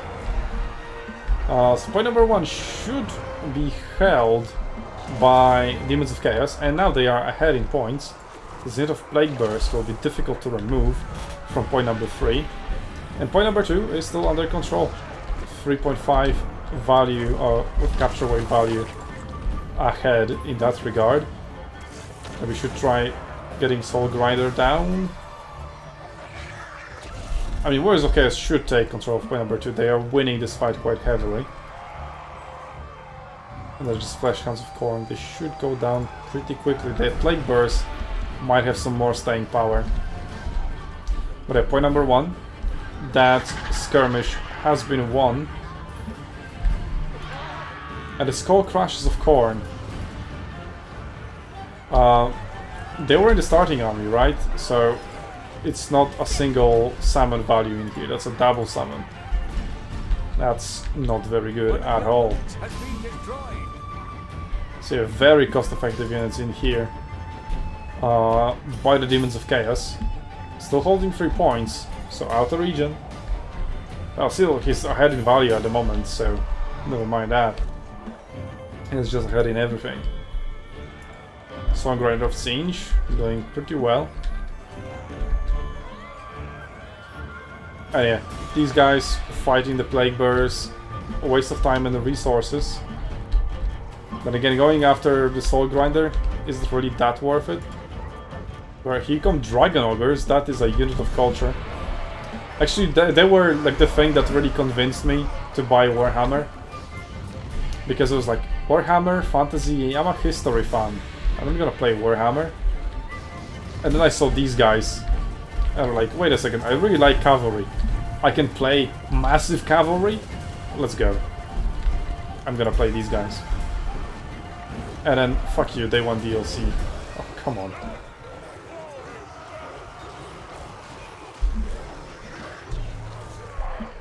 I wish like Total War Community maybe banded together much earlier against such bullshit as Day 1 DLC's cat content. Like the Rome 2 one was atrocious, with Greek city-states being the Day 1 DLC. Like there should be some review bombing organized back then, especially since Rome 2 released in such an atrocious state. So it would be just well deserved actually to just review bomb it. Yeah. And well, CA were like, oh, you like that Day 1 DLC from the Greek city-states? Yep, I will do it again with Chaos Warriors. Fuck you. Ugh, yeah. That was something. And then they did it again with Ogres. Yeah. At least Norska is free for owners of Warhammer 1, right? True. Yep. And then they never reworked them ever again. No, there was a Norska rework at one point, I think. Yeah, at one point they added walls to them. You know, something that erased them with ports, I think. So they have tier 3 ports at tier 3 settlements, and they get a lot of economy that way. So there were some changes and improvements. Anyway, outer region firmly controlled this battle, winning within 7 seconds. And GG. Unending glory is yours. Quite a tug of war in here, not a very flashy battle, but overall pretty equal throughout. And that gave enough time for Tim to submit a... no.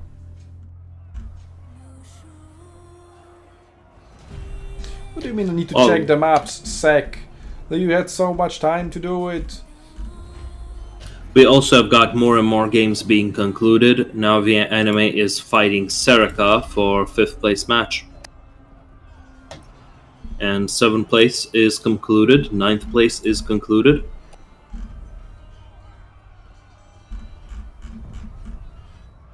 Oh, they just dropped 3 replays at the same time, okay.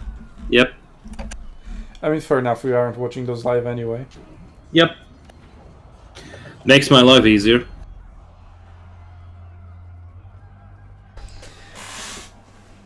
Well, so 5th place match should be pretty hype as well.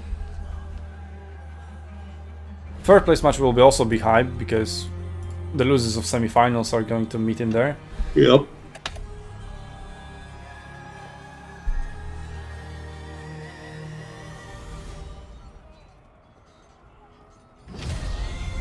So yeah, we're slowly reaching the end.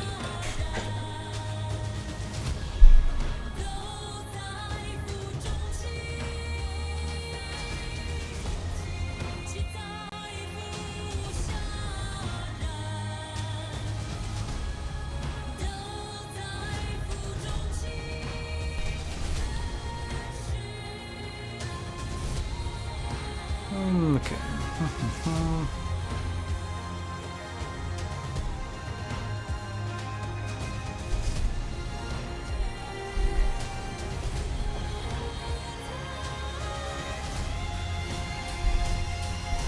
Is it really concluded like all the way down?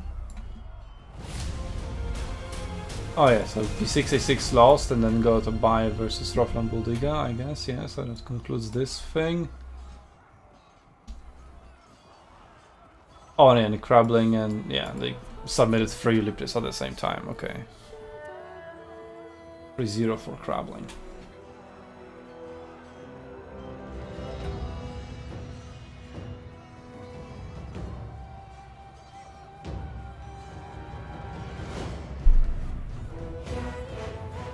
So just waiting for the top 3 matches to conclude. Well, still waiting for semi-finals actually.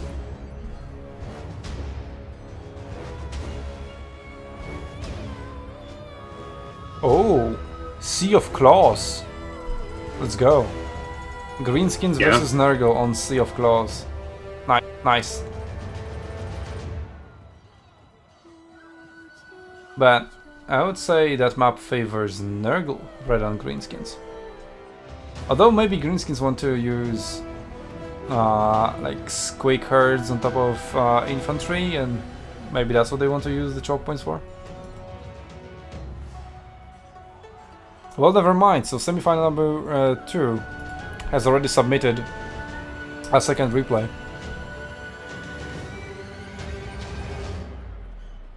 So we're going to watch that.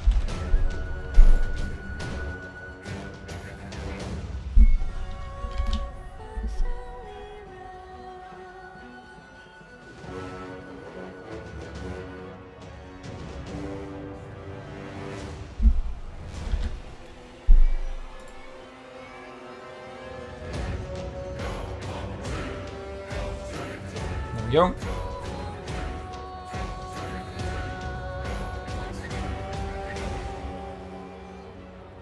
Wait. I haven't disconnected from the channel. Oh, the game crashed. And you weren't saying anything about me streaming the game. I am currently responding to people's questions. Cool. Okay. Semi-final number 2, battle number 2. And that's actually a good thing. Like, we're just going to watch the same players play back to back rather than switching back and forth. So I guess it makes for a better viewer experience. It does. So, Outer Region on Beastman versus Arcane on Norska on Grove of Slaughter. Very good map, by the way. So, Outer Region with Morgur the Shadowgave and Shaman of Wild, obviously. You're watching the second game, right? Yes. Okay. We just watched the first one. It was Nurgle. Yes. No, not Nurgle. But there were so many Nurgle units. Well, it just means I can update the bracket. Which means you just spoiled the result. No. Yeah. You don't know the result of this one. So, if you're in the second one, I can update the bracket for it. Because by the time you're done, people will know the result. Mm-hmm. And I'll see a 1-1, right? Possibly. Okay, well, Beastmen with their Vanguard deployment are deploying right next to point number 2 and number 1, ignoring point number 3. Norska almost evenly split across all 3 points. Maybe heading more towards like point number 3 and then splitting towards point number 1, but maybe re-evaluating that deployment after seeing what Beastmen are doing. And so very quickly grab of point number 2, and actually now all the Centigors are going towards point number 3 because they're saying if it's free, it's for me. But little they know, there is a contingent of Northern forces hiding in the forest, waiting for the moment to strike, but the Beasts of Tashnar have revealed themselves. But if they charge in alone, I would assume they would die very, very quickly. They are anti-large though. Dodging that thrown axe. Now they're just asking for it. We have a victory point. Keep it from the foe. I mean, they're charging don't, not just hang out in the range. Okay, I guess just hang out in the range. Well, I guess objective achieved because they run away and point number 3 will be captured by Norska. They're scouting ahead since, well, these guys have stock. So you need to get closer to actually discover them. And more Minotars are being summoned, and also a Furra Manticore fairly early. Furra Manticore usually has higher value later on in the battle, after units are easily terror routable. And Norska closing in point number 2, but I would expect this contingent from point number 3 to join the guys in the forest and only then attack. Instead, you're attacking before consolidating your forces, just asking to be picked apart. But I guess this is what is happening. Ongor Spearmen are coming in, engaging the Murder Champions. So obviously Murder Champions will do better. But here comes Traitor Kin upgraded. I didn't catch the Murder Champions though. Oh, no, that's Murders, regular Murders. I guess it is doing decent damage to Wolfric, who is using his C5? I guess C5. Could have bounced it off the tower and like go for double damage. Well, missed opportunity there. Here come the Minotars with great weapons, just a big pile of units. Beast of Tashnar are also in here. So is Wolfric. Good to see his Hunter of... No, Hunter of Champions only works on Heroes and Lords, which aren't present in here. Where did it go? Oh, Morgoth the Shadowgate is over here, soloing a Femir Belfiend of fire. So Wolfric should probably pull out, but at the moment, no, it's not being rampage, it's the Manticore. And that's another Traitor Kin. Massive value from this one. Is Morgoth casting it? He doesn't have magic, right? Where's the caster? I just need to check his value, come on. Oh, there he is. Yeah, 1000 already. That's quite a lot so early in the battle. But Norscan forces are consolidating a little bit here. Butchers of Kalkingrad are being surrounded and focused. And here goes the Belfiend of Fire, terror routed. Haven't seen a single flaming head from him, which could have been valuable over here. But well, Norska in control of point number 2 actually. But 1000 behind in value, and these guys still hanging out. I don't know, there's possibilities of just sneak capping the side points. So I quite don't understand the engagement here. Like, you know you were outnumbered, yet you're still walking into it. Maybe you want to delay the reinforcements coming into the forest? That would be about it. No more hunters got wrecked. Sad to see that they will be very effective over here. Despite it being in the forest and projectiles being blocked, either we're able to shoot the Butchers of Kalkingrad or Morgor or anything in here really. They're all very good targets for them. Wolfric with another C-Fang. Just going through some Sangers, doing decent damage, but that's about it. Still a very powerful ability. We have the Skin Wolves, who are massively anti-large, so they're very good against all the Minotaurs. Ones with great weapons are routed and almost dead. Woods of Kalkenrat are also falling down. And Morgur, if he gets surrounded, we have 2 units of Skin Wolves. We have Wolfric, who could potentially cast the Hunter of Champions, although I imagine... Oh no, it is being cast now. There we go, Hunter of Champions going down on Morgur. So now he's largely vulnerable. But all the Skin Wolves are leaving him be, and it's just Wolfric in a 1v1. Never mind, Manticore has something to say about it. Here come more Skin Wolves, a fresh unit. Wolfric need to be careful though, only 1000 HP left compared to 3000 of Morgur, and he regenerates.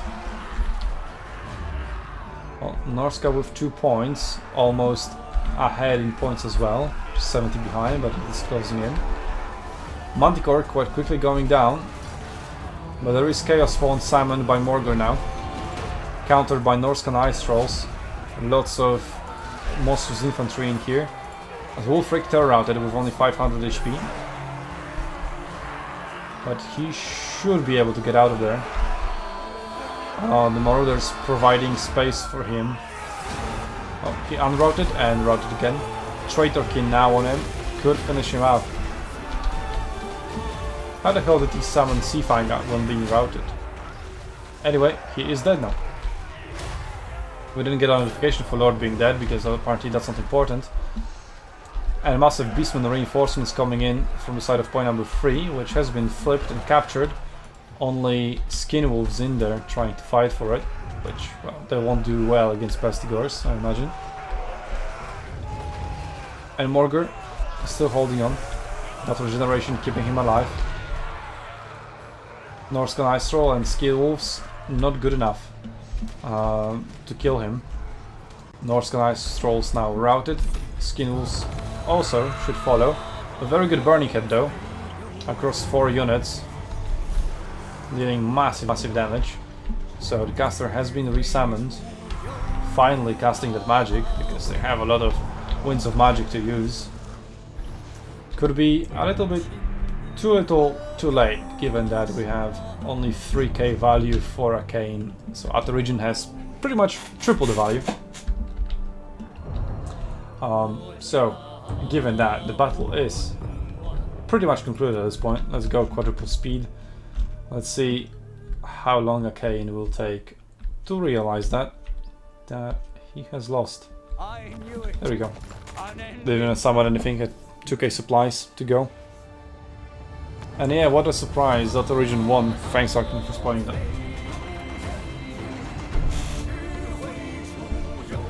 Well, let's see semi-final match number 1. We do have a replay there.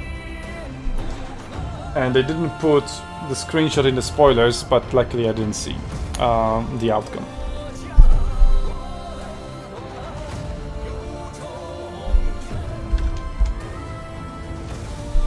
So, Outer Region advances to the grand final, beating Arcane 2-0. Tuserica so far the only one able to get a game off of him. But he would be facing either Tim the Wilder or Hliden. I mean, given how... I don't know how many times Tim the Wilder and Hliden met. Hliden had some kind of magnetism towards Berserk. He was always meeting Berserk. So I don't know if he and Tim met. Well, they did now. They did now.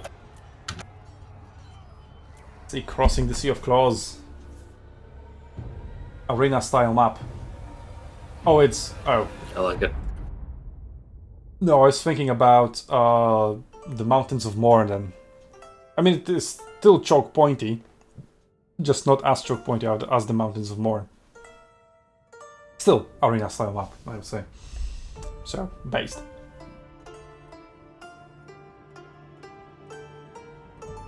Not as based as Grove of Slaughter, though.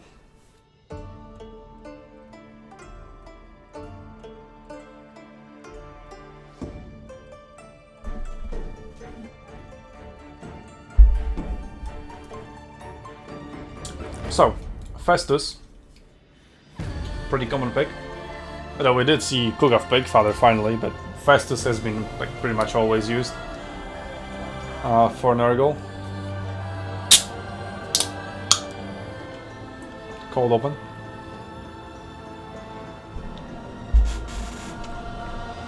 And we have Azak on foot. Whoa. Yes, he's on foot. Okay. Well, he has Spirit Leech and Fate of Buna, which is all he needs really. And then he has a buff around himself for 8 melee attack and 4 leadership, because why not? And we also have the guy who farts, Bilius Thundergaff. 2k value on him, and Festus healing him. I mean, at the moment not healing really. Okay, so point number 1, point number 2 being secured by Greenskins. Point number 3, well, Greenskins are sending River Trolls in there, they are pretty fast. But Nurgle sending Freyans of Infantry over there, should be able to secure it. So that's quite a commitment. That's like 2k value combined. Let's see if they can make it. They're very, very slow. Half the speed of the River Trolls. And the fighting slowly ensues. What are these archers doing over here, being caught? Well, the archers will be valuable against the giant. A very easy target for them. But what is team doing? What is bro doing? Okay, there we go. Now the Thundergaff is being summoned. But like, these archers have no protection. Like, move your infantry forward, hello? His Murders of Nurgle also. I mean, okay, this kind of gets in the way somewhat. So let's see how the effective healing will be versus being focused by lots of archers. At the moment, lots of archers are winning. 30 seconds healing per second, that's pretty good though. And Savage Orcs already routed. Here comes a stream of corruption across frames of archers, but it wasn't overcast, so we barely scratched them. But now they are obstructed. They're actually trying to target Murdered Horsemen instead of the giant. There we go. Now they shouldn't be obstructed, although they're slightly overlapping each other, so I assume some of them aren't shooting. That's not that much of a loss. And point number 3 has been capped as the River Trolls have been stopped, but that is over 3000 value on top of this point. It is such an overcommitment. Whereas the main fight is over here. You want this guy to survive for as long as possible to get the value out of this 2k value guy. And you're just letting him die while being outnumbered. And that is quite a big blunder from Glidden. We also have some Forest Goblin Spider Riders to intercept the reinforcements, if they choose to do so, but the reinforcements have just interrupted themselves, or intercepted themselves. Because they just stopped. Because why not? And this guy got 200 value and is already down to 1/3 HP. That was never going to work, come on. Well, so okay, so quadruple speed, easy victory for Tim, right? The value is still pretty equal, somehow. We have Barons of the Box, Box Rider of Nurgle on top of the Toads. They should be able to do some decent damage. They're being poisoned, obviously. Well, not obviously, because they're fighting Greenskins. So the Swamp Things, Trolls are poisoning them, and are being poisoned back as well. And yeah, they are amazing, they're just jumping through all the infantry pretty nicely. So they're doing lots of damage, but they're also dying very quickly. But they're around Festus, so they're being healed. Azak is using Spirit Leech. Fleshy Abundance upgraded on top of the Billis. Like, is it really worth trying to keep him alive when he's not even dealing any damage? I mean, at this point, just accept that he's useless and invest the Fleshy Abundance into something else. Although I guess it was upgraded, so it was AoE. So the Barons of Bog. Yeah, that was useful. Now they're pushing through into the Archers contingent, which is kind of blobbed up on top of itself. So they're also obstructing each other. So, nice gap found there by the Barons of Bog.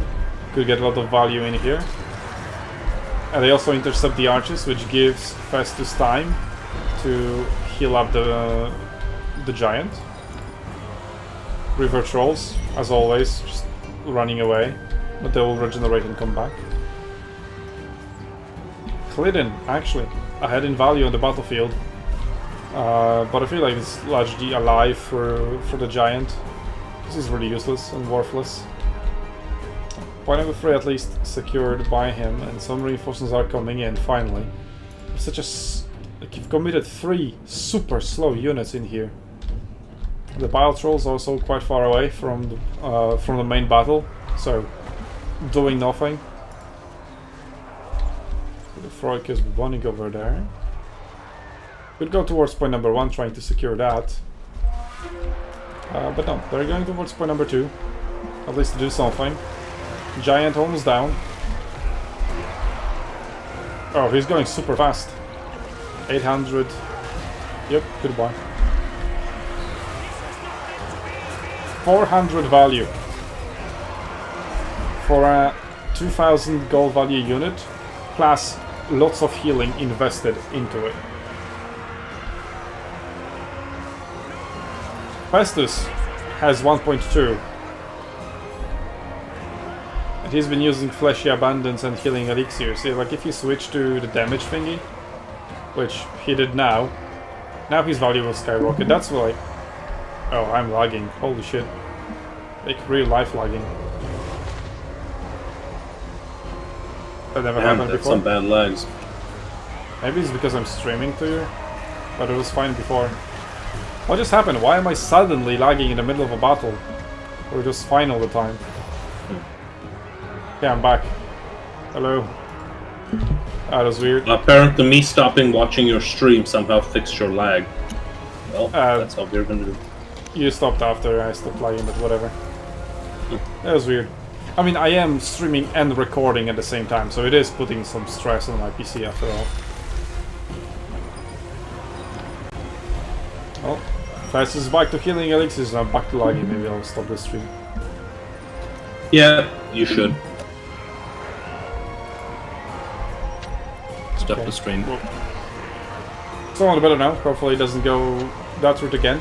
In terms of value, the armies are pretty much equal. Team obviously doing much more damage, but Clydden doing much more healing. Let's see, point number 1. Nothing really there. So Nurgle could just send a unit over there. Like even these guys, which is exactly what he's doing. But it'll take a while for them to capture it. And it wouldn't take much from Tim to just remove those units. Yet on the Stream of Corruption, slightly better this time around.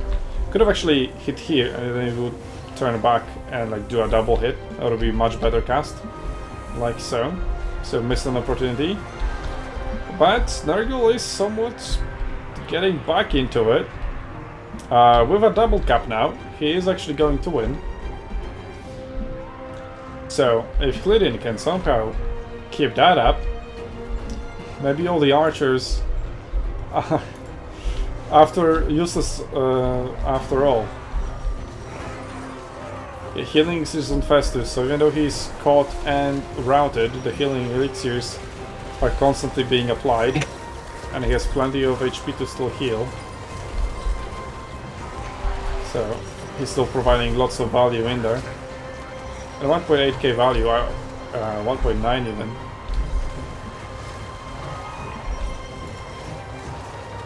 Broken Task Mob.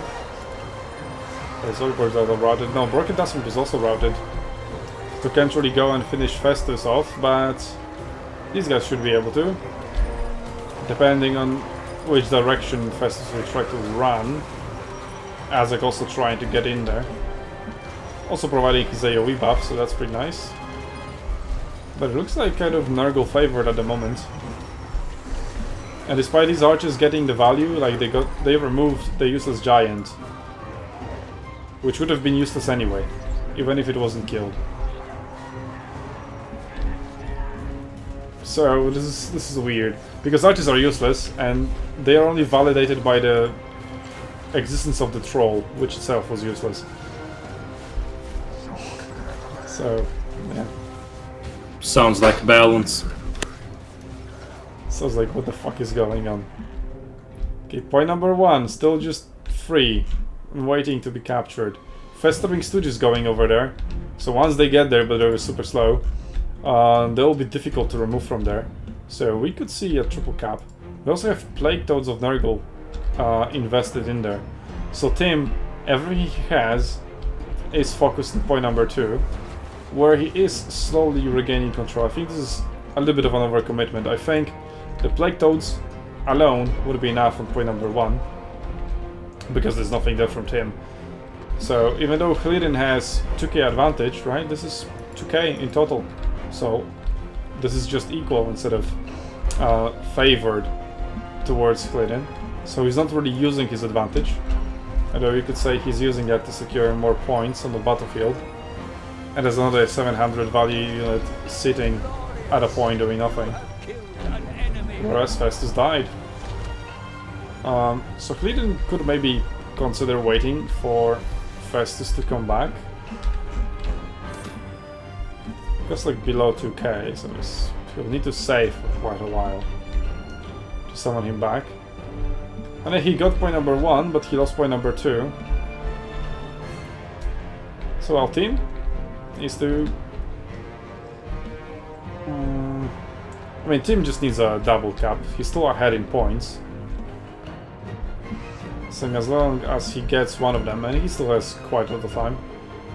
Over 5 minutes.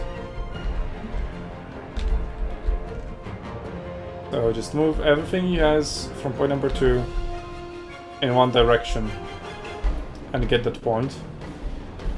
And I guess the choice is point number 3, given that it is being defended by inferior forces compared to what is on point number 1.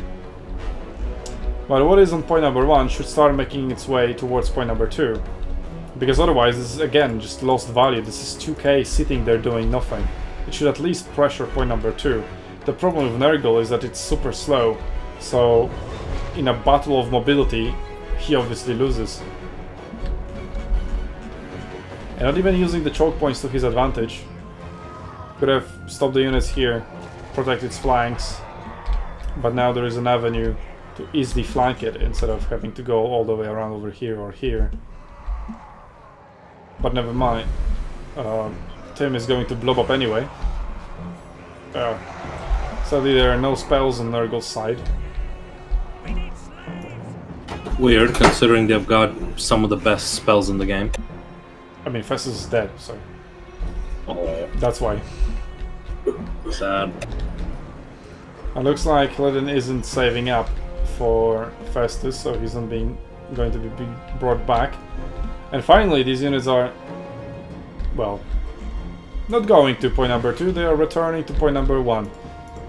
And it just pains me, like 2k value, over 2k, just sitting doing nothing. When point 3 is being captured, and then you lose because you have 1 point to teams 2, and you need to move anyway, but you aren't moving. And your forces at point number 3 are being killed, whereas these guys are, again, doing nothing. Why, Hlidin? Come on! You're better than that. Speaking of Hlidin, he could also stream. He often streams on Twitch, but he isn't streaming now.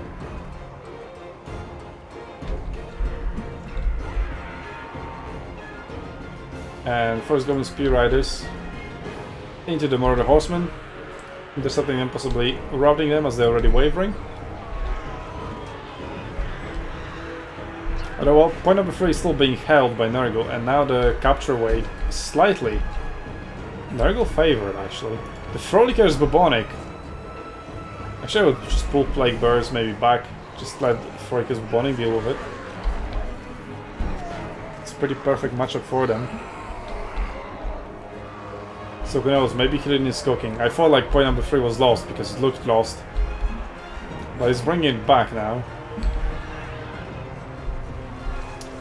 And Tim doesn't have any more magic, so Azak is just a melee lord at this moment. And the Plague Lords are finally here. Festering Stooge is not here though. And diving in alone against 4 units of archers and our boy Biggins. Not necessarily.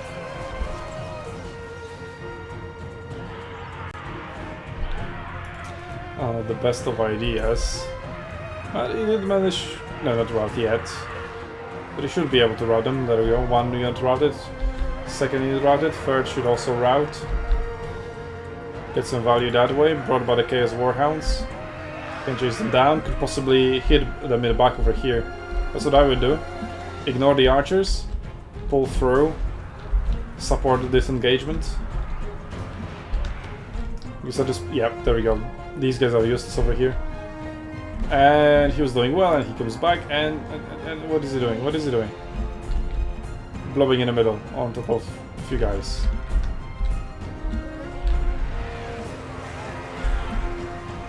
But Helena has cooked up a victory over here. Despite the giant fiasco, quite literally.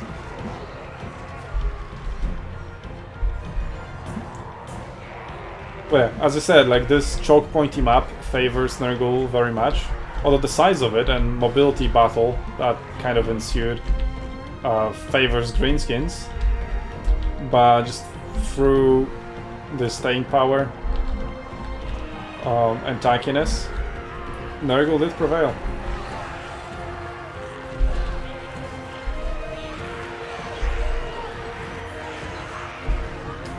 Point number 3, massive capture weight advantage. So team would need to get point number 1, which he didn't attempt for a very long time. So I guess after he realized he's not getting point number 3, just let go of it and instead invest everything into getting point number 1, just being defended by 1 to 2 units depending on how you count the Plague Toads. And he's moving towards point number 1 now. But it is too little too late, and this time around, Clayden correctly identified that and moved towards point number 2. But Tim admitted Clayden's victory, so 1-0 to Clayden.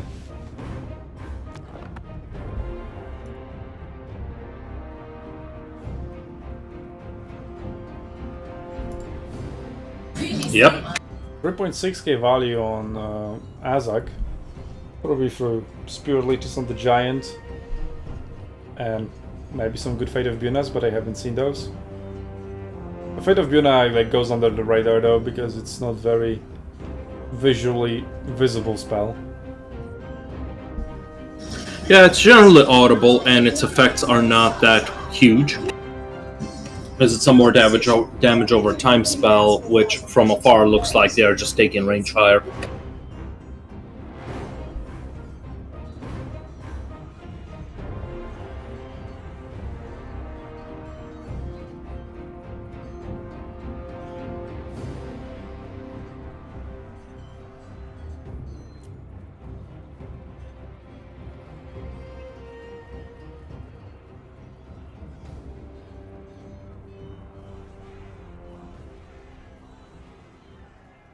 Yeah, Froliker's Buboning with huge value. And I haven't even lost any HP.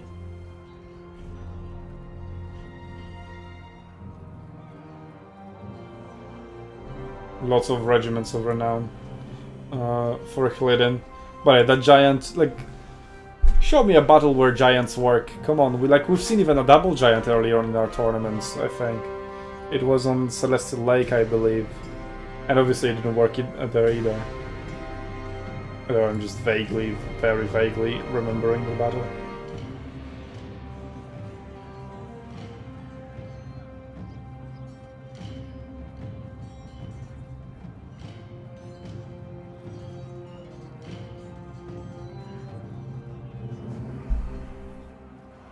I mean, outer region, I think the giant went down pretty fast. So yeah, like the only value it provided is that the archers were shooting it instead of something else, and that was about it. But if they were shooting something else, it would all be healed, or would be healed by Festus, since his heal is AoE. So as long as it was close enough to Festus, AoE heal on multiple infantry units, I would take that on a single heal on a giant, right? Because since it's AoE, it gets more value the more units there are. And for 2k, you can afford like 3 Plague Bearers, which, well, he already maxed out, but just take some other infantry. Like Marauders or Marauders with great weapons, or Nurglings, or Plague Toads. Like, if you had Plague Toads are like what? Yeah, 650, so that's 3 Plague Toads. If you have 3 Plague Toads instead of this giant piece of crap that did fuck all,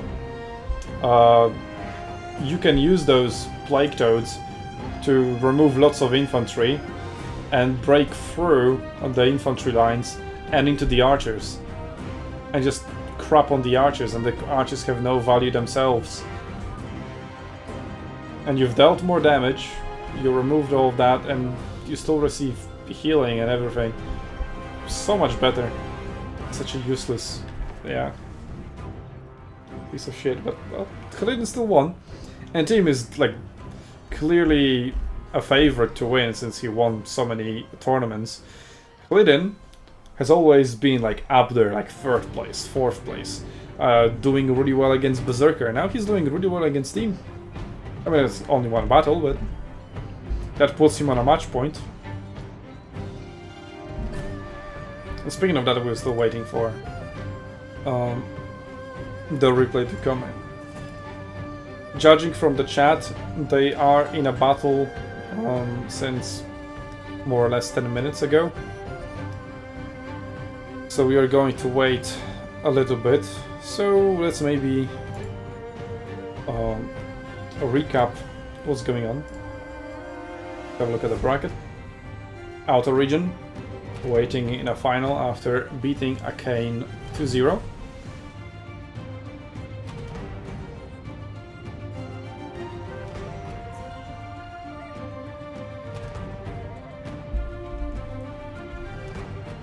Vianima fighting Serika. Maybe we can get some battles from that.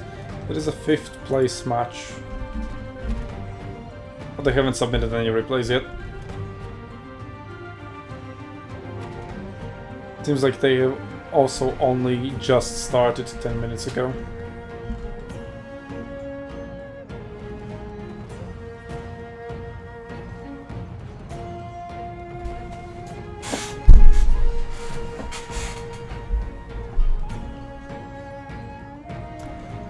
Well, let's do a preview of the semi-final match number 1, Battle 2. We are going to see High Elves, which then Tim countered with Demons of Chaos, and Hlidin decided to play on Crystal Lake. So we are going to see a new map by Waka Waka. Last time we played a tournament in February. These maps weren't there yet. They have been introduced in March, so 2 months ago. But this is our first Domination tournament since 3 months. So this is literally the earliest opportunity when you could have gotten them.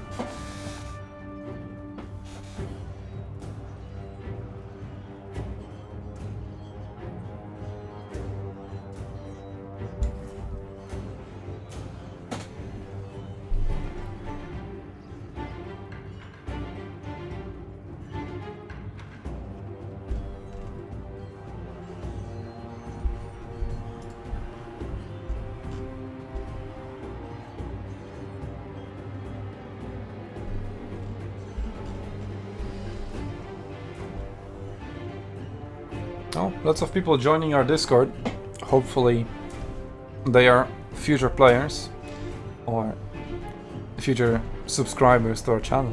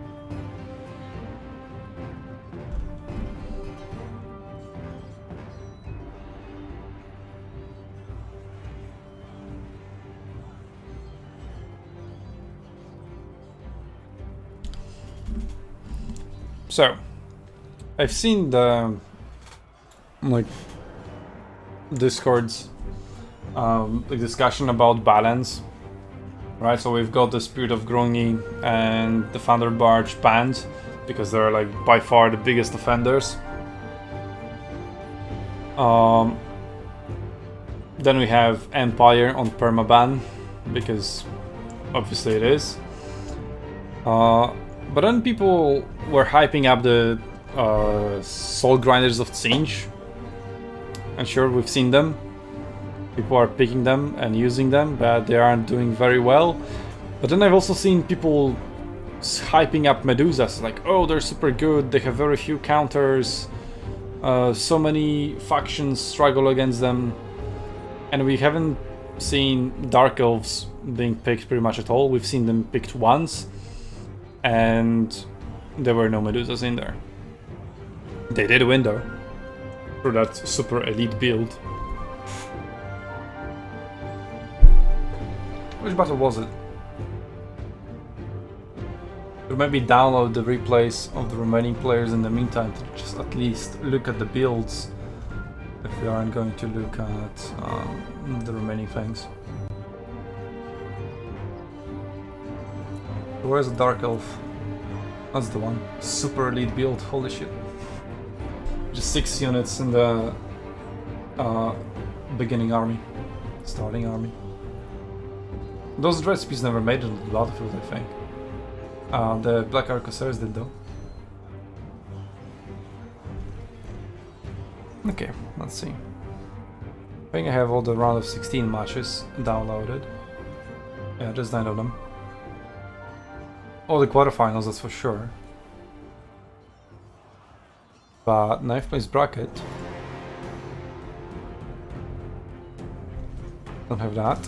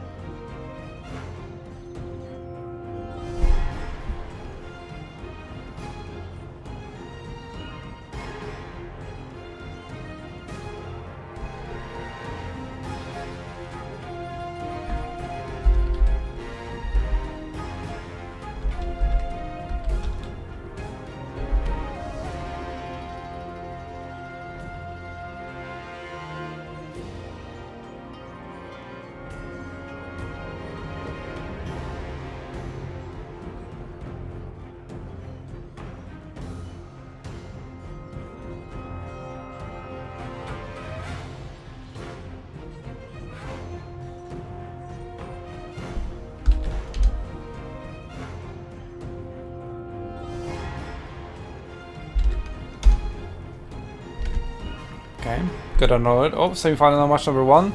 GG, please replay.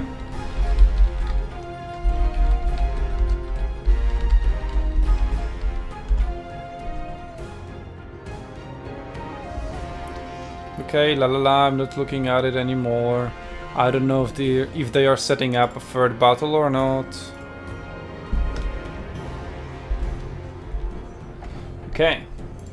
That's the most important replay we've been waiting for. Let's go. Legion of Chaos versus High Elves. The Princess. Princess, double lore master of Hoeth. Quintuple what is it called? Lothran Seaguard, quintuple spearman, single archer. Okay. That's like a campaign build. And then we have Demons of Chaos with oh no, please don't crash. But again. Yeah, I guess I shouldn't hover over units. Yeah, this will be crashed. Yeah, so the Tzeentch demon name thing, Lord, I think. Whatever, yeah, it crashed. But then again, it crashed earlier on without me hovering over a single unit. Okay, I understand it crashing if I hover over. Sure, skill issue.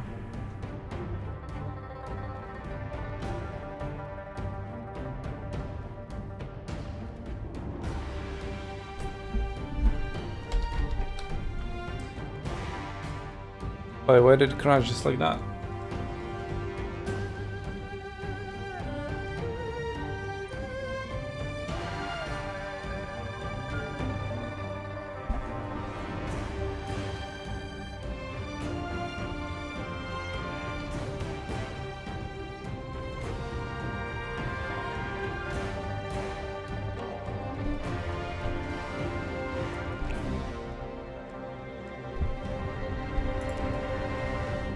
Okay, replays.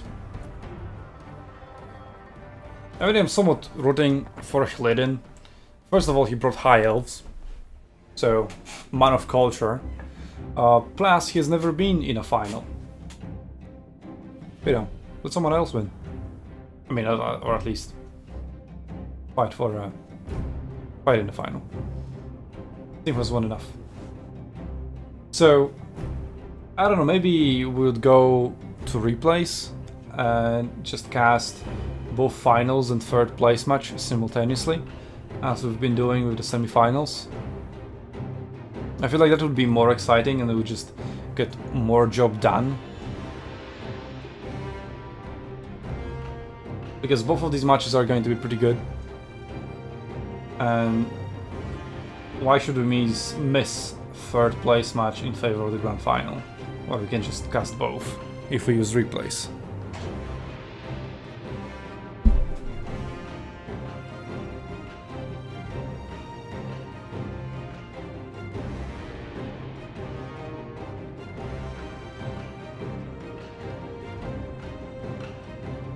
Someone pinged me, but I'm not looking on Discord. La la la la la. I don't want to know who won. Okay, Hlidin, High Elves, Tim with Demons of Chaos. Once a meme faction, no more. Soul Grinder of Siege, but only singular. He's not falling into the trap of bringing two. Then Shrieking Skyrace, yet another staple unit that is always being brought. Because it's just so goddamn OP. Princess opening fire. Let's see, Swordmaster of Hoeth, Loremaster of Hoeth. Oh, one has Earthblood, the other has Milk of Mystifying Miasma. So when I asked somebody why double Loremaster or something else, it was because Milk of Mystifying Miasma has a long cooldown and I just want to spam it more often, since it's so cheap.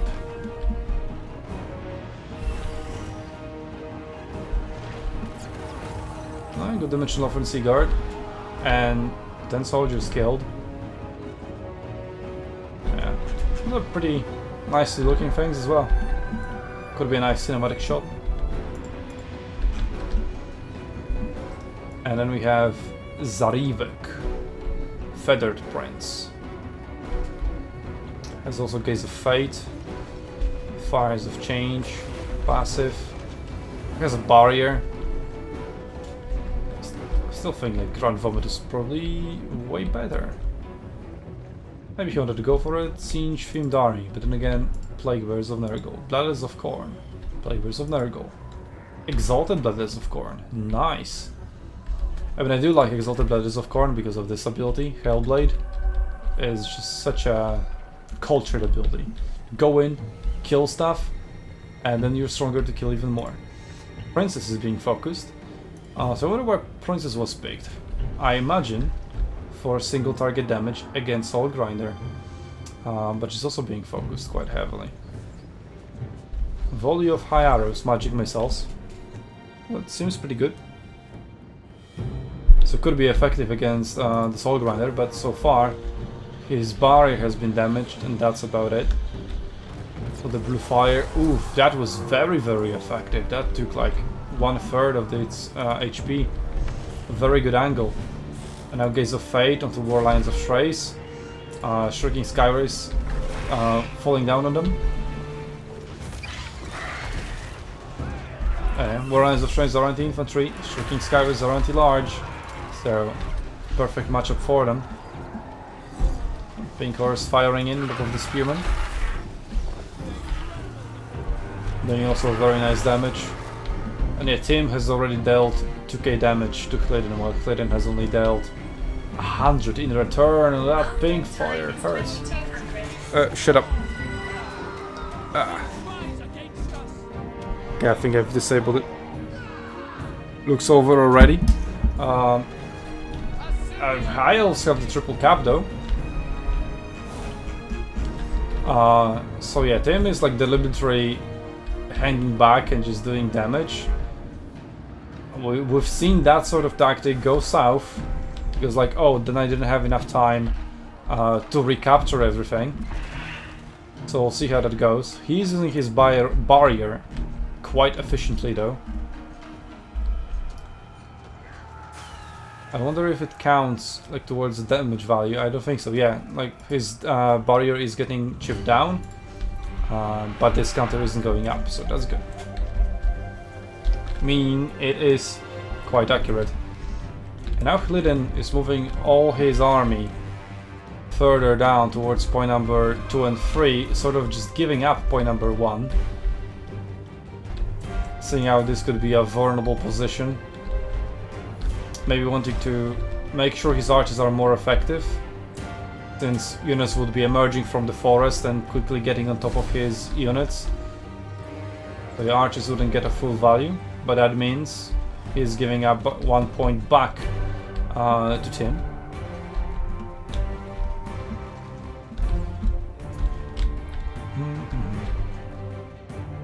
And I have Shrieking Skyris switching over to the other flank, possibly looking for... Oh, that ping fire hurt yet again. It's half HP with a single cast. Yeah, there we go. Lamprey's Bite and yet another Lofen Sigurd.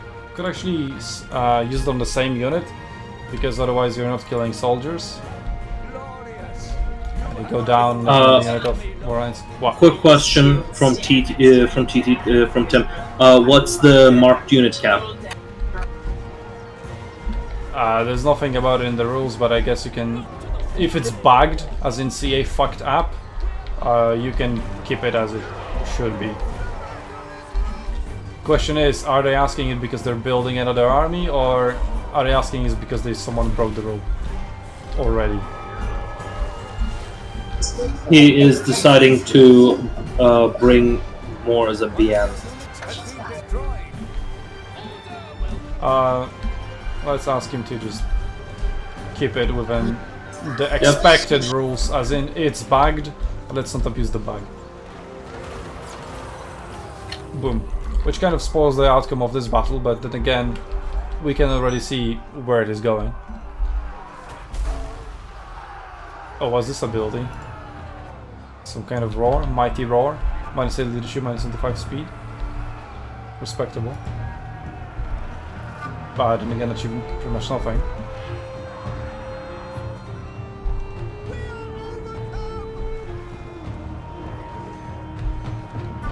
So, Slugrind of Siege, out of ammunition, 1.6k value. I don't know how much melee action he's seeing, probably not much. So with just his range fire, he's already paid for himself pretty much. So yeah, and if he was unsummoned for 900, that would be still like 700 up, so he did actually pay for himself in that regard. Turns out, yes, there is a bug. Pestigores, even though they are marked for Nurgle, they do not count. Yeah, therefore, since it is a bug, we should just count them ourselves as such.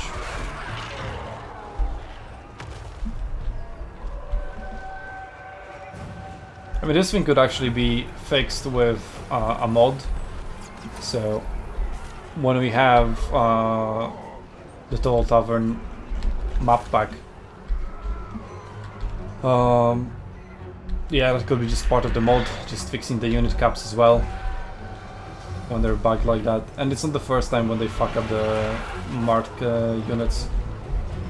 I think it was back with Beastmen and Tsangors. So they're adding these Chaos units from DLCs onto Beastmen, and they're forgetting that they have done so, and that they should also have those unit caps applied to them.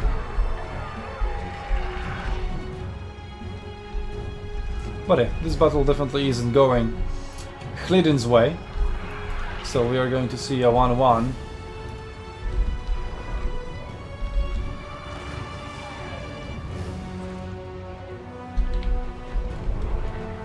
Also, High Elves are pretty much lost. I mean, they have shown why they aren't really considered a top tier faction and why they aren't being usually picked.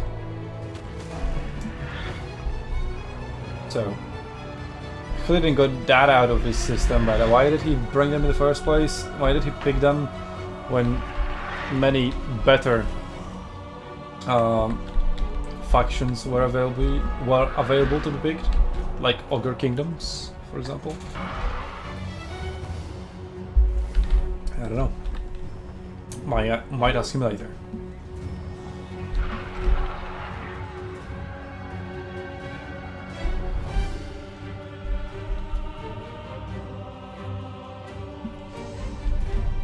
But team has double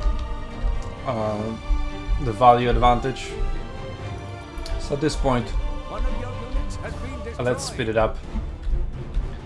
Let's spur Hlidin the embarrassment of slowly losing and make him lose faster. Nicely executed maneuver, double route, triple cap, a dragon. I mean, a dragon cannot possibly achieve anything, so just for style points, I guess. It's a POV from the dragon's perspective. And the princess is back. Oh, I deserve that, I guess.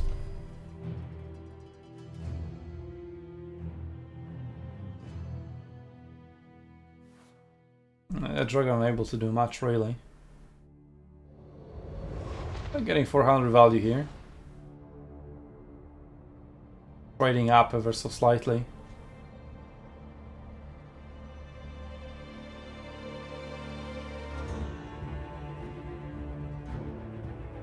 Another brave, that could be good, and it missed. Such a nice big blob over there. I knew it. There you go. Unending glory is GG.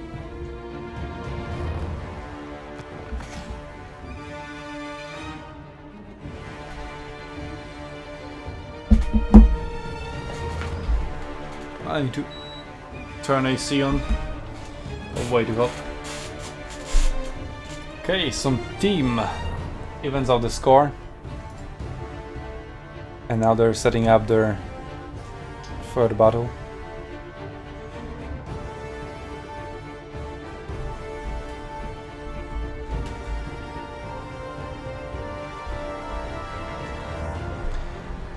We do have a 5th place match. First battle.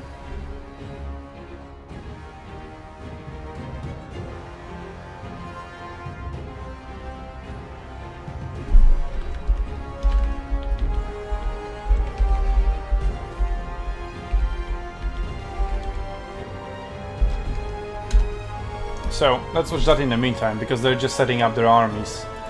So we will be 6 players, like all of them are really good, more or less even on equal level. Serika maybe got quite unlucky with the seeding, facing out the region so early. Otherwise he would have made it to semi-finals easy as well. But well, team was also on the receiving end of it, having faced a houseplant super early in quarterfinals and dropping down. And I think he was the only one able to get a game of houseplant throughout the entire tournament.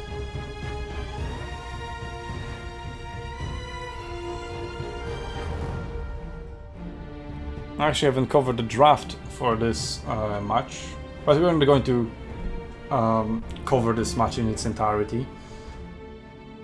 So, Wood Elves for Rexa. That's yet another reason to watch it. 4 units of archers, but only Glade Guard this time around. No Deepwood Scouts. With something shards. Double shot anyway. Okay, Road to Vol's Anvil. So huge commitment on top of the hill, obviously. Norska, on the other hand, going wide. So, quite enough is development. Serika will capture point number 1, get an advantageous position on top of the hill, and then try to push down to try to get point 2 at the very least. Which point number 2 is quite close to the slope. Maybe like make this map more balanced. I would move point number 2 closer to point number 3, but still keep it horizontal. Could be a triangle arrangement as well, I guess.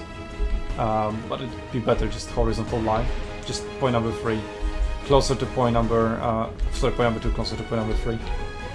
But it's, you know, make this slope end earlier. Because point number 2 is like too close to this like super advantageous position over here.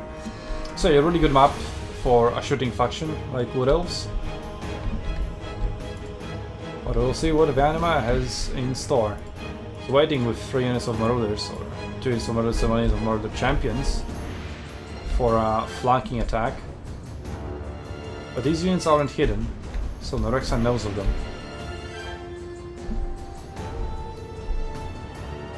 For Murray skirmishers, we have Scissors of Thorn showing up, shooting their javelins, or throwing their javelins rather, at the Wolfric and Shaman Sorcerer of Fire.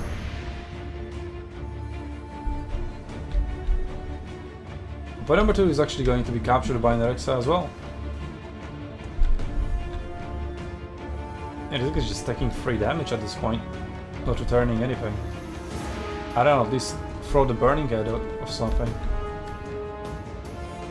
Or maybe they're just slowing down the capture, but is it really worth it? It's actually coming back with everything. And these Mortal Champions will need to make it all the way up here, which will take some time. I guess it's a build-up strategy, but shouldn't you be closer, like within striking distance to your enemy? Or at least equally so? Well, we'll see how she cooks up. For now, we have Scissors of Thorn, just getting 3 shots in, because obviously, why not?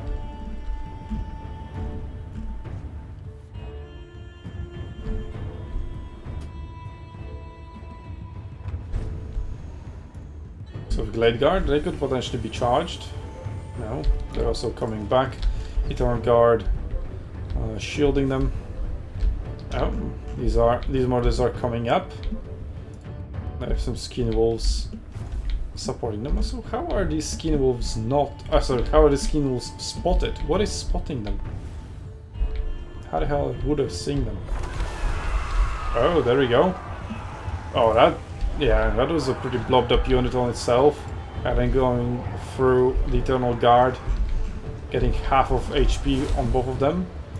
Good Earthblood, I guess, good value. And Gladers will be able to just run away from it. But Earthblood helped a little bit, not a single soldier lost, sure, so Earthblood full value. In the meantime, Scissors of Thorn just single-handedly taking Sorcerer. They really didn't like him casting that Burning Head. And he's routed with 600 HP in between all the Scissors of Thorn. A very good C-Fang though. Could have been like at a slightly different angle, would have hit the Dryads as well. It's a little bit of a miscast over in that regard. But Shaman is down. No magic for Norska. Obviously it can be resummoned, and it obviously will be. But for the time being, it needs to regenerate. So, Nerexa, I know he's chilling on top of 2 points, but he could go ahead and push. Although Norska, I imagine, would just give up ground to not allow for that engagement to happen. Still could try just advancing the archers, like so, like he's doing. Getting some shots on these Marauders, maybe on Marauder Horsemen. Or maybe these Marauder Champions that are coming in. They're pretty much in range, just turn around and should be able to shoot. Yeah, Scissors of Thorn, 1.1k value. Really, really nice.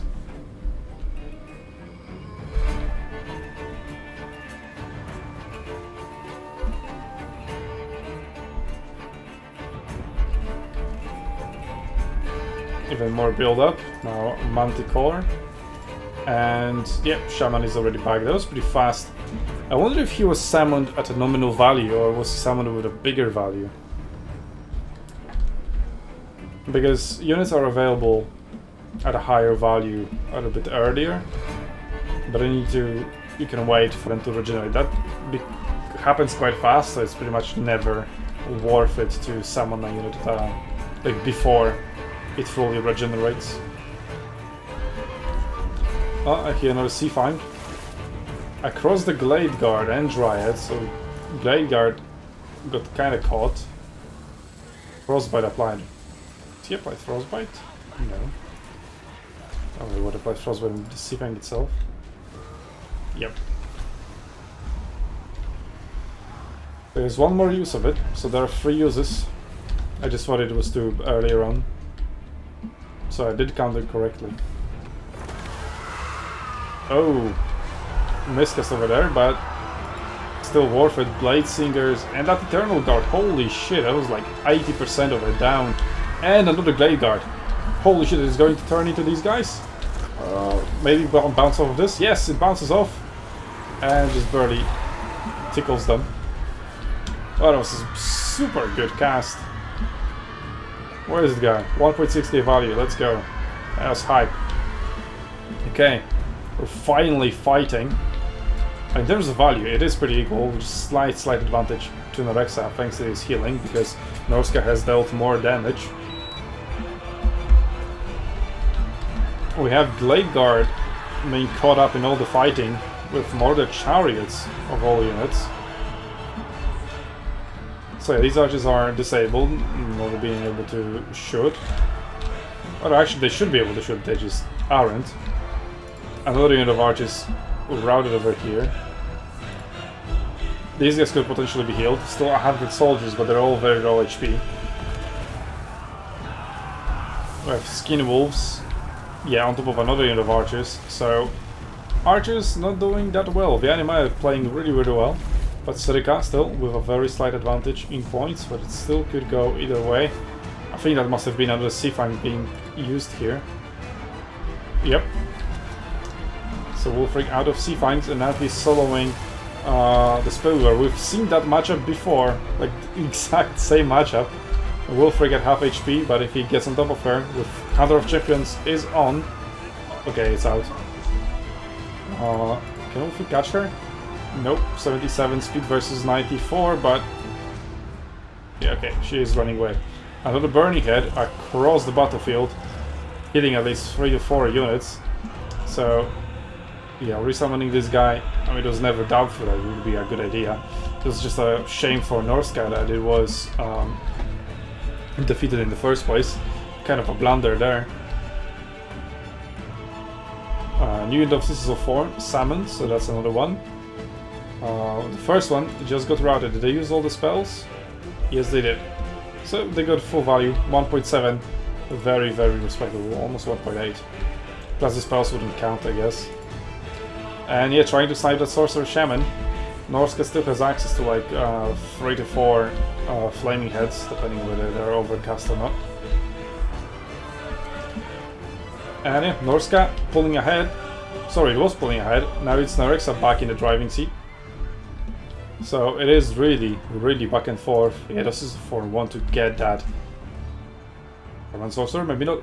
Wow, okay, that's just the javelins themselves. Massive damage. One more volley would have been it. But they've turned their attention. The chariots, trying to save Blade Singers. That's another wind ability. Yeah, it's Burning Head, but this one not nearly as good as the previous ones. Could have definitely found a better target, maybe over here or over here. Yeah, casting Burning Head across these 2 units will be pretty good.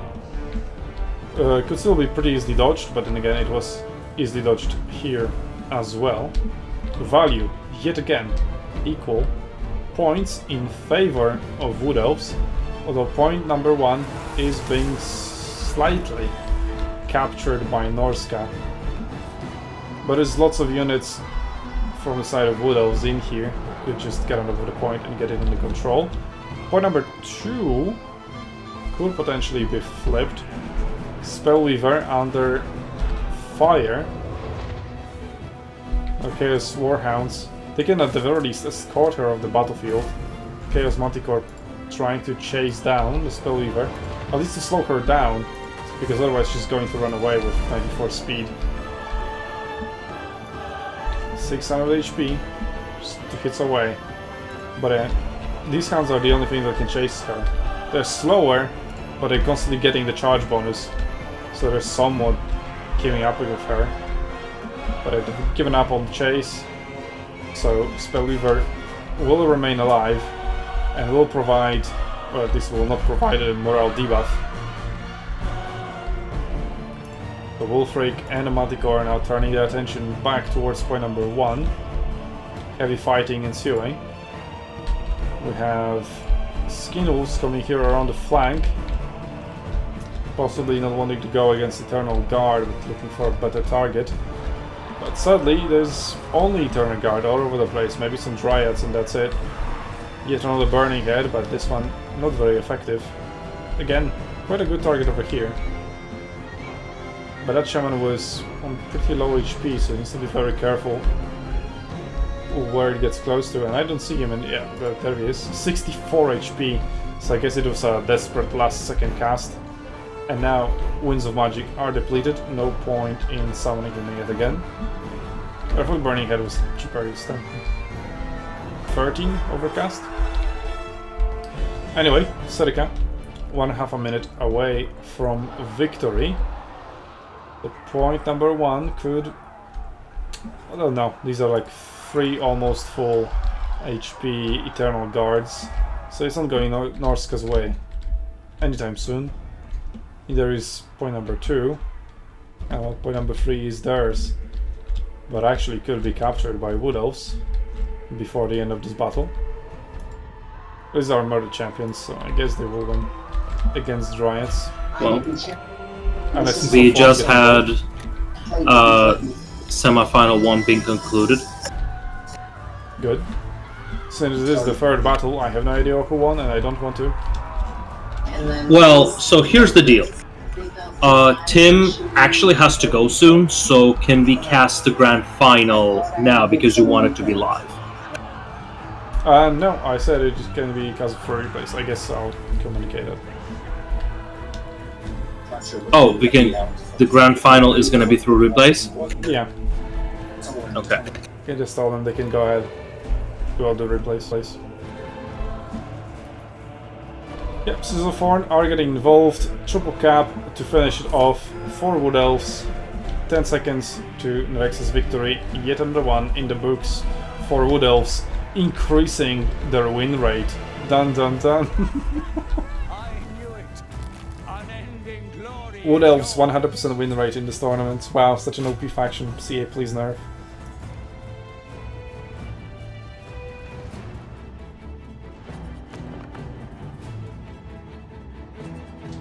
Well, that is quite a good match.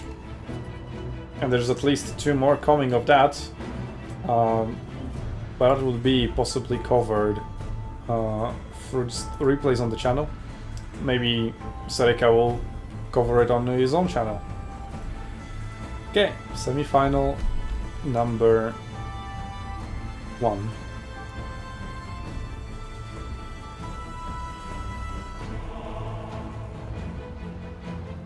Battle 3.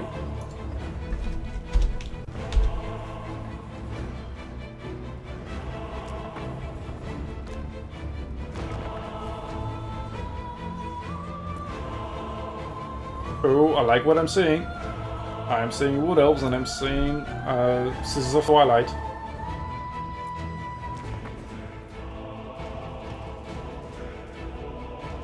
Versus the brutal Beastmen, Butchers of Kalkengrad, 2 more regular Minotaurs. I guess maybe Minotaurs with shields rather. Then Pestigores and then Ungur herds with spears and the regular ones. And Grove of Slaughter. Yikes, that is not a good map for Wood Elves. But then again, Helene has brought only 1 unit of archers. Plus, I guess, the Sisters of Twilight are also reliant on archery. Well, I'm just really hyped to see Sisters of Twilight, as they're one of my favorite lords. Yeah, let's go. For Aphilorum.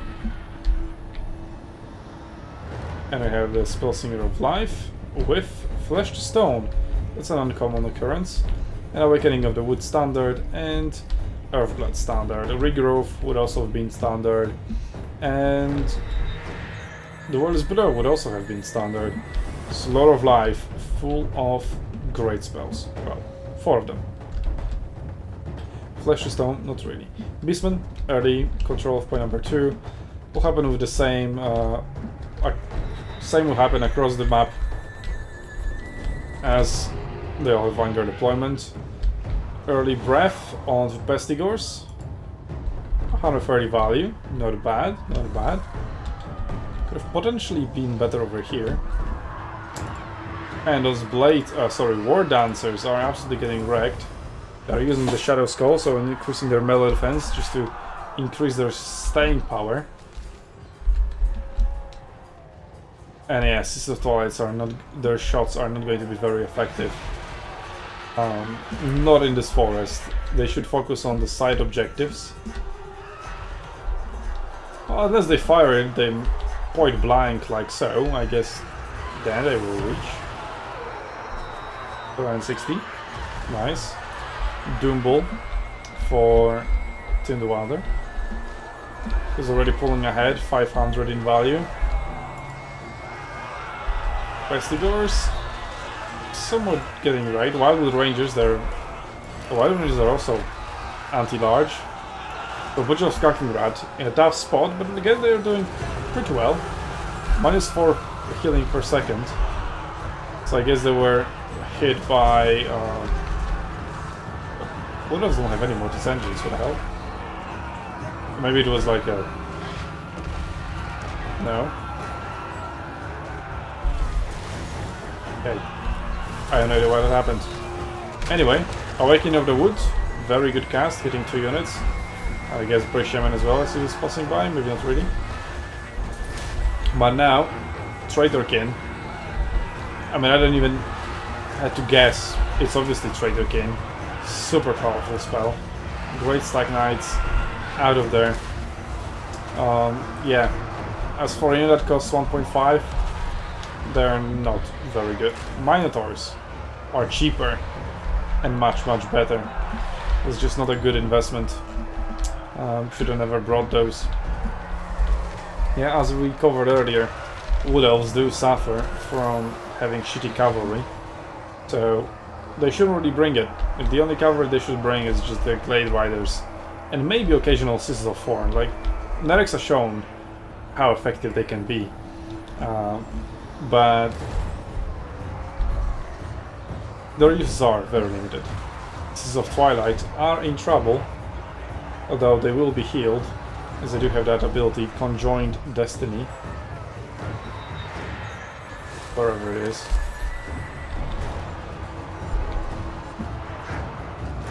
But were they already healed?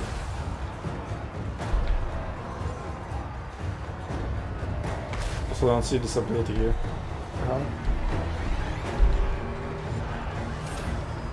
I think it's a passive that's always there, it's not like you have to buy it. But Sisters of Twilight, about to go down. That's not how I wanted it to go. Awakening of the Wood to slow down the pursuers. Double is rolling on her. On them. Rip. On the bright side, Wood Elves have captured 2 out of 3 points. But they also took a value down. So not too good. Firebark Elders coming in. Flame resistance, well that's not going to help. Kind of useless. But still, they're just there to provide good damage. The fire damage also is going to be a factor, although it reduces healing, so Butchers of Kalkningrad would have their healing reduced. That's about it. But it is quite very much team favored very quickly. That map just really doesn't favor Wood Elves. As I said, they haven't brought many ranged units, but Citizens of Twilight in there in the forest, yeah. Also Beastmen are just a top tier faction as well. So there we go, Serica. That will bring down the Wood Elven win rate to 67%. Still OP, CAP is now a couple.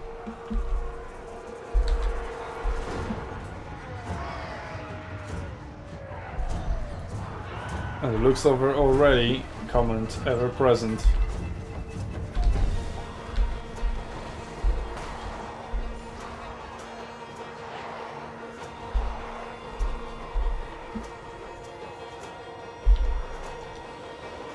Let's see how Tribak Erdads are doing. Now, Butchers of Kalkenrad will have their healing reduced once they come into contact with them. Let's see, healing power still at 100%. Not going down. But it doesn't say they're on fire either.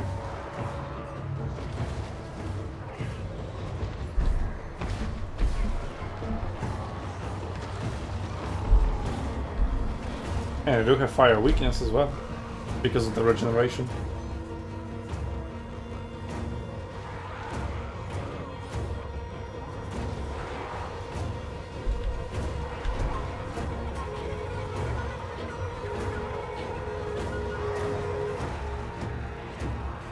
I guess the healing rate didn't get reduced, as they're never on fire, so. But with this gap, it is quite big now.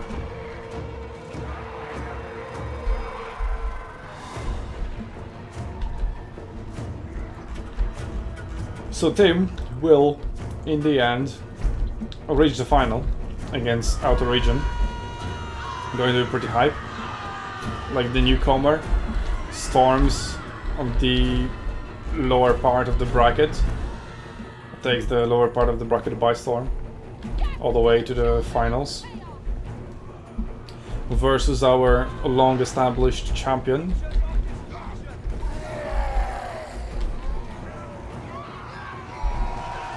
Would be spicy if we had Berserk.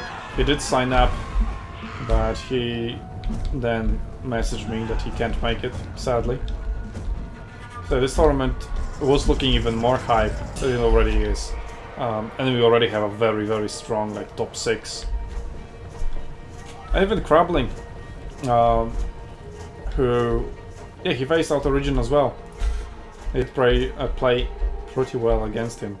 Actually, he did take off the game of Outer Region as well. Something that Arcane couldn't do in the semi-finals.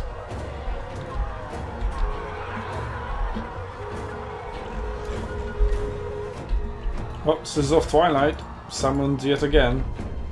I mean, at this point it is super over, so might as well. But now that the fighting is in the open, we should be able to shoot a little bit better and utilize that part of their kit. But where's the Conjoined Destiny? Where's that?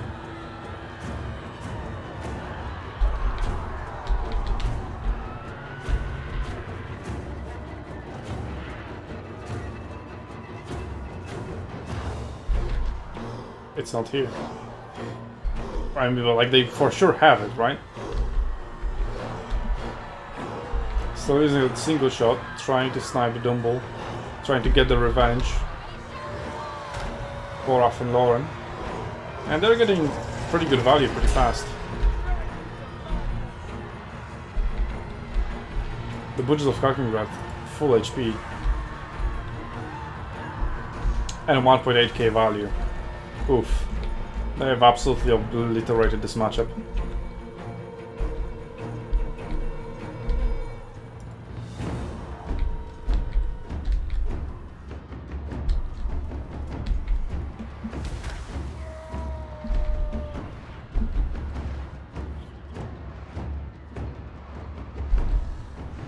So this is after I will go into melee.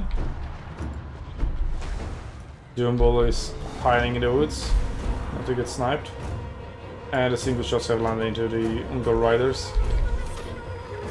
at this point should change to the scatter shot, aka Talon of Dusk, instead of Talon of Dawn.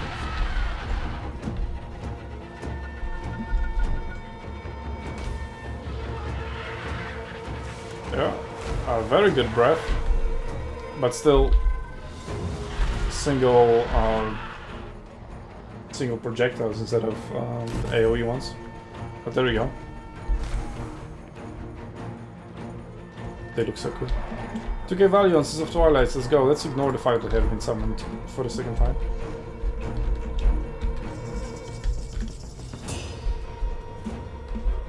So I guess this battle is about getting some value on Sins of Twilight now. Diving into all these Minotaurs. 2.1, 2.2. Woeful tidings. The enemy has captured one of your victory points. Nothing to Take see it here. back. They're all the way in the reinforcements area. But jokes on them. Point number 3, sneak up. And there we go. Tons of Minotaurs with shields. Wrecked by Sins of Twilight. So OP. Please don't nerf.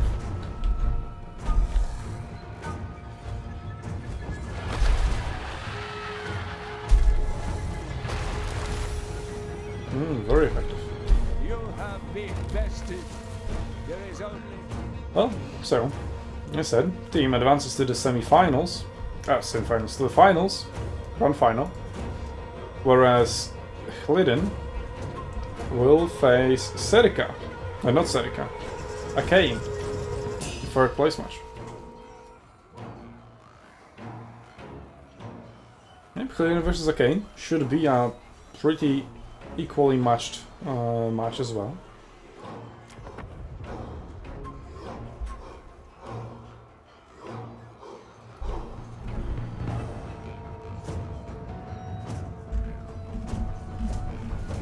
So let's get these drafts on the board. I'll also showcase the 5th place match, since it is pretty hype. And we've already covered one of them, one of the battles.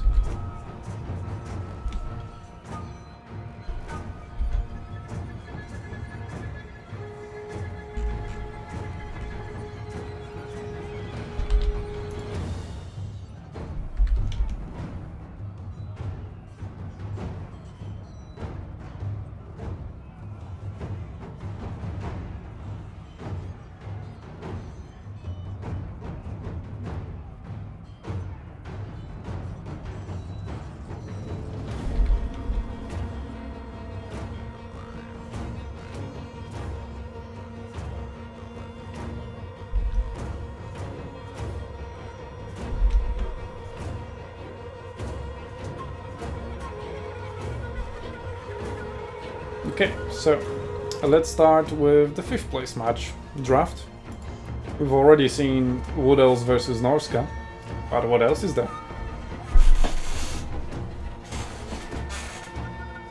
Empire being first banned. As I said, Empire should be banned by player 2. Player 1 is wasting a ban. Anyway, countered by a Tsinch ban and Kislev ban. Very, very standard first 3 bans. Although, Tsinch has been making it through. Kislev and Empire, not really.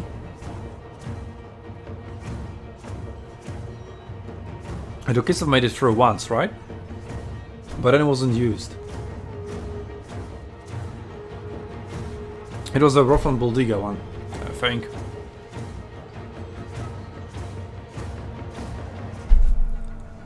Anyway, Greenskin ban. No Wood Elves ban, huh?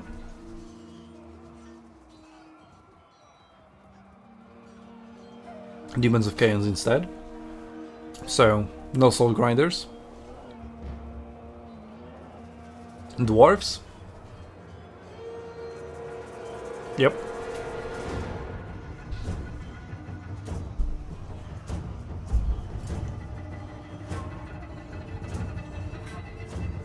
So what's going to be the first pick? Ogre Kingdoms are up there. Warriors of Chaos. It is Norska. That was his top pick, and he lost with it. Let's see if Nerexa picks Wood Elves first, or in the first rotation. He goes for Beastmen though. Very, very powerful faction. And Lizardmen. Yep, also considered a top tier faction. Saving Wood Elves for later. I mean, they're a niche, and since they haven't been banned, they are not very likely to be picked away from him. And we have Chaos Dwarves and Nurgle, Dark Elves and Wood Elves. Nice. Maybe you will see the Medusa that I've been mentioning.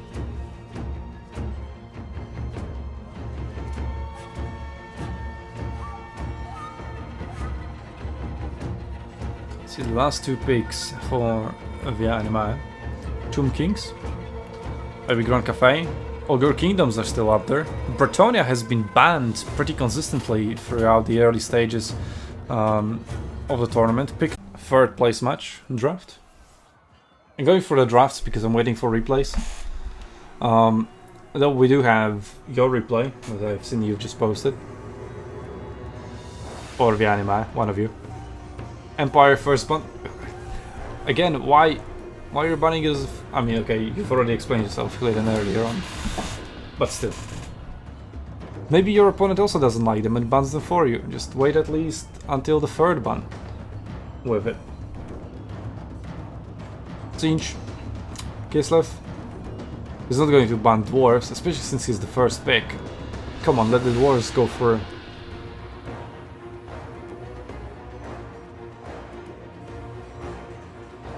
Don't ban dwarves. Don't ban the dwarves.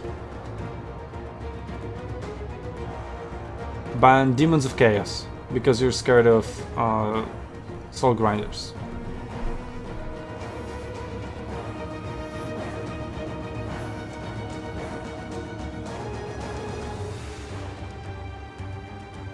High Elves ban.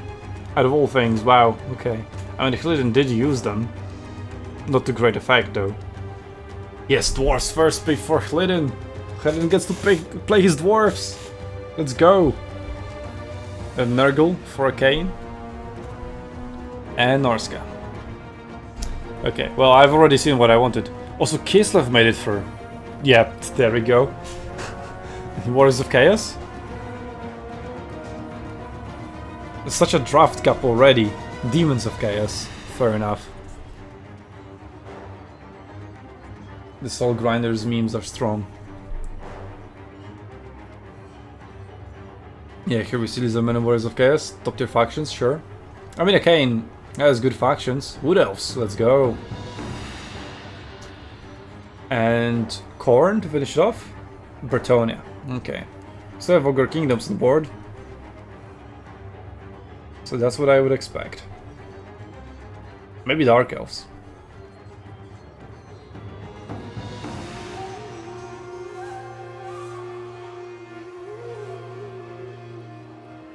No, 10 seconds left. Oh, Beastmen. How did I miss that Beastmen haven't been picked? Wow. I guess Hliden, like, I would never pick like Bretonia over Beastmen, or even Wood Elves over Beastmen. I mean, I maybe would have picked because I like Wood Elves. But yeah, given like what is strong, yeah, Beastmen are super strong, and yet they made it all the way through. So yeah, this is all pretty good roster. Like Dwarves and Kislev made it through, which is wow already. Nice, spicy.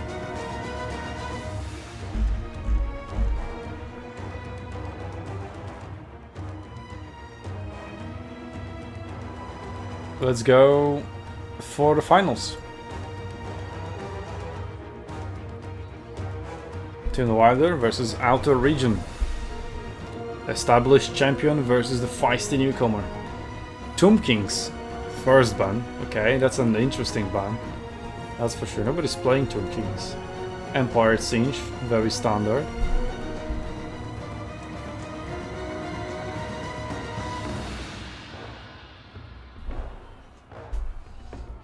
I could go down a little bit. Nope. There we go. Perfect.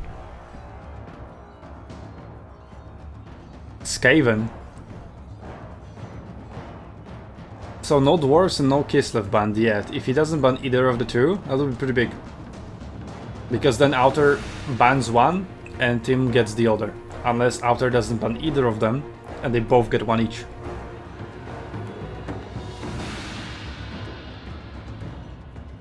Grand Cafe. Okay, let's see if he bans either dwarves or Kislev. Kislev, so just Tim picks dwarves. There's no way in hell he picks anything else than dwarves now.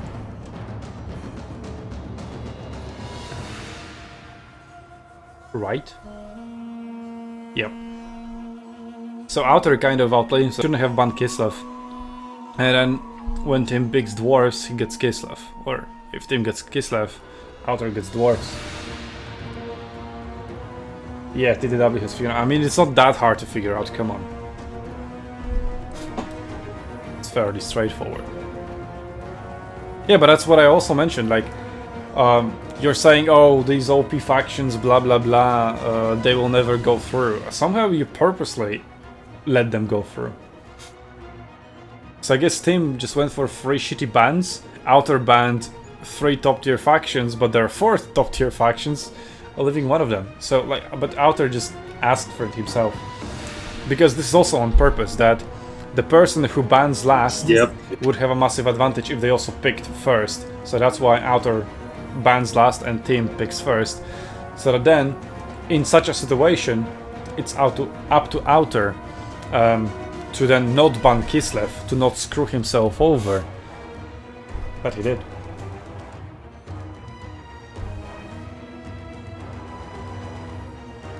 Yeah, just P2. They can. If you have top 4 factions, right? And if player 1 bans all 3 crap factions, then P2 just bans 2 good factions and 1 crap faction, and they just exchange 1 good faction each. So it's all still very balanced. And then if you just outplayed yourself like so in the draft, that's on you. That's a skill issue.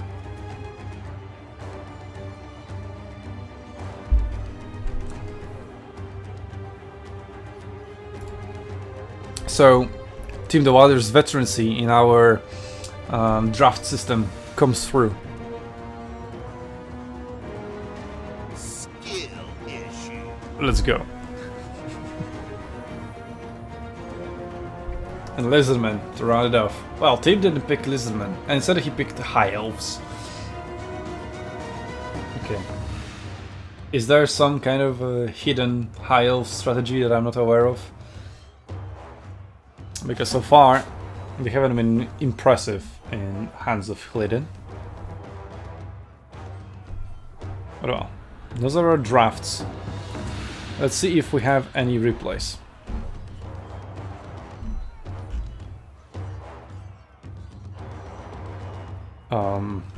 We do have a replay, but there was a crash.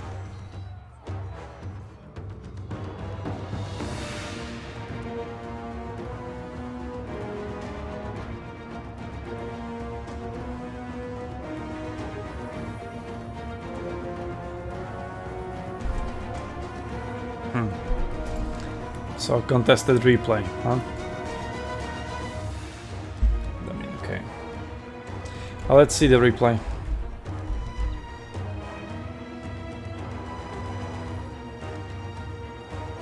I'll just leave the original name, since it might not be the official Battle 1. So let's watch it quickly.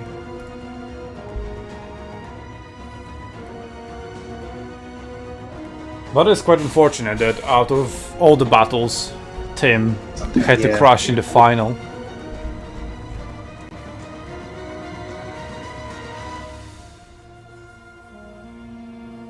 Okay, let's watch the replay. I'll stream to you as well.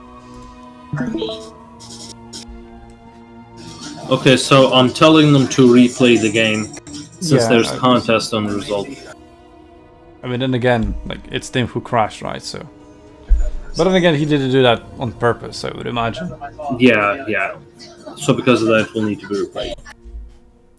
Question is, just who had the advantage and how big of an advantage it was. Like, was it like comebackable?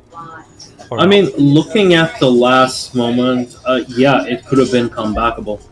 I mean, you will see it through with the mod. So the mod will show us, give us more data.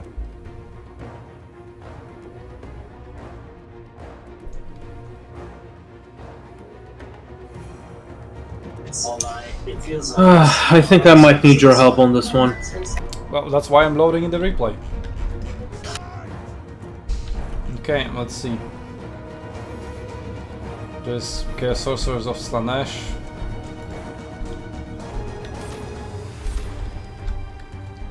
There is skirmishing. 4 units of archers. This is the regular archers, no light armor. Oh, and lags. I guess it might be. I'll stop watching. No, it's only when I started watching. So you better stop streaming and just tell me what you see. Otherwise, it lags too bad. Yeah, I guess streaming, recording, and then streaming on Discord might be too much somehow. Yeah. But at least recording and streaming seems to be working out well. So even if like the VOD skips, I have the unaltered recording. Okay, so Emry goes in early on and gets hit with the Pavane of Slanesh for rampage and damage per second. And he gets focused by all these guys. Triple cap for Slanesh as well, that's important. But it's still very early. Mage of Life casting Earthblood upgraded, so no regrowth. Aim rate down to half, but decent healing. Also, it depends on how early it crashed, right? If it was like minute 10 and it was almost over, versus quite early.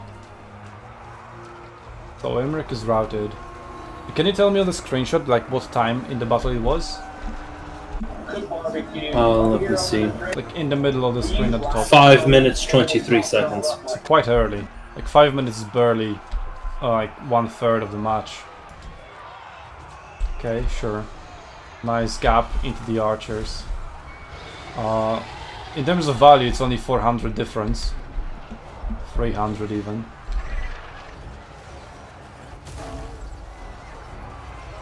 Although nice charges into the lines of archers.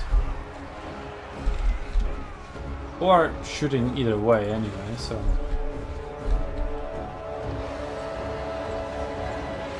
Yeah, Imri can be healed almost to full HP, but that would require the caster to keep spamming the healing, which it is the only spell available, so sure. One of your units has been destroyed. Value is equal, considering that they have other region has 1,000 supplies. We're in minute 4.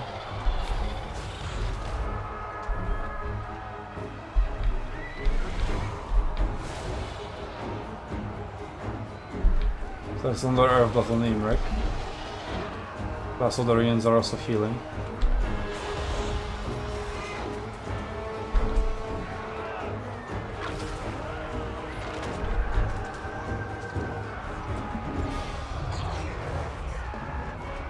Okay, so Demons of Slanesh on top of the caster. So Outer Region might think he's winning, right? Because he got 1,000 damage more, but Tim has 1,000 value more on the field. And his Outer Region has like 700 supplies more.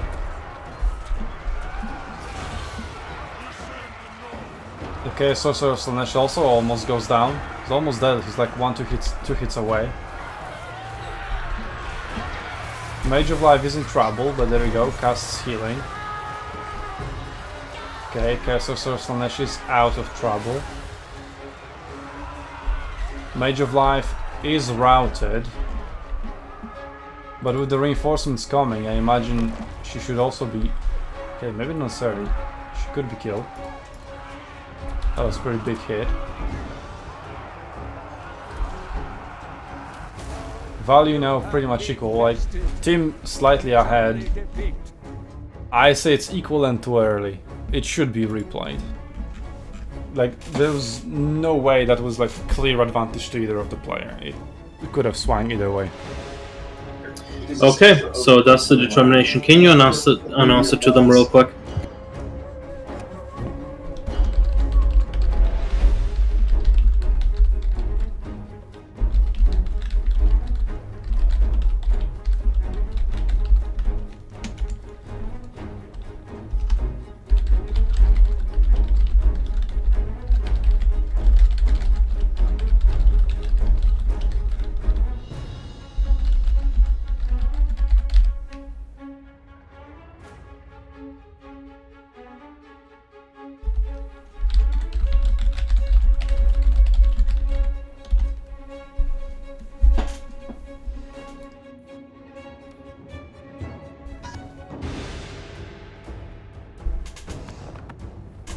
Well, Nerexa is watching instead of fighting his own battle. I guess maybe he just, oh, I have my build ready.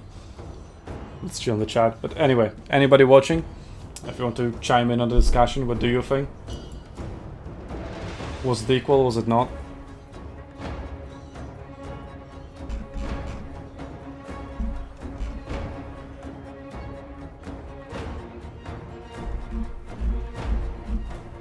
Or did Serika finish? 3 battles played, if he won 3-0. 2, okay.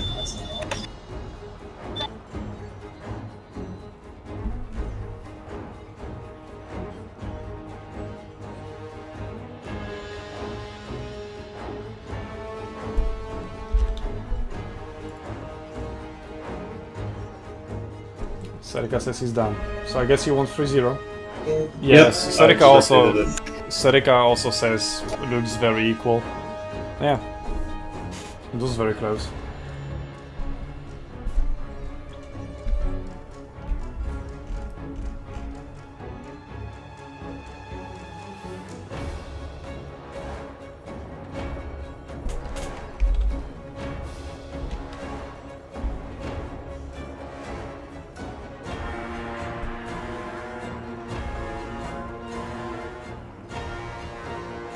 We've got GG's coming out in the 3rd place match, so I guess the first map is concluded.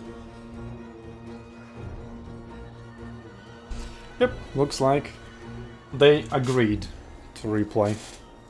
Okay, and now this mod comes in really handy because it just reveals much more information about the match itself. Otherwise you have just the damage and number of supplies. And that's it.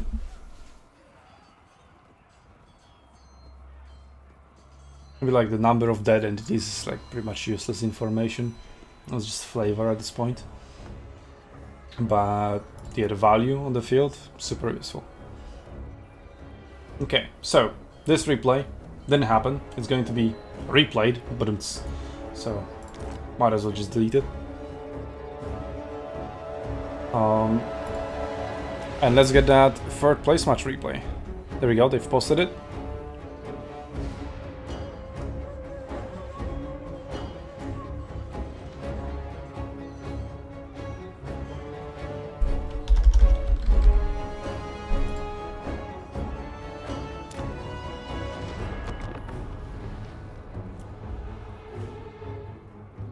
Yeah, so we also have 3 5th place. So we kind of know that Serika won all of them, so victory for Dark Elves, and there it is, the Medusa. So would be worth having a look. Versus Tomb Kings, so also interesting. And then we have Beastmen versus Chaos Dwarfs. Yet again, cavalry spam, but this time around with mindless of great weapons in the main army. Just no regular infantry at all, apart from this one unit. Wow, okay. The cheese build versus quite a regular dwarven army. Demon Stone in reinforcements. Recent renders. Okay. Anyway, let's watch the 3rd place match. Glidden with dwarfs against Nurgle. Let's go. This is the first time Glidden playing dwarves in SUNTZU tournaments. Hype. At least I think. Maybe we haven't watched all his battles in the past. So, correct me if I'm wrong.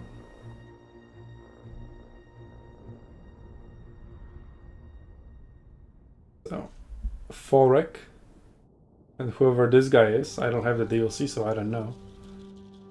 And then the Runesmith. And then whatever these are. Cannons.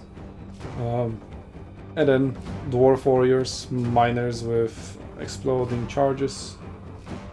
Explosive. And then regular Miners. Whereas the Kane with, I guess, just Chaos Nurgle Lord, but the melee one, and then Chaos Nurgle Caster. Then whatever the fuck this Regiment of Renown is. Then 5 Murders, Murders with right weapons. I guess Bile Trolls? Is that what it is? Yep. And Nogsbringer, Soul Grinder of Nurgle. Well, we'll see how the other Soul Grinders are performing. So Nurgle is on point number 3, and then everything else hid in the forest, going for a build-up, but then also allowing dwarves themselves to build up as well. We'll see where they place their cannons. The cannon's already opening fire on Nurglings, but they can just kind of hide behind the building. So that should be fine.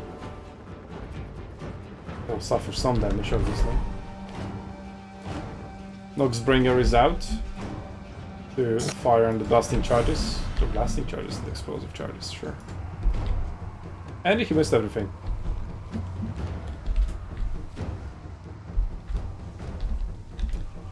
So cannons should just be moved up to try to counter the Nogsbringer. Yeah, 80 range more. Yeah, so Chaos Lord of Nurgle, and then Chaos Sorcerers of Nurgle.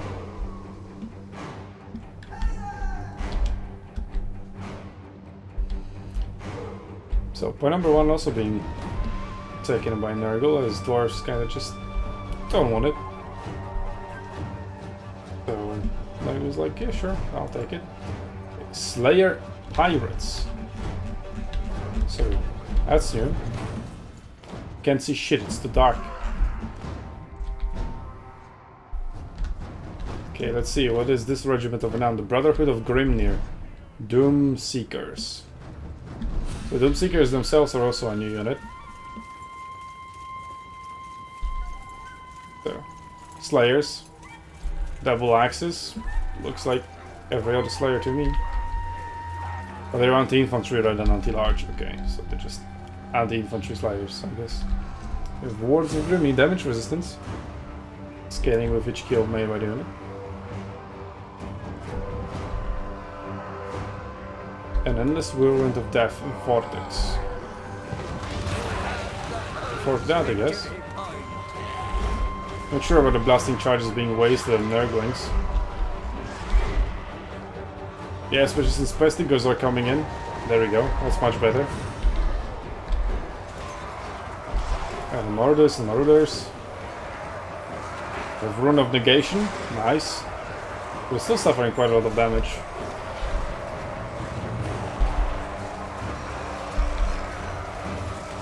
And since they're fighting Bile Trolls, and they're not anti-large, they're not doing too well.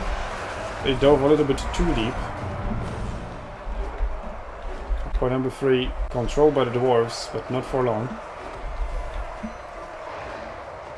And Nogsbringer being brought down a little bit by the cannons. Now slightly outside of the range. Targeting miners in the background. They have blasting charges ready. This could be a very good target for them. But looks like they're just not firing at all. This Runesmith for a Ironbrow. And where's the last dude?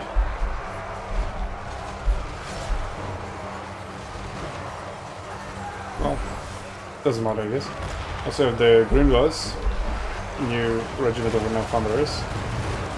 And we've got Skyhammer Gyro Bomber. Yeah, perfect opportunity to drop bombs. Very nice. Still 4 more bombs, but everything here is routed apart from Bile Trolls. What's that? Like the Skyhammer cannons. So Skyhammer used to be just 1, now it's 4. And regular gyrocopters used to be 4, and now it's 12 or 16. Let's bring a fire ring in. Only 200 value on Noxbringer, wow. It's absolute garbage. It costs 2000. So roadflies have been summoned to try to counter the Skyhammer. Well, both have 90 speed. These guys I think don't look like 90 speed. Neither of these guys actually. So, quite funny. Point number 3. Back under control of dwarves. The Brotherhood of Grimnir not doing too well, but could have been worse. Lots of things have been invested into them.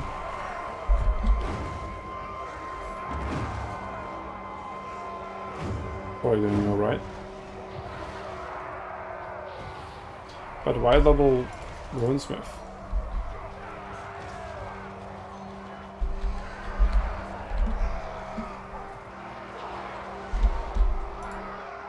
Oh, Garagrim Arenfi, so that's the guy I was missing.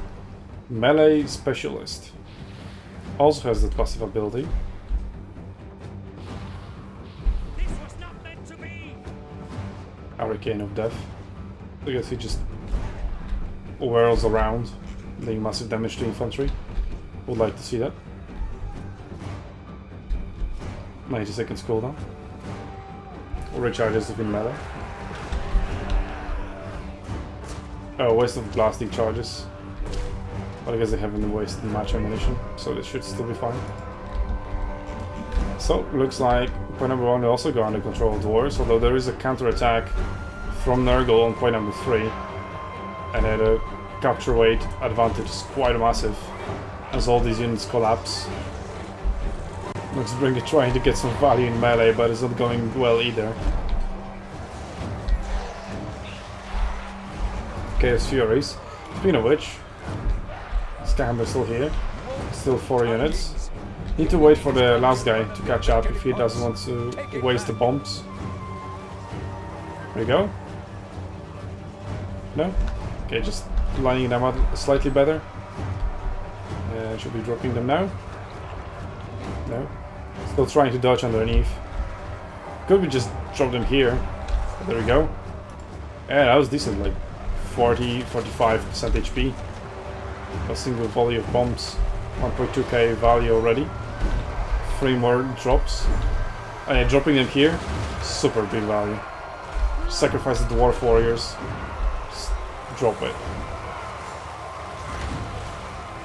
So line up. Don't drop it like exactly on the dwarf warriors, because then you wouldn't hit the enemy. But yeah, that was good. Only 7 friendly fire kills. And here come the Chaos Furies, so just drop your bombs and get out of here. No? Doesn't have a cooldown. He doesn't have anything to save him from the Chaos Fury, so that's a waste of a bomb. This is a perfect opportunity to drop it under the bomb. So kind of a wasted chance there. Cannons doing alright.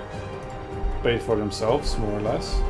You can just waste all the ammunition and get unsummoned for even bigger value. Fire pirates. I think they're quite immune. Noxbringer opening fire once again. 700 value. Almost there. Acceptance ready. Forek is getting wrecked though. Okay, sorcerer. Well, mostly Biotrolls, I imagine. Then Runesmith also isn't helping much. Yeah, we should just get out of here. Skyhammer survived with 3 out of 4 gyrocopters. What happened to the Furies? Okay, they must have flew over this Slayer pirates, and that's what killed them. But in the meantime, the Grim Dwellers Thunderers have been cut out in the middle by the Chaos Lord of Nurgle. And maybe some more lists of Nurgle with great weapons. And yet another Long Drong's Slayer Pirates. Is that a... yeah, that is a Regiment of Renown, just with a bug name. Regiment of Renown versus Regiment of Renown. Warrants of the Bog definitely winning this matchup. And these are Slayer Pirates and they don't even have anti-large ammunition.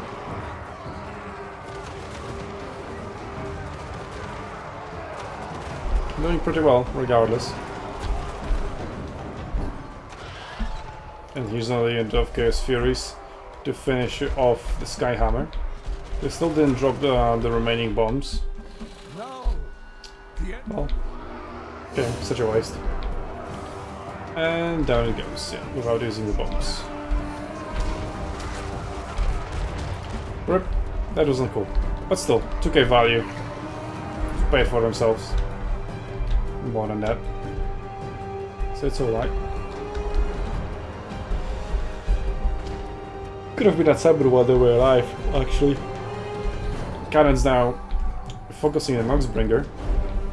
He's well within the range, so they're dialed in. But only a few shots left. I should be able to bring him down. Chaos Fury is now potentially advancing towards the cannons, aiming to disrupt them. So either invest into something that can repel the Chaos Furies, like I guess these Pokemon Rangers.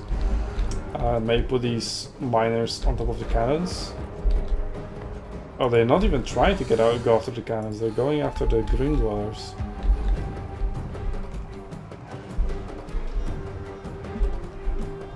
So, points are fairly equal, but Nurgle controls 2 of the points, the dwarves controlling only 1. It will be very difficult for the dwarves to get point number 1. I think they need to unsummon the cannons, as they have run out of ammunition, or are about to. Maybe try to finish the Noxbringer. I guess now they're focusing the Chaos Sorcerer of Nurgle. They still have 24 winds of magic. But they are out of ammunition on this one. I'll just unsummon it. Get some value back. Summon some decent chunky dwarven infantry and push point number 3, I guess. It's point number 1 with stuff.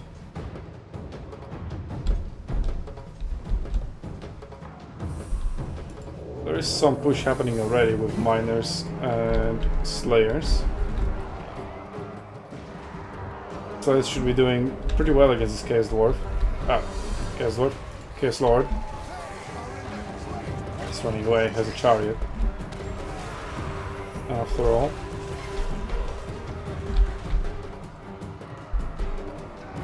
Slayers have been delayed by the Furies as they are running away now.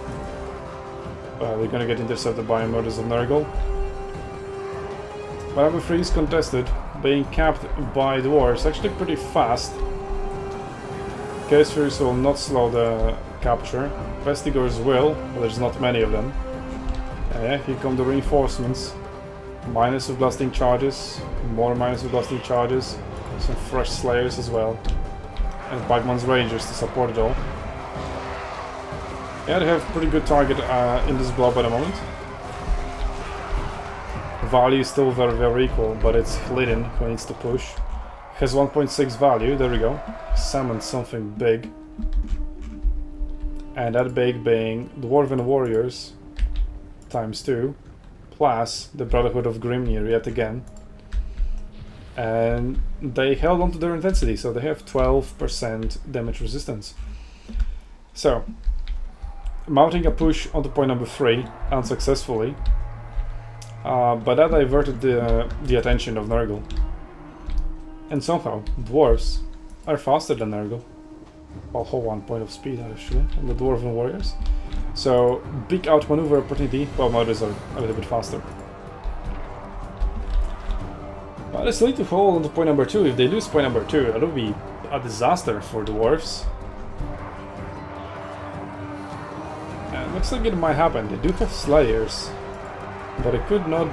They could be not enough. It should be fairly easy to just summon something in here. Exactly. Another unit of minus with blasting charges. If Nurgle blobs up and the blasting charges get thrown, that would be a break in terms of clearing that point, but it is going very, very fast. We're facing a triple cap at 1.3k points for Nurgle. Point number 1 will be flipped anytime soon now. Maybe there might be a little bit too overcommitment over here, actually. So it will go down to 1 minute 30.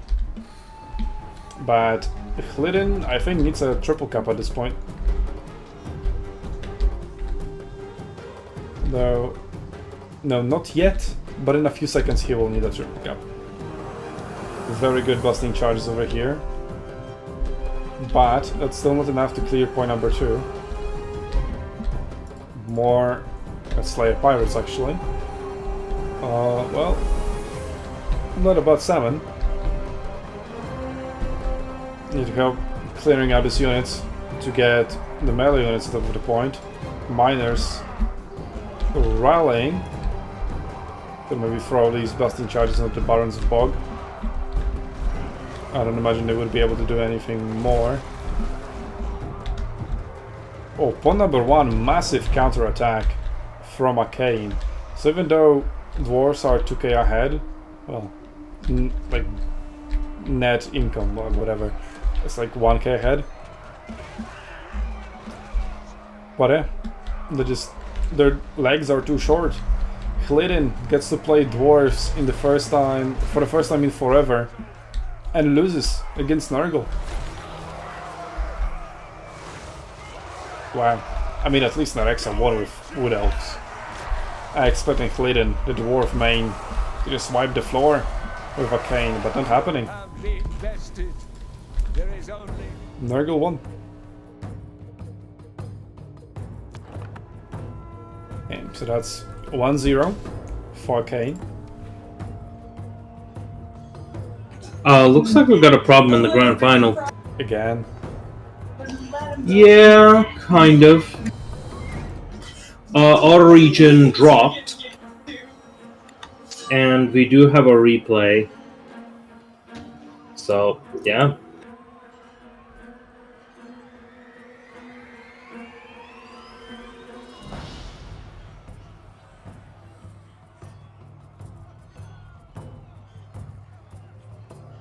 So he's just resigning, not like dropped from the battle. And the resigning in the grand final is not cool at all. Yeah. Basically he just dropped out of the whole tournament.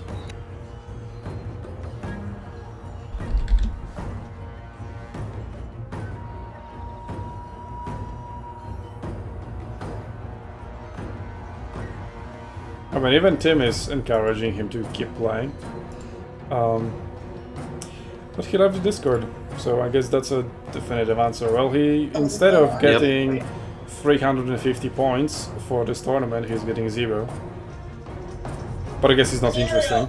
But that is a very anticlimactic final, especially since he went through the entire tournament, played really cool battles, and then for this to end like this, not cool.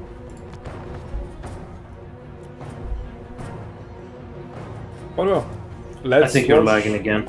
The final replay. Cool, I'm still recording. So I'll be fine in that regard. Yeah. Yeah, I know, right? Quite unsportsmanlike too. Very unfortunate, but that's what happened. So... Well, I guess, are we still waiting on the third place results?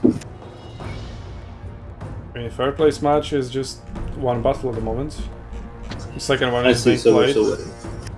Okay. Alright, well, unfortunately, the grand final is going to be anticlimactic, but we still have got the third place match, so I guess we'll have to keep streaming that. We do have a replay for a grand final.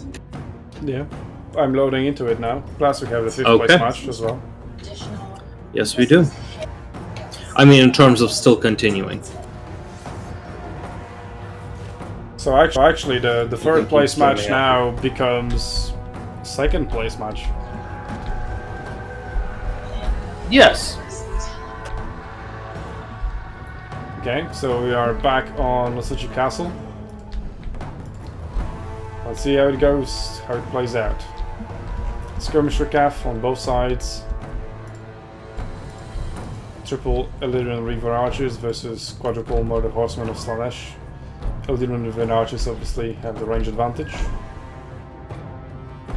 Might try to shoot the Lord and they're missing. Plus Pavane of Slaanesh making a rampage and goes straight into the Lord and being focused. So yeah, very good use of this ability. But they didn't finish the unit. And the Illyrian Reaver Archers plus the regular Archers are returning fire. So overall trade massively in favor of Outer Region. Oh, I was looking at the wrong thing. No, so actually in favor of team. Now Emmerich diving into Chaos Warriors of Hell Scourges. That will poison him, and Sigvald comes in for a quick hit. I don't know if he scored anything. Might have just missed. Point number 1 getting flipped by Slaanesh. So triple cap for Slaanesh to begin the match.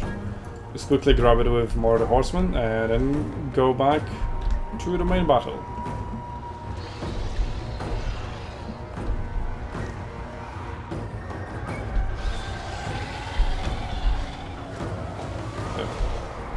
Kind of a missed breath, maybe dodged by Chaos Warriors of Slaanesh. Putting that speed to use, 33 speed, let's go. Otherwise it would be like 27 or something, 28.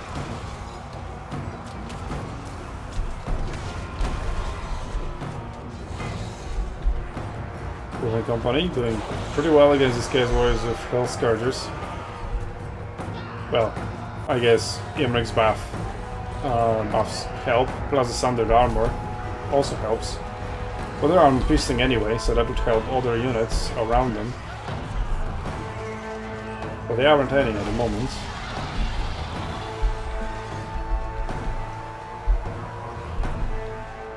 Have Illyrian Reaver Archers punching through the middle and going into melee against more the Horsemen. It's pretty good. They can now potentially spill out, because there's nothing defending point numbers 2 and 3. Just go there and grab it, but Tim is mostly interested in just dealing damage to his enemy, which, fair enough, has worked for him pretty well usually. So that's the go-to strategy, plus he needs to run away from the Hellstriders. Oh, that was more friendly fire than enemy fire by Imric. 18 friendly fire kills.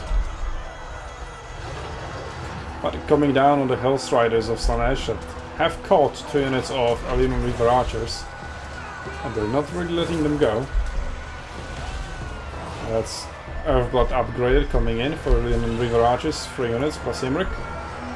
Imric soon to be again at full HP. And there it is. Yep, Tim with 2k early advantage this time around. So last time around, at 5 minutes, it was equal. At the moment, Tim very convincingly winning. So maybe that's why Alter Region got salty.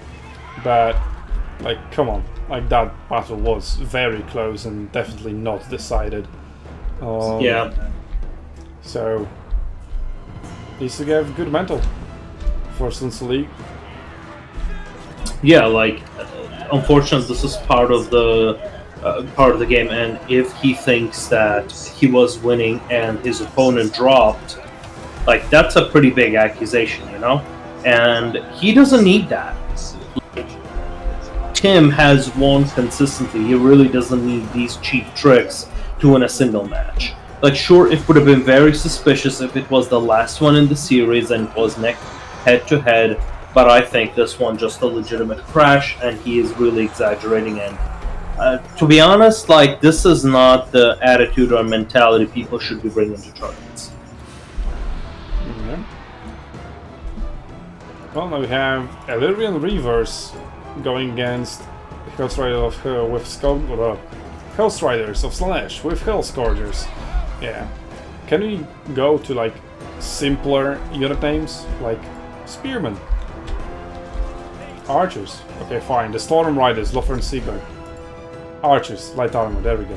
Sisters of Avalorn. That's pretty simple. No, it's not. Simpler than the Hellscourgers thing. Hellstriders of Slanesh. Can it just be just Hellstriders? Why of Slanesh? Are there any other Hellstriders not of Slanesh? It does imply that. You're absolutely right. It does imply that there are other Hellstriders of something if you add up Slanesh to it. Yeah, but they aren't. Oh, we also have a new replay for third place. Cool, I'm gonna watch it after that. And then we always have the 5th place match to fill in the blanks in between. Well, Tim already, 3.5k ahead. So just really reclaiming the battlefield and cleaning up. Point number 1 should soon be his. Point number 2 already is. Point number 3 not defending by anything. So sending some cavalry there would seal the deal.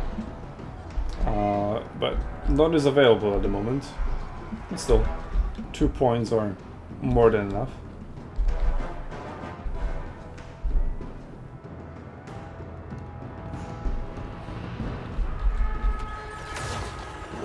Seekers of Slanesh fighting a gap in formation, going after some archers. Going to finish them off probably. But have light armor. Gonna help them. Not at all. Lothar Seaguard though are helping them, and if they get charged, they're much better equipped to deal with the Seekers. Quite an expensive unit too. Yeah, and from the looks of it on the battlefield, it looks kinda as if Outer Region has checked out. This is not maneuvering his units. Not all of them anyway. They did get a Motor Horseman into the archers, so that's good. Cultists of Slanesh soloed by Imric. Imric still full HP. There we go, she's dead. Well, Sigvald is full HP, but he doesn't have the same damage output potential as Imric. Imric already had 2k value.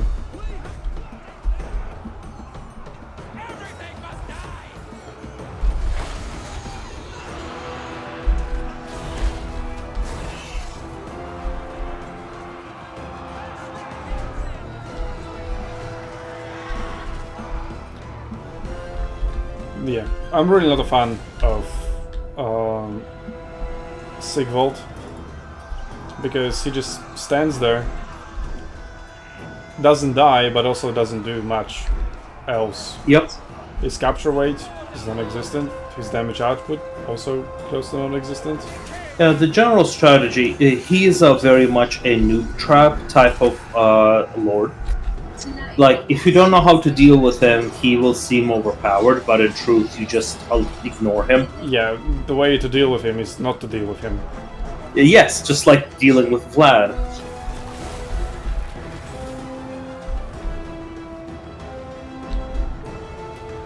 Yeah, but Vlad can use spells, Yeah, that is true.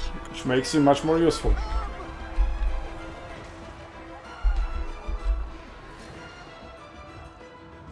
I knew it. And there we go, okay, victory for Tim, so the region just gave up at this point.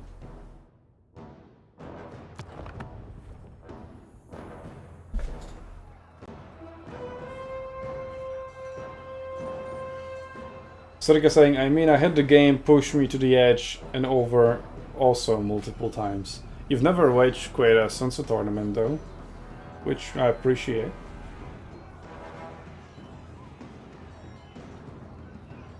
Maybe something error happened, but could have said it, I guess. It wouldn't have left the Discord server either. Yeah. No, this sounds like a typical rage quit. The jank unmoderated meta can 100% do that. I mean, we kind of leave the moderation to the players with 3 bans each. I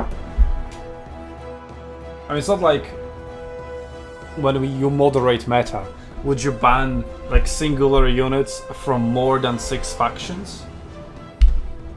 So this is way more moderated and like tailor suited to the players themselves, because they pick well, ban and pick whatever they want.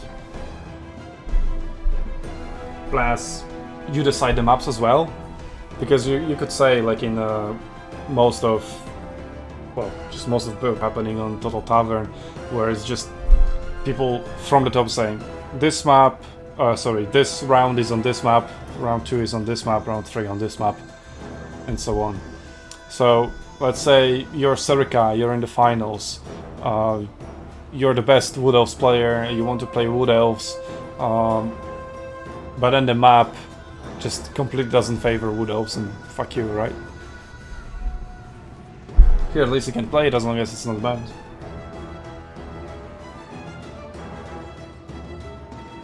Not the Slaanesh Lords sniped by Imric. That is somewhat true. But you can save some value that way, right? Because buying Sigvold plus a Sorcerer, and Sorcerer is also vulnerable, costs way more than just getting a Caster Lord. Okay, let's watch the second place match.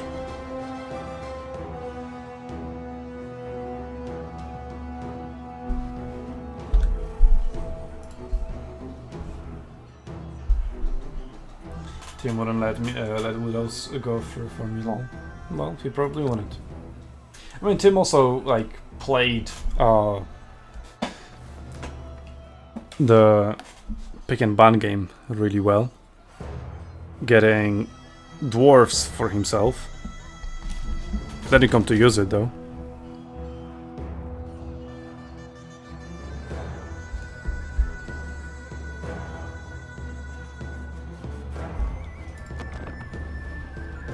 Okay, third place match, battle number 2. So Arcane is leading 1-0 over Hliden, who has brought out Kislev against Beastman. So top tier factions, but Kislev pretty much perma-banned. First time it goes through this entire tournament, I think. Altar of the Champion.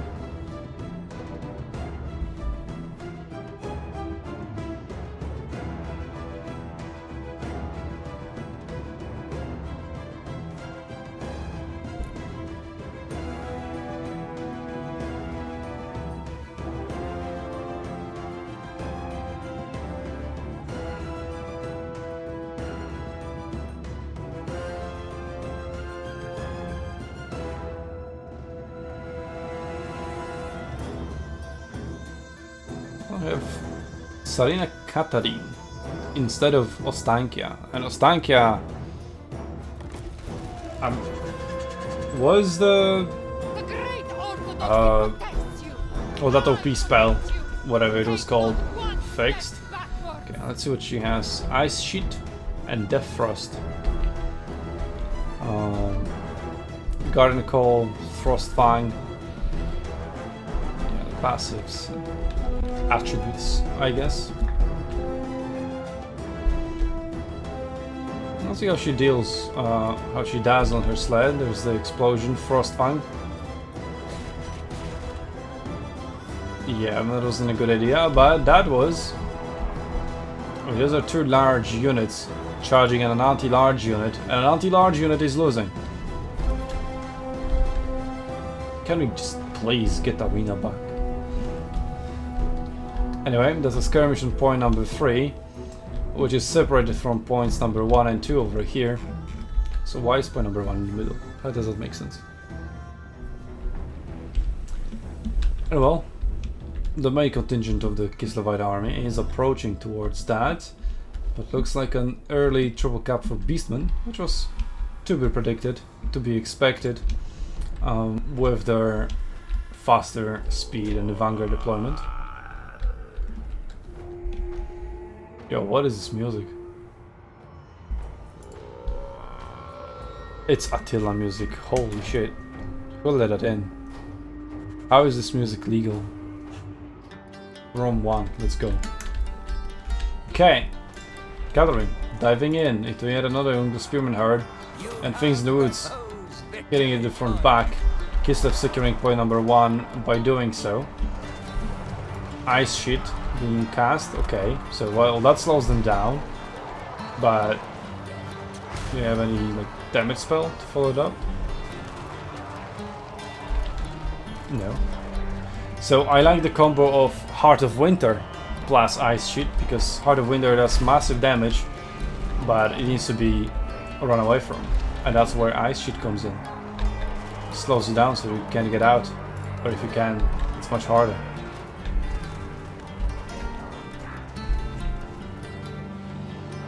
So Armored Hussars supporting the war sleds, charging through. But now we have Minotaurs on top of the backline, but we have Kislevite warriors to counter that, armor piercing and anti-large, very cheap as well. So super cost effective to be honest. I mean, on par with Empire Halberdiers, also be better because of the Buyer Blood passive. We have Sons of Goros, Sendigors with great weapons charging into yet another unit of Armored Hussars. These are not regular, weak, fragile, vulnerable ranged units that you meet in the usual backlines. And again, I guess they're still doing pretty well. They are armor piercing themselves, but Armored Hussars do offer quite a lot of resistance. We have Kosovite Dervishes looking for a response, and Winged Lancers as well. You could see some kind of a pincer maneuver with Butchers of Kalkingrad diving in. That's a pretty good thing for them. They do have regeneration, so they can be quite reckless and go for openings that other units maybe shouldn't go. But Kislev, in typical Kislev fashion, being OP, pulls ahead, almost 3k advantage already, well mostly like 2k, 2.5, given the supplies not being spent by AK at the moment. There we go, now they're spent. Yeah, added this 2.5k advantage.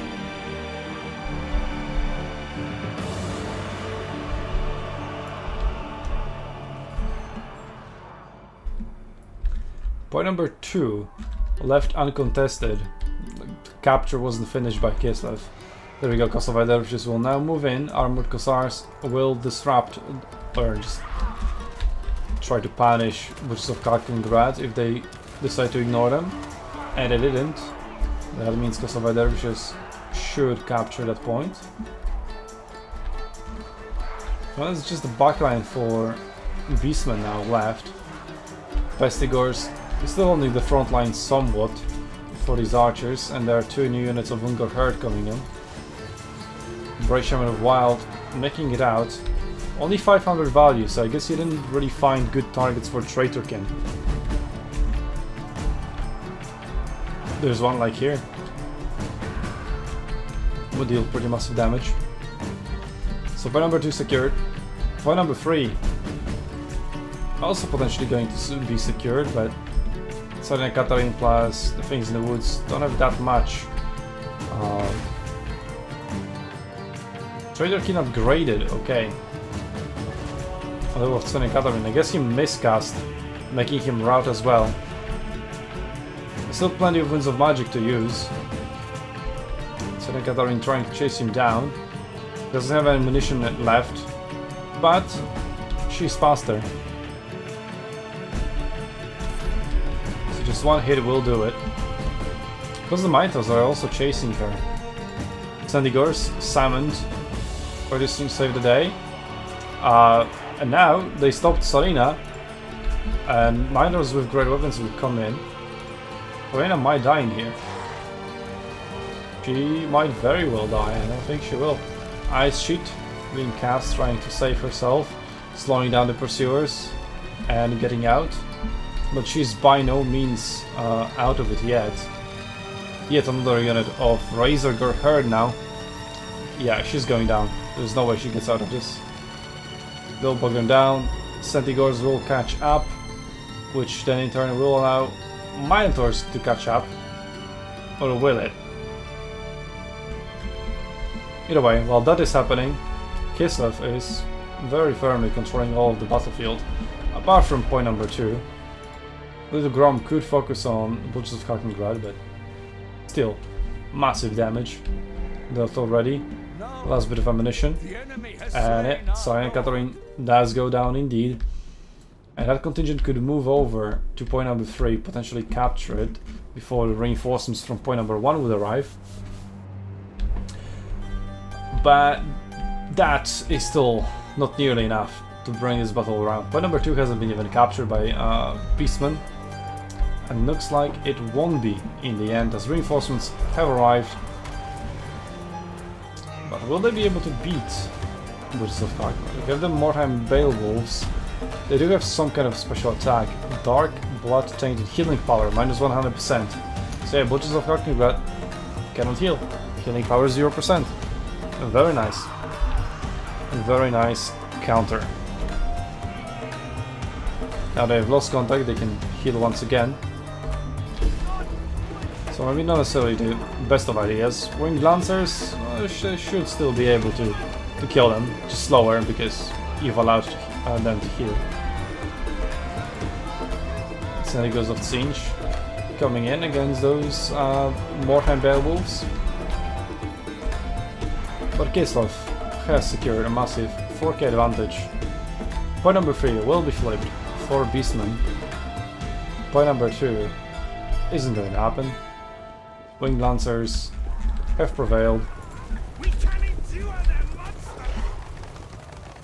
And now they're chasing the Senegos of Tsinch. Got them at least slightly.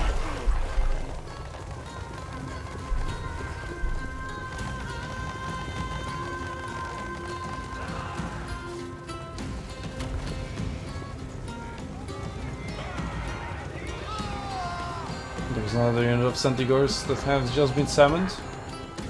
A barrier regenerating, and Winged Lancers don't really take that. So they're just going to retreat.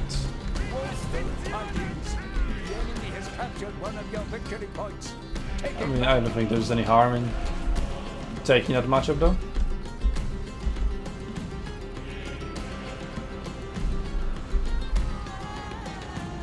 We do have Warbear Riders. Let's see if they can get involved. They have 75 speed, so not enough to catch those Centigors.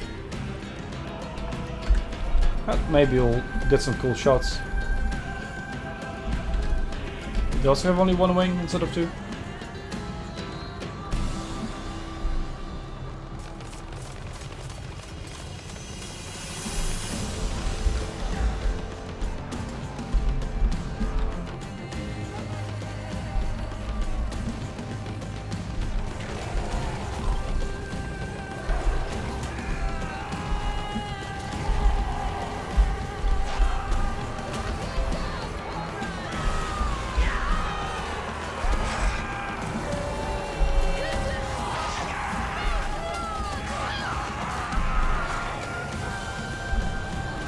The Centigor spam not working out at all, not against Kislev.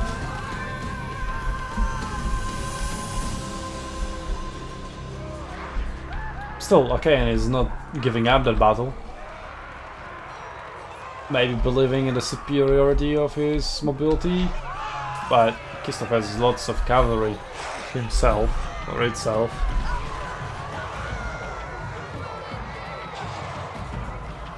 Pestigor is absolutely sandwiched, going out very quickly as well. I imagine Warbear Riders have something to do with it. Although, kind of disengaging from there. And the Shaman has been re-summoned. I mean, still lots of... Okay, that's going to be a good trade token. Let's see that value go up. That's like 60 per tick.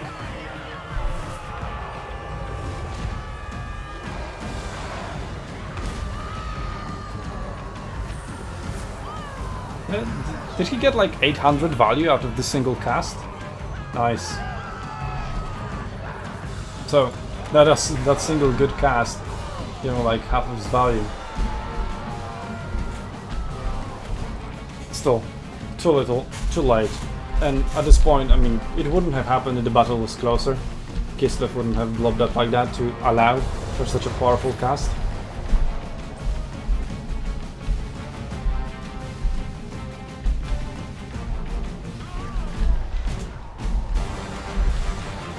Good plan to do it again, as it comes off cooldown, but the cooldown is pretty long. It's 39 on the regular cast, and on the upgraded it's even longer.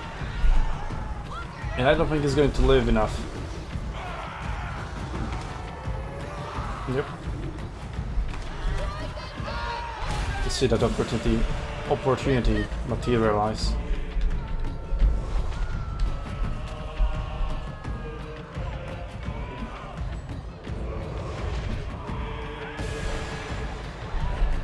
Bismarck just recalling everything of the battlefield. And GG. So, Clydin strikes back with Kislev, bringing it to 1-1. Loses with dwarves, but wins with Kislev. Needs an OP faction to win, wow. Can't even win his main.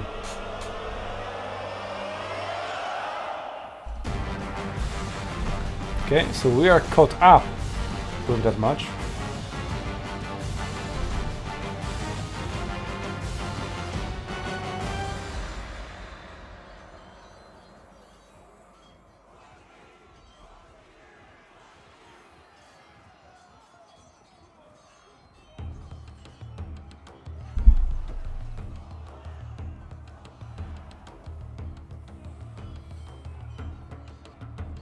In the meantime, we could watch the 5th place. Let's go Dark Elves versus Doom Kings. Yeah, they're taking their time, so... I think they're proceeding quite quickly. It's just watching Rippers is always going to be faster because we're skipping all the battle setup.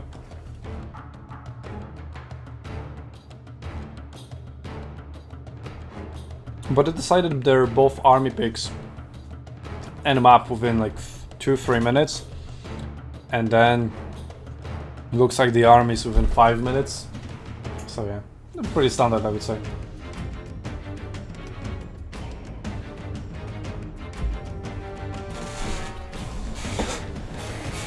So I wouldn't say they're taking the time, and so I would say they're moving at pace.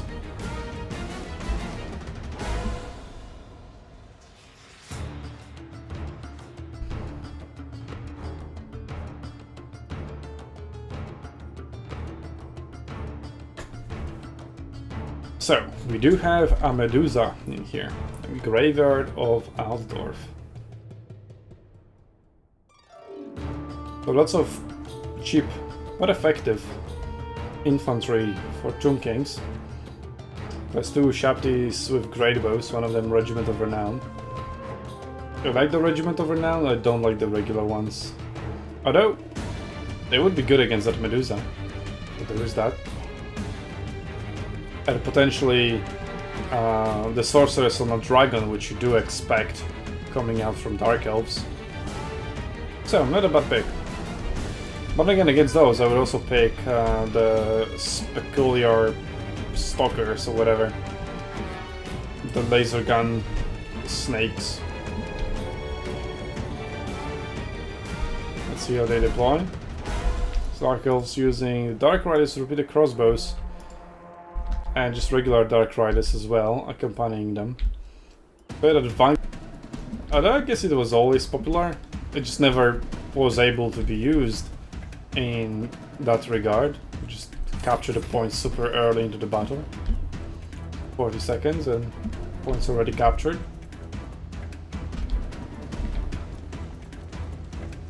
Skull Force Archers responding. And apart from having longer range, Rapid Crossbows should probably be able to win this matchup. They have lower missile damage as well. Or do they? Yeah, it was value. It's number of projectiles too, yeah. There's nothing repeating about that though. Yet again, Arena proves its superiority, because the repeater crossbows in Arena were actually repeater crossbows instead of just having a double shot. Just to confuse you with UI values.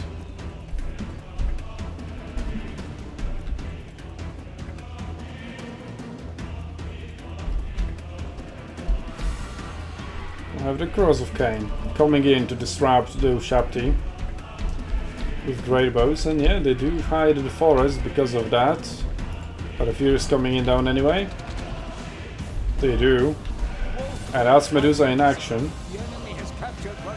Well, first volley and 100 value, not bad. Against the Hekara Warriors, that's half the unit gone already. Yeah, doing pretty well. That is Flaming Head. So that's Sorceress of Fire on a horseback rather than Sorceress of Dark on a dragon. Haven't even bothered to check that. Well, that's pretty based. We also have Kadab. And the Medusa firing into the forest. Apparently doesn't care. Still does really good damage. Yeah, those projectiles are fast as well. Holy shit, I want to see that again now. Oh, there she comes, I guess. No, it just wiggles. Changes the target. Oops. Should I get to see that yet again? Why was such a good angle? Maybe these guys will be the target now?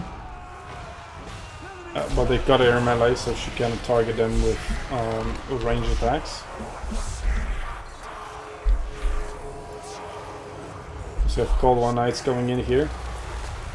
They've been hit by some kind of a spell earlier. Once again. I don't know, but it looks like Tornado of Souls, and that's a Megadeth song, so that's what I'm calling it. I mean, there's like incantation of something. That's so much more boring. And the Hekara Warriors should be doing alright given their anti-infantry capabilities in here. Plus they are more expensive than Bleak Swords. Slightly, but still. But being hit by Medusa and being supported by Master on the Dark Elven side doesn't help, but the points have been flipped. By number 2, 2 Dark Elves, whereas the side points by number 1 and 3, 2 Tomb Kings, spanned with cheap infantry. And in terms of value on the battlefield, it is fairly equal. Alexa now getting into a position. Yeah, the repeated crossbows are doing the work very nicely. Skeleton Spearmen are shielded though. And Eric says Micro not on point, being caught in melee here. Although Murderous Prowess comes in. And here are the Peculiar Stalkers and Eyes of the Desert, the Regiment of Renown version. But they're best at sniping single entities rather than cavalry like that. So good to gauge with their Biden Rexa. The Crows of Cain are now routed, no longer being able to disrupt the Ushapti.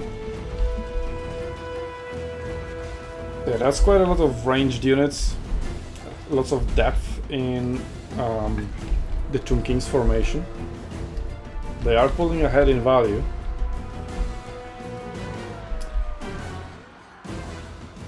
And also slowly ahead in points. That's a good Flaming Head, but on the other hand, it's only one unit.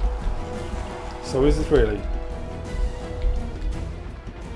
Not many better targets currently on the battlefield though, so fair enough. Still plenty of Winds of Magic to use. And Grand Hierophant Cafe could go down potentially. That would be pretty devastating for the Tomb King army. Given that their leadership would cause them to disintegrate. They're shooting into the forest with these apparently doesn't work, even though they're lasers. Victory point. It is Shapti bows seem to like explode the other way. Some weird animation, or maybe that's what happens when they hit trees. Yeah, that's what happens when they hit trees. Tornado of Souls, let's go. The Master diving in after Hierophant Cafe, but Hierophant makes it out. And the Speculative Stalkers are charging in. They are okay in melee, and they do have anti-large. So Master wisely retreats. But that pressure has allowed 4 Dark Elves to push and secure all 3 points across the battlefield now. And they already had points advantage, so now it's only 4 minutes away until Norex's victory, if points obviously stay in his possession.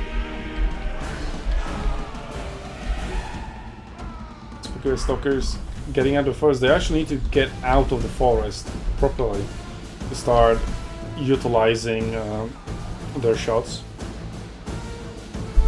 Plus they would need to be not engaged in melee. At least with the unit they would want to target.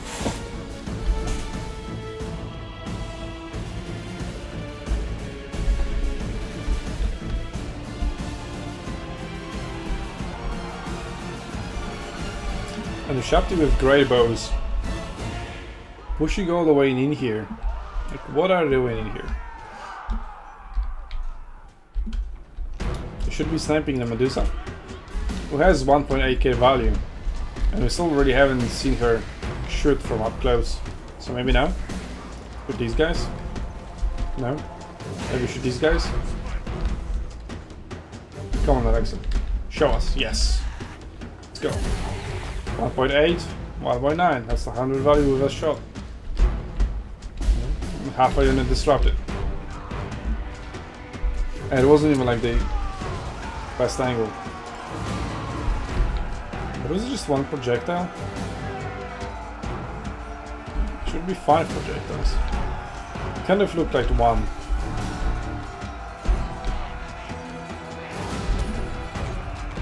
Wow, it even goes through this. Axe. OP.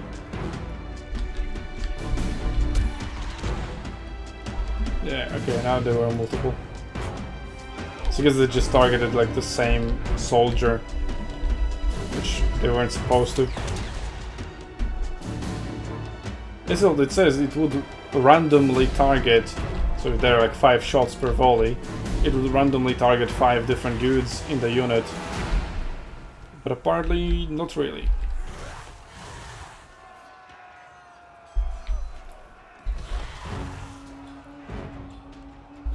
Still, very effective. Oh, point number 1, almost flip, already flip. 4 Tomb Kings. Bad, 2 to light. Only 3 minutes away for victory for Serica. And there's plenty of units to get control of point number 1 back. Plus you could bring some reinforcements from the middle. Should you use Medusa in melee? But once she's done. But her melee values seem pretty alright.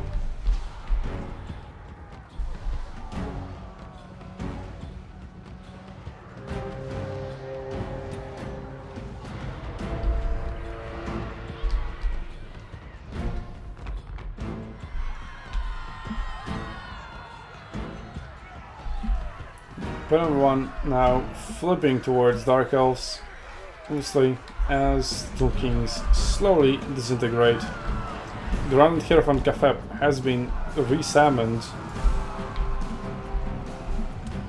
Master is routed. Dealt right damage, 900, almost 1000. Now Speculative Stalkers are finally able to shoot the Medusa, but not doing too well against her. Kind of missing. Maybe they're still hitting despite it looks like they're missing. No, they're just missing. That HP didn't move an inch.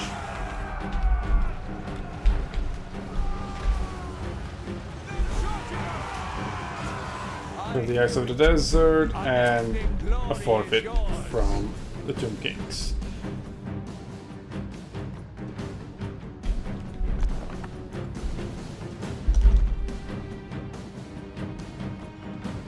In the meantime, we get a third match from the third place match, or third battle. It is 1-1, so it's definitely not a decisive battle. And somebody will move to our match point. So let's go and have a look at it. Glidden as Demons of Chaos versus Arcane as Warriors of Chaos. I think we've seen that matchup before. Wait, what was that? In Reinforcements. Multi Vortex Beast. A Regiment of Renown? What? Maybe it was just the regular one. I hope it was just the regular one. Mr. to zoom in to see the macro maneuvers. I mean, all the popular YouTubers zoom in, right?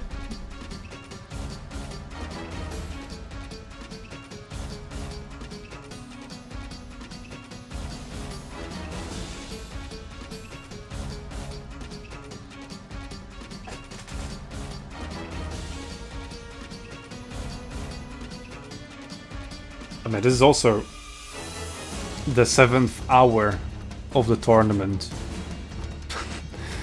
Listen, you can cut me some slack for not noticing every single detail on the battlefield. And cast from space.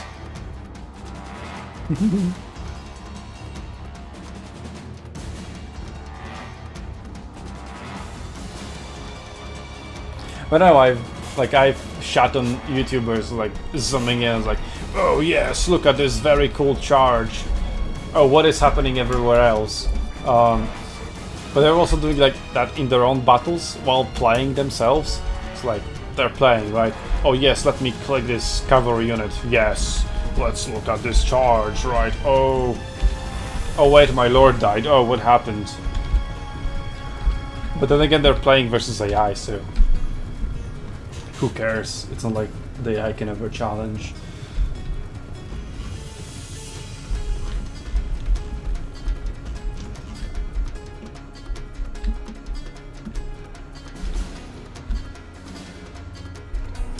I would say they shouldn't be doing that in Arena, but they never played Arena.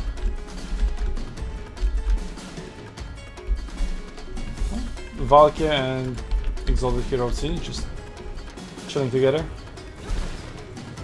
We have a victory point. Keep it from the foe. She has both the Demon Shield and the Spear Slip here equipped. We do have the Soul Grinder of Singe, but it'll be difficult to use on this map. And why would you put it on point number 2? Like, there are bumps in here which you wouldn't be able to shoot over. So putting him here, where the main flat area is, seems definitely like a better idea.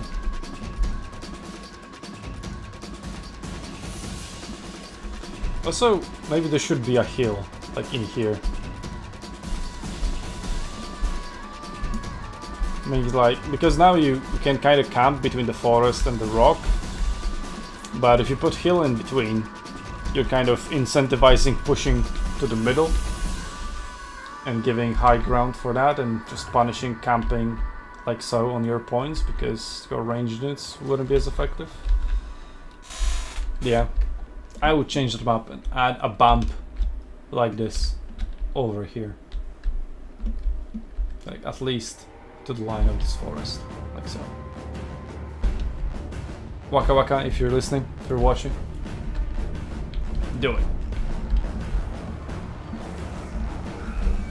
Okay, Valkia, ooh, nice. Across 2 units as well. A very good value there, 300 for Valkia. It went for the barrier, at least for the pink horrors and the plague bearers. Ooh, all the misses. Hitting its own units. Soul Grinder didn't give a fuck about being dove, so there's that. He edited Exalted Lord of Change, of Siege. Get on the blue fire. Got a hitting 2 units. Oh, and I'm gonna being summoned. Chaos Furies, okay. So there's Exalted Lord of Change summoning them. Because I don't see a cultist. And that guy didn't look arrogant, so. Kind of a stalemate over here. But that's about to be broken as Murders and Chaos Warriors are closing in. Doesn't look like, well, Nurgle isn't able to kite, so. Cavalry switching over to that side as well. Point number 2 here for the Warriors of Chaos, so Demons of Chaos pushing in, trying to get control of that. But Valkia and the Exalted Hero are doing a pretty good job. They also have the Chaos Sorcerer of Nurgle with Fleshy Abundance ready to heal them up. Why?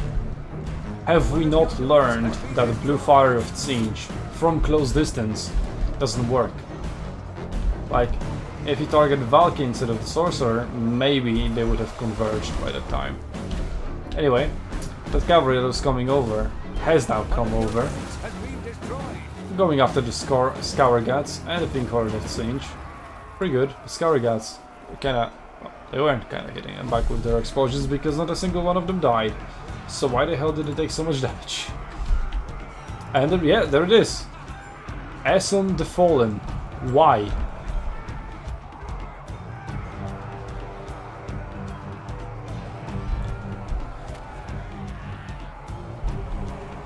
I'm looking at it, and I still don't get why. Okay, so you want to cast it, and it's priced to a maximum of 5 units. Was that it? No.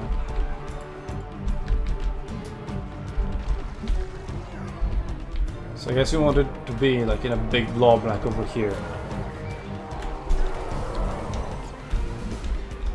Well, let's go then there.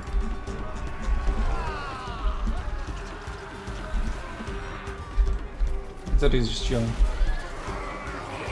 Let's see what Valkia is up to. Nothing much. I think Valkia should be just permanently on Exalted Lord's ass, to be honest. Oh, at least she's going after the Soul Grinder, so there is that. But an Admittedly Beast fighting singular units is such a waste of potential. So, yeah.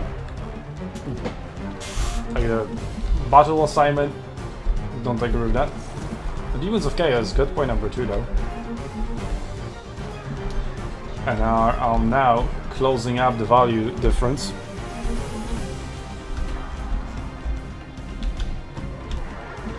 Forsaken coming in. Wouldn't be too much. Like, there are only single entities here for Warriors of Chaos. They are doing pretty okay for themselves, but they're not going to flip that point back. Oh, that's going to be friendly fire. What are you aiming? It either doesn't hit or hits your own units. Meanwhile, there's a perfect target for your pink horse. Has been destroyed.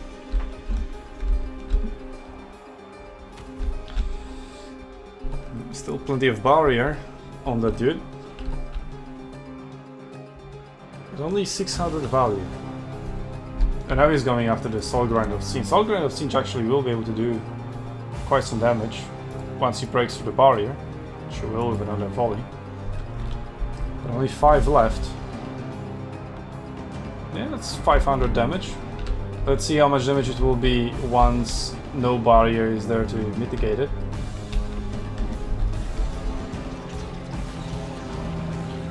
Oh, he just stands there, he's gonna take a shot. Yeah, I just lost 600 HP like that. Why are you stopping? There we go. Oh, the Shrieking Sky Rays have been summoned to go after the Middle Leaf Beast. That's pretty good. Armor Piercing, Anti-Large, plus Not really possible targets for the Lamprey's Bite. There's just not much that Warriors of Chaos have, but I do have advantage in terms of value. But it's the first match all over again. Outer Region versus Crumbling, right? Where Crumbling won just by having lots of capture weight, and hey, he just captured the last point.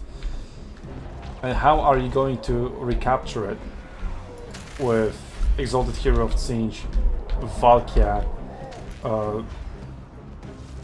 Sorcerer of Nurgle, and the Mutaleaf Beast? You aren't. I mean, Mutaleaf Beast will deal decent damage. When will it use this ability? Well, not yet.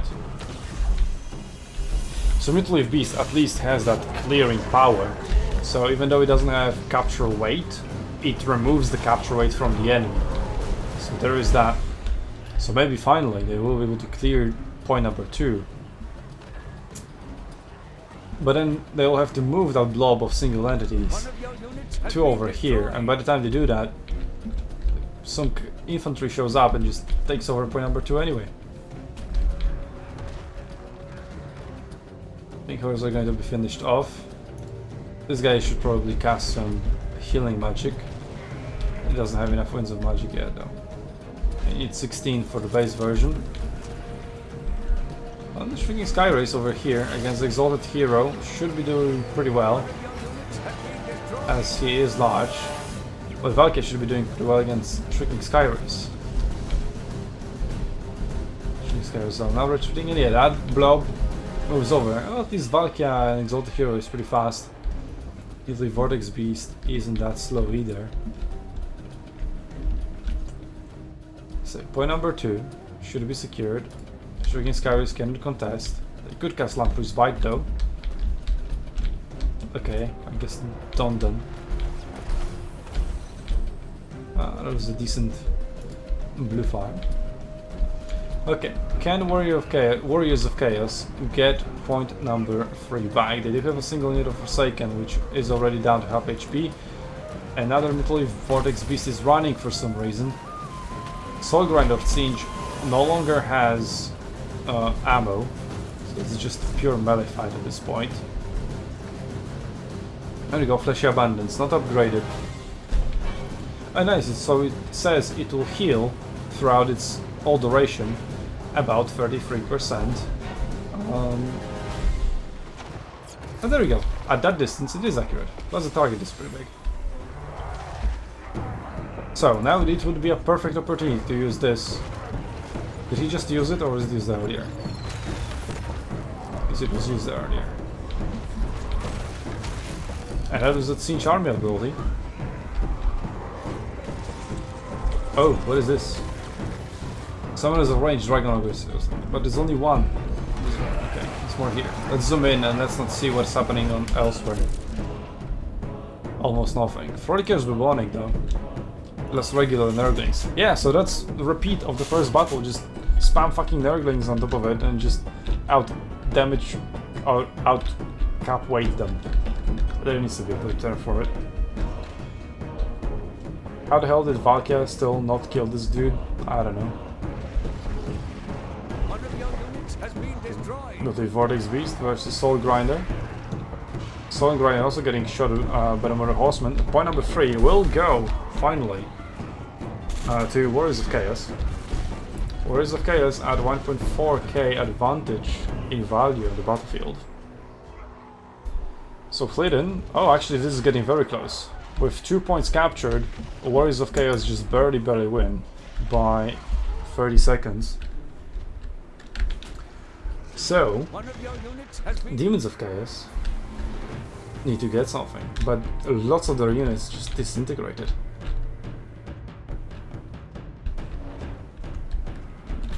Exalted Lord of Change is over here. So getting point number 2 is their best bet at the moment. That is what they're trying to do. The only reinforcements at the moment are the Chaos Warhounds, although the Summoners of Range are also coming. And they do still have the Chain Lighting.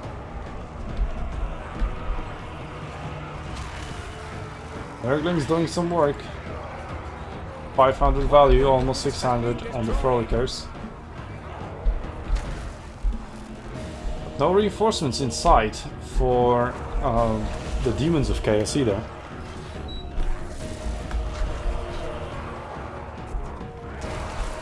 Metal Vortex Beast in the meantime, pushing at the point number 1. One of your units has been destroyed. Probably not going to get it away from all the bloodletters.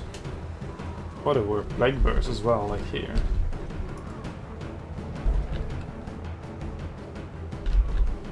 Well, you just need to kind of maybe delay them.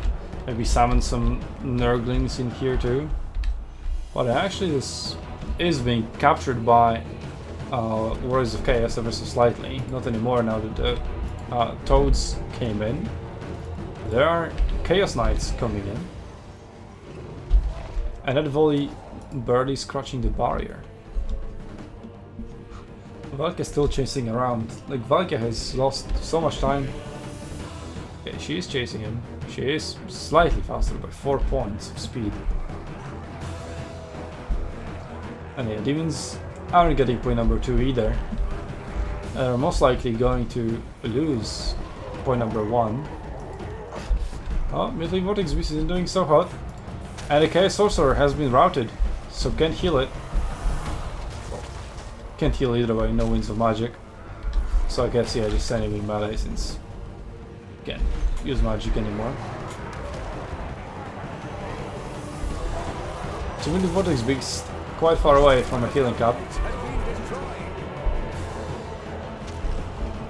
But yeah, Demons of Chaos have to invest a lot of resources just to keep point 1 alive. Yeah, and since everything that was for Chaos, Warriors of Chaos on point number 2 has just moved away to go on to point number 1, point number 2 is going to get captured. And point number 1 isn't going to be captured really just yet. Okay, now they have a decent speed. Yeah, okay. The Plague Bears are disintegrating. The Bloodletters have disappeared as well. That explains it. And there we go, it is accurate against single entities. Just need to give it some distance to start homing in. I guess this dude just doesn't care about Valkia, just keeps running away. But it doesn't matter because Warriors of Chaos are winning after all. And look at that healing value. So Clayton has 2k damage dealt more than Arcane, but it's actually over 2k behind. So there's like 4k value in just healing.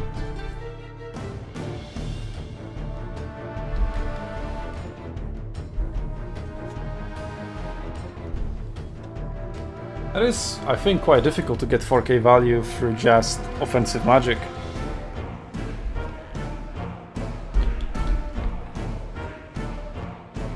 Oh, it is super close. There's 10 seconds difference. So point number 2 is in the hands of Demons of Chaos.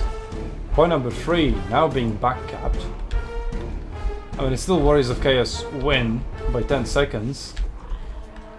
But if any capture goes through for Demons of Chaos, then the Warriors will need to respond. And they are responding already. Yeah, point number 2 is theirs. Just within a few seconds. Well, Glidden, you tried. Warriors of Chaos prevail. That's another loss for Soul Grinder of Tzeentch faction. So maybe Demons of Chaos are a meme after all. And they're like 1-3 or something throughout this tournament. You have been bested. There is only defeat.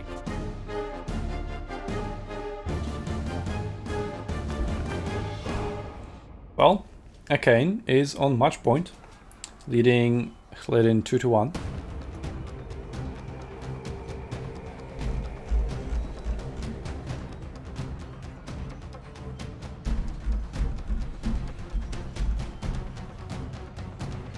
I don't have any replays now, but we do have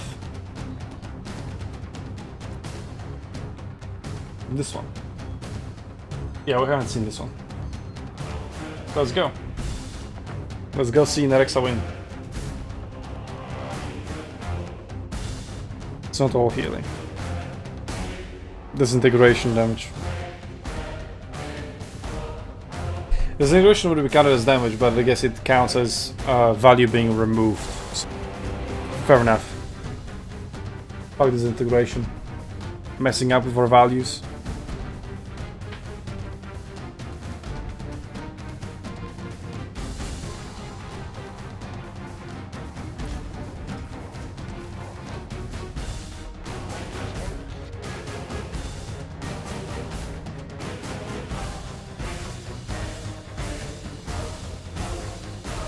It seems guys kinda have Fury craft. At the time, a normal multi-beast would need to be engaged to deal the same damage as the one time I used Regiment and found the Regiment to be more worth it.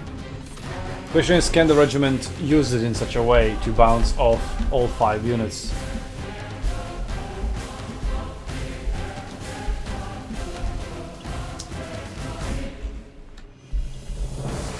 So what you're saying is that the developers were right all along, that the Regiment of Renown was better, or was it buffed after people were complaining, like, what the fuck is this Regiment of Renown that's weaker in the base version? We have a victory point. Keep it from the foe.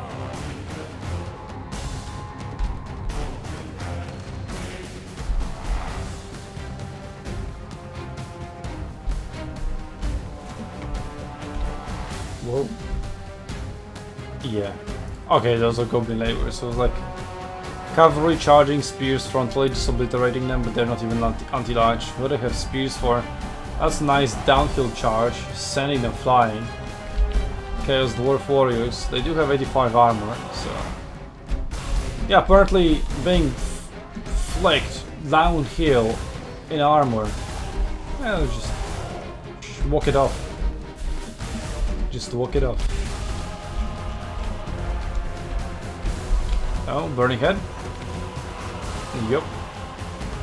Yeah, let's see. Scratches the barrier. Goes for this guy since they don't have a barrier. And nice sandwich charge in there. Going for these guys as well. But staying in prolonged melee against Chaos Dwarf Warriors. I mean, you are winning, so... 27 attack, 22 melee defense. This guy have 30 attack, 44 melee defense. And you're winning. Is this because of this charge bonus? And it still lasts and gives you that huge boost to attack, melee attack? I don't know, I'm still used to like arena interactions because they're far more logical. And cavalry, charging heavy units frontally never worked, which it never should, but here it does. Well, the Goblin Laborers got routed, well, what a surprise. We're just being touched, but point 1 reclaimed by Chaos Dwarfs. You know, Bulls and the Renders absolutely obliterated by just Sendigors, and maybe some Minotaurs were involved. The Bulls on the Run is 1.6k unit. Wrecked by some Sentigors. Wow. Spill the sauce. Why are Sentigors suddenly so OP? How were they? Were they buffed? Or did the community somehow suddenly realized? Well, okay, pretty good dodge on the Ungor Riders. Not perfect, but I give it 8 out of 10.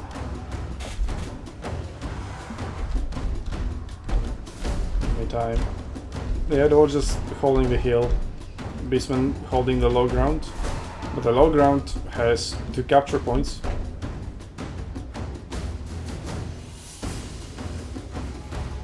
I see third place match lighting up. You could possibly get a final battle in there. Or maybe equaling the score to 2. We'll see after this battle, and this one is just barely starting.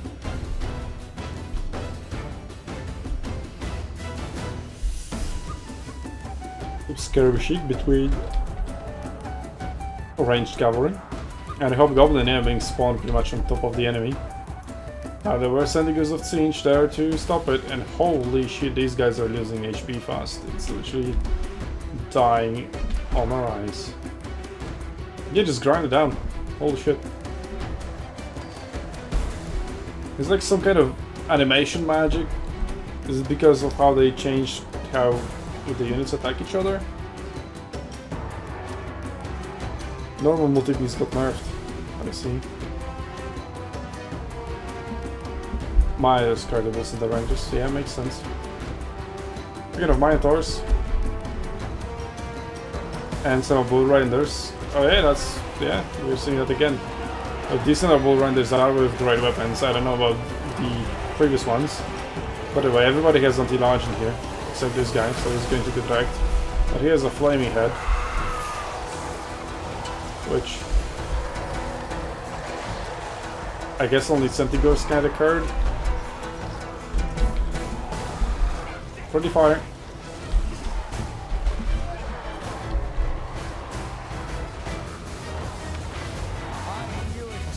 Well, okay. Well, that was fast. Didn't expect it to be that fast. Just gave up.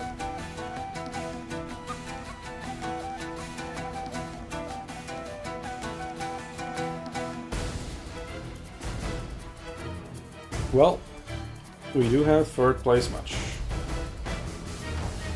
Battle 4.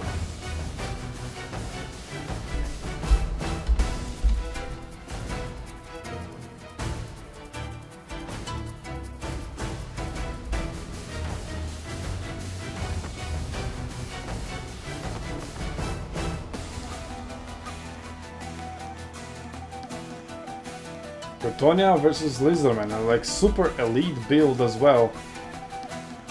Ancient Salamander, Bastildon. I thought maybe Dreadsaurian, but no. Lord Mazdamundi. Just how much did you spend on Mazdamundi? 3.3. It's 1.28, so that's another 3.6. Yeah, which leaves you with 2.1. Yeah.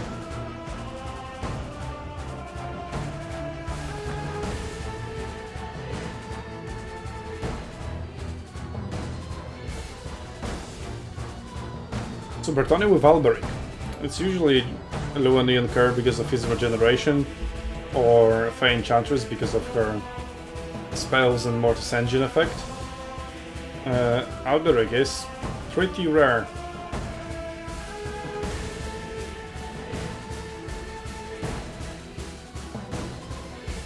So I wonder what's the thought process behind it.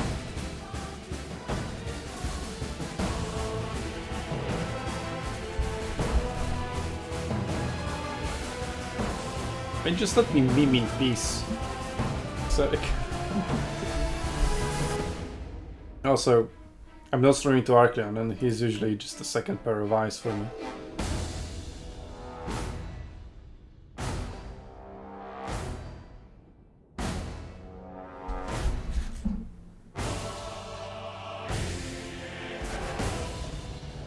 Beric not so rare, Babs units even more anti-large. Okay.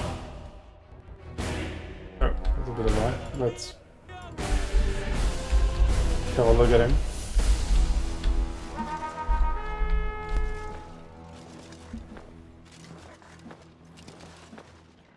Braid of Bordelot. Bonus is large plus 12. Okay, that's pretty big. And leadership plus 4. And Strider as well, because why not? For everybody within 35 meters. Blessing of the Lady, obviously. He didn't take his trident. He has it over here. I can see it. Just can't use it apparently. And here's Henry Le Massif. He does have a Le Massif Hippogriff. Also has Blessing of the Lady and a Guardian. So together they also have plus additional 12 anti-large. Would be pretty good if they die, for example, this Bastildon with Verification Crystal. Oh, Camera going crazy. Native Attack upgraded as well. Muslim Moon coming in. Fatso, not even a fatter dinosaur. Oh yeah, now with the... what are these doing? The pterodactyls, Ripterdactyls, there we go. Yeah, Beric and Henry could be in trouble. Beric is hanging on fine, but Henry not so much. Oh look, Pesimop is being shot.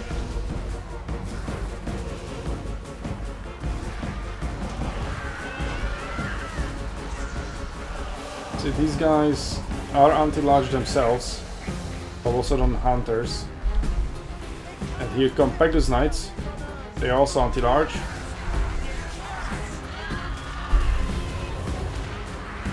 We should trade fairly equally against the Ripterdactyl riders, but I guess these guys have way better stats. And a damsel just randomly being caught out by the Temple Guard. But cavalry has arrived. Well, only one dude does. Pegasus Knights turn around. Let's see what they will go after. Maybe they'll go to save Henry the Massif.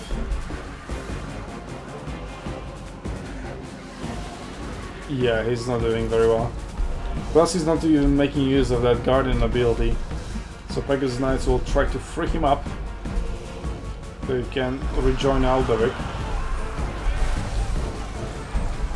Trident would be pretty good to cast across here.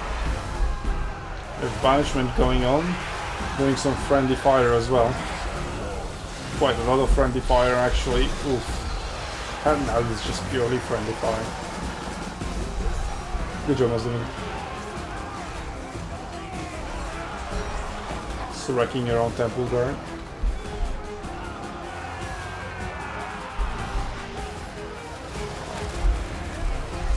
The Temple Guard will do well. Because obviously it will. Here come some very cold ones. There's Henry. Henry almost dead. 100 HP left. It's actually Alberic diving in after him. But now he's isolated. And against Ripterdactyl riders. Though these Ripterdactyl riders are anti-infantry. They're just kind of jumping up and down. Can only get the animation going.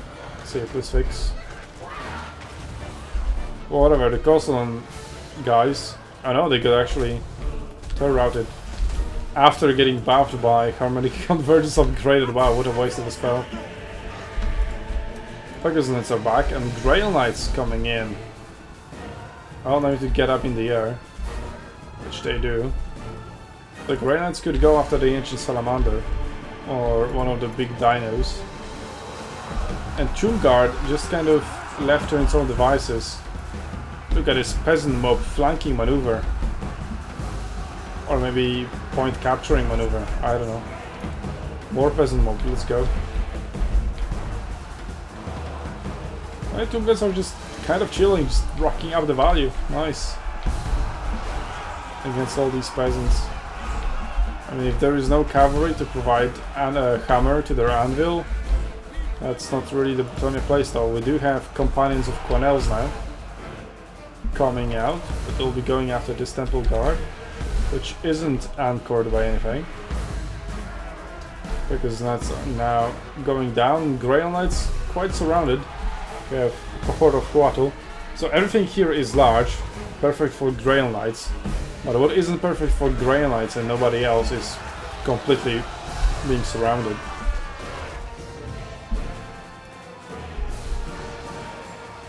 And the Questy Knights doing pretty alright against these Temple Guards, although the Temple Guards themselves are anti-large as well. So they are able to match the damage output.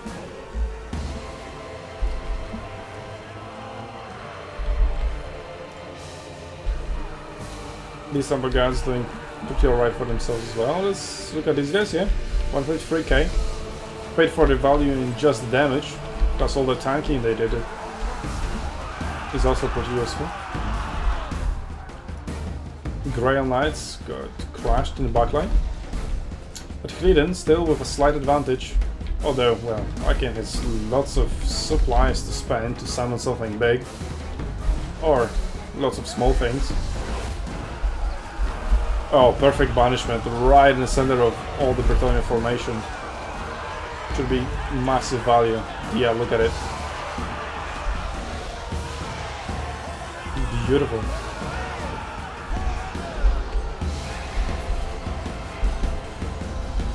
It was like 200. Yeah, never will cost as much.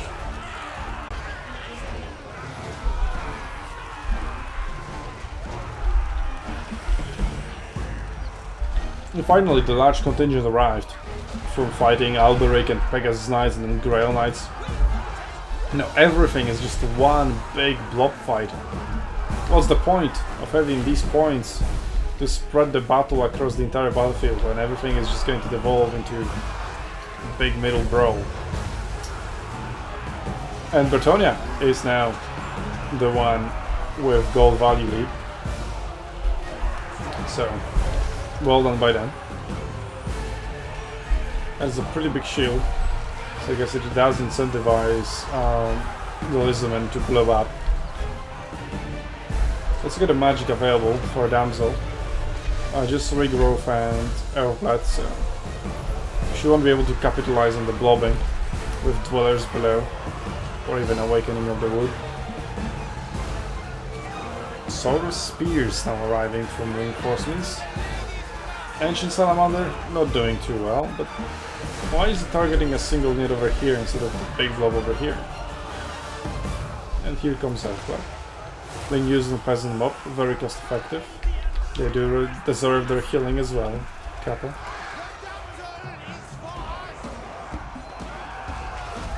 Cohort of Throttle, I imagine, will be very difficult to remove from them, but then again, does it need to be removed with Bretonnia just holding the capture value? And also now backcapping point number 1 with all that cavalry. Cyrus Spears, let's see how they deal with getting frontally charged with lance formation. They did alright, they didn't take that much damage. Now like post-charge they're taking way more damage than during the charge. So it must be like this charge bonus kicking in 4 knights around. But that's right, also losing quite a lot of HP themselves.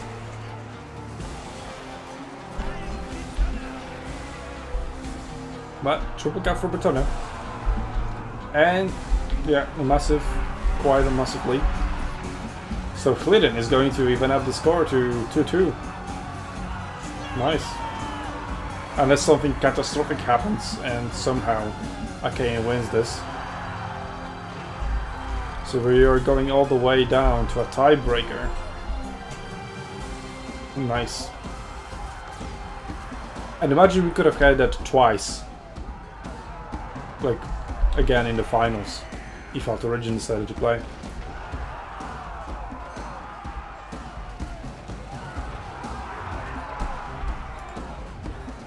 Yeah, so Spears recapturing point number 1. Got to start somewhere. Algori chasing Mazdamundi all the way down to his respawn points. If Amaxon Barbs and Cyrus Spears being summoned to interrupt Mounted Yeoman, of all things. He should be interrupting Alberic. I don't think Mounted Yeoman would do much against Mazdamundi. But neither can Alberic actually. Oh, there we go, finally landed a hit. Should he be landing all the hits on a routed unit? There we go. Well, that is quite a big route from Bretonnia, although this blob still looks pretty healthy. And now, Knights Around Regiment of the Renowned Defenders of Fleur-de-Lis coming in.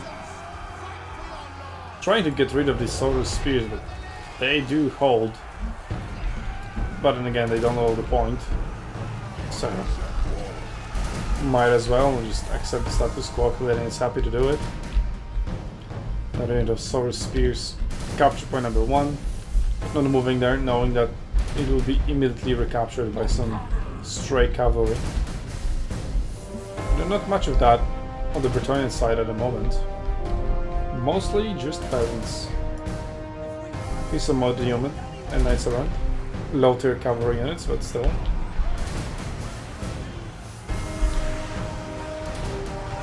And these guys refuse to rout, even after losing their lord.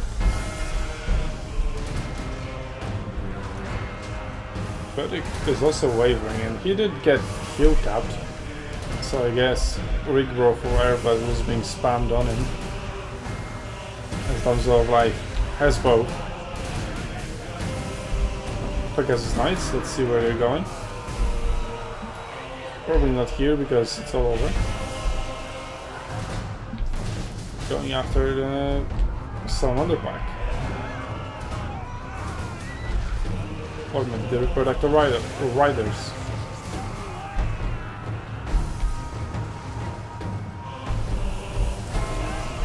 Yeah, but these salamanders were way too close as well.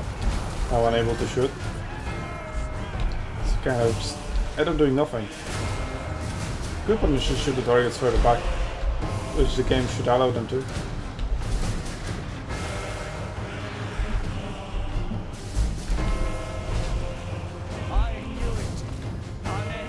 Here we go. Defeat admitted by Kane. Clinton bringing it to 2-2.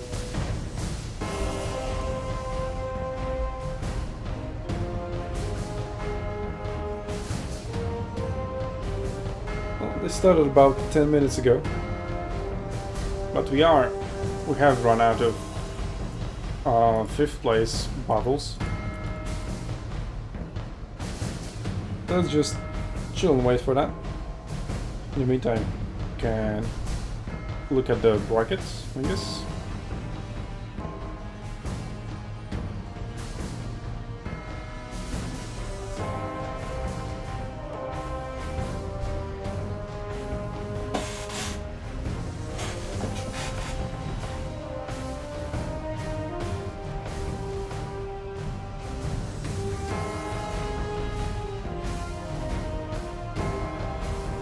That's not the bracket. That's the bracket.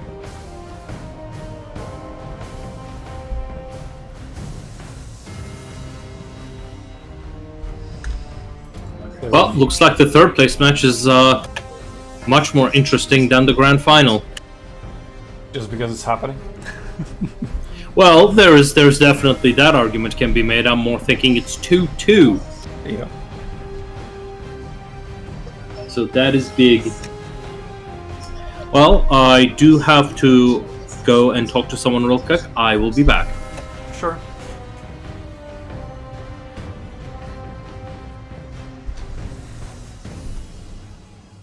I'm still happy to see some new faces in the league. Vianima, heard of him for quite some time. I've seen him around for quite some time. So, just glad to see him finally join the league. Getting 6th place. But it will be bumped up to 5th place because of that origin leaving. Then we have Rothman Buldiga leaving, just rage quitting. Said he doesn't like the pick system. I mean, he knew what he was signing up to. Also, this wasn't his first SUNTZU tournament. Didn't bother him before, somehow.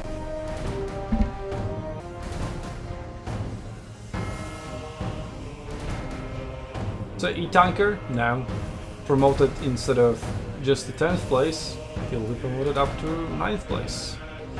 Traveling from 9th to 7th. Azek from 10th to 8th, for instance. And then B6, A6 from 7th to 6th. Yay. Venema to 5th. Sarka to 4th. And we'll see about the 2nd and 3rd. Between Arcane and Clinton. It all comes down to one last battle. So, let's have a look at their draft.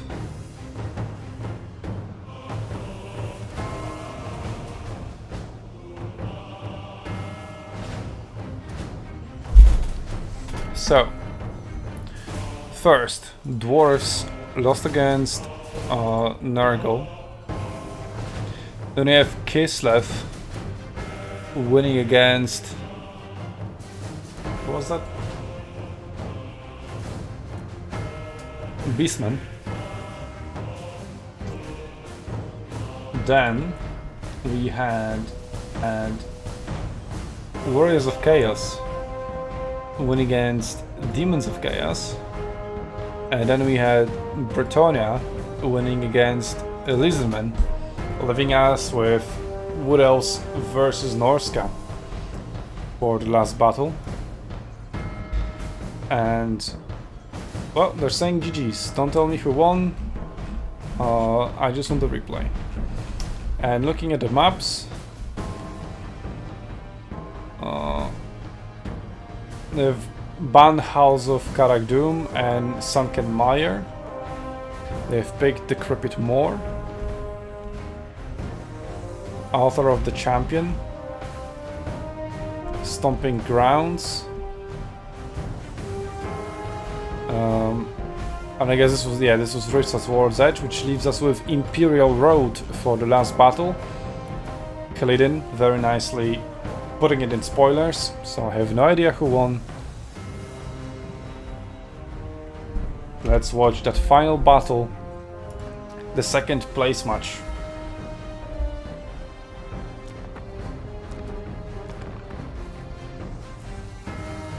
Nice. Scissors of Twilight. I know who I'm rooting for.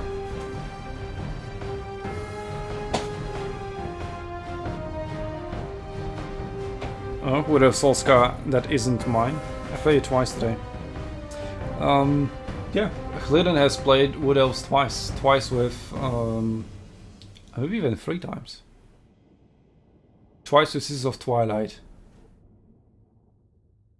Once with something else. But maybe it wasn't Glidden, maybe it was somebody else. Maybe it was you. Anyway, Imperial Road, Wood Elves versus Norska, Wulfric versus Scissors of Twilight. This time around, Glidden is bringing double Hawk Riders. And then we have double Trickin, followed by triple Eternal Guard, one of them Regiment of Renown. And then the Spellweaver of Life. Spellsinger. So Spellweaver is Lord, Spellsinger is Hero. Okay.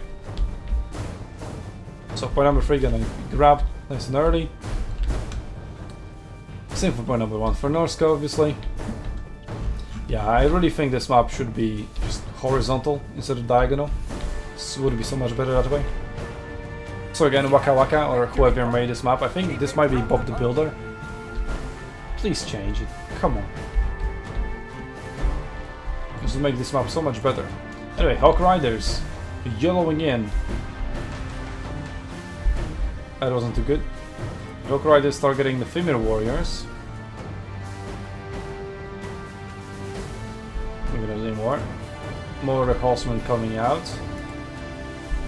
Scissors of Twilight, given that they haven't changed to scatter ammunition, I imagine they want to either snipe also the Female Warriors for some reason, or Wulfric, which makes much more sense. Oh, Dragon Breath. Tried to be dodged, but not really. Those armor, the champions, that's 300 value from a single breath. That's pretty decent. We have a victory point. Keep it from the foe. And point number 2 going to Wood Elves. Nice. Very good start to the battle to them. Now sniping Wulfric with that single shot. Mortars closing in on the Eternal Guard and the Trickin. Oh, nice dodge out there for from the Seafang, but Seafang hitting the Regiment of Renown. It's unbreakable. That's its gimmick. Wow. Okay. And is it really worth it? I never really see anybody bringing it. Plus Earthblood on a single unit. Kind of a waste of a potential of this spell. Just wait for more units to be damaged and then use it. I guess he wants to keep the numbers nice and up. This is why I'm just shooting random single projectiles into the blob. Again, the low arena would allow you to target somebody with your shooting and then issue a separate movement order. But once you issue a movement order, you lose the ability to target people, because that makes sense. We do have a little bit of a fight over on this flank, and missed stalkers. They do have stalk. They have snagged away onto point number 3, whereas Eternal Guard and Trickin are fighting Marauders and Marauder champions. Flaming Head going across, but didn't really do much. Let's see what Hawk Riders will do. They haven't brought much value yet. They might circle around and start targeting this missed stalker. Seems like a perfect target for them. And that's what they're doing. Just need to be careful not to blob them up, because they won't be able to shoot. Firebark Elders coming out as well, making their way towards point number 3. Wouldn't be closer from here. This is of Twilight with 1000 value already. Still 2 breaths left to use, so the breath we've seen at the beginning was the only one. Wolfric still probably with 2 Seafang casts. That is correct as well. This here, over here, would be a massive cast, hitting 4 units. The Marauders have come back. Now we'll be able to contribute some damage and capture weight. Another Earthblood coming down. On all, well, actually not on Tricking. On the Dryads. And there we go, in the blob we have the Wizard, the Shaman, the Sorcerer. All in one person. This is of Twilight versus Wolfric the Wanderer as well. Hawk Riders just supporting this melee engagement, but yeah, they've just wasted half their ammunition for almost no value whatsoever. So at the moment they're not paying for themselves at all, and we do have that Seafang perfectly synchronizing with that charge from Glade Riders, weakening up their opponents. We also have Flaming Sword of Ruin to help out in this melee engagement. The champions will benefit from it nicely. And well, it will hurt Rise of the Frozen Heart, though they don't seem to be... Oh, they are vulnerable. Fire weakness. It's just shown over here, okay, not like over here, so it has been moved. Nice. Less clutter over here, because usually it's just so unreadable with so many weird passives. Another very good breath by Seas of Twilight at 2k value already. And now Ferromanticore is summoned to at least disrupt it, disrupt them for a little. But what else? Still holding on to point number 3, holding on to point number 2. And Norska can't really find an answer to it. Wood Elves just outfighting them. And mind you, without a single ranged unit. Okay, well, Hawk Riders. But Hawk Riders are doing garbage. Like, once they got into melee against that Ferromanticore, look at them doing so much more. Look how much value they racked up. Suddenly. Where's the other Hawk Rider? Over there. Just realized I was useless anyway. Let me just go into a corner as a punishment. Maybe just chasing off a unit or something. But these Hawk Riders pretty bad so far.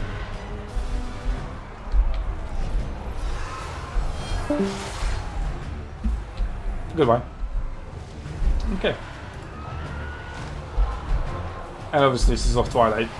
Kind of a ranged unit, right? Mostly a dragon though.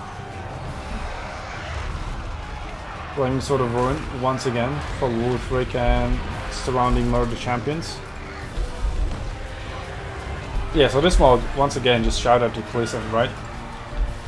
Because usually you just look at it, oh, it's an axe. Could be Marauder Champions, could be regular Marauders, could be possibly something else.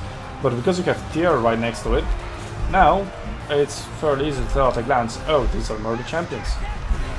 Very good. Hawk Riders back in action. 890, 590 value. they could finish off the female Balefint. They're pretty good for it. Sisters of Twilight being chased by Skin Wolves. So they could also intercept them to let the Sisters of Twilights go. And no, that looks like they were taking flight, but they aren't. But Hawk Riders will obviously not do well in melee such as this. Oh no, there we go, Terror Route. Oh, pretty high HP. That was quite unexpected. Let's see, does Wolfric have another cast of Seafang? No. It's already been used 3 times, so we use the 3rd cast. But over here it would be quite devastating. It's a pretty nice battle line. The Sorcerer is back and has still some Winds of Magic, so Burning Head across like that could also potentially turn against him because direction is random. Oh, never mind, he got shattered in the meantime, just by realizing that he exists. I don't know. We do have dwellers below, but we'll need to wait almost 2 minutes for the Winds of Magic for that to take over. So probably we won't see this, but Clayton comfortably ahead, looking like he'll take that 2nd place. So close, only close enough. And he did win 1 battle against Tim the Wilder as well.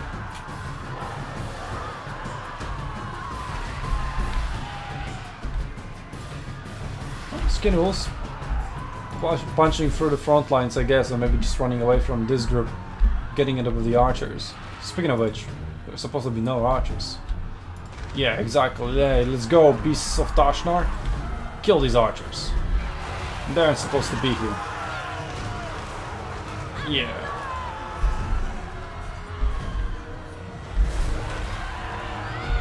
Well, they are getting ready by the dragon. 3.5. Nice.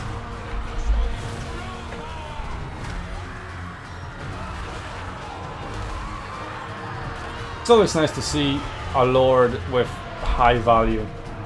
Speaking of which, there it is. 1.9, not so good. Oh, he's on foot. Maybe wanted to be a small target for Sisters of Twilight. Hawkride is still at it. Still, like, they have done more in melee than from range.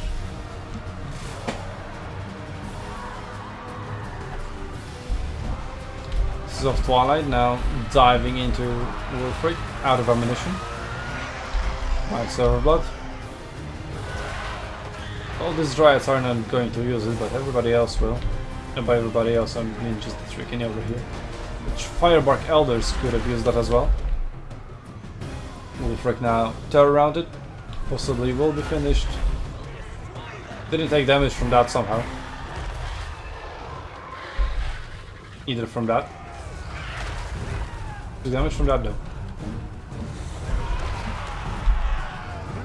And took damage from that, and he's dead.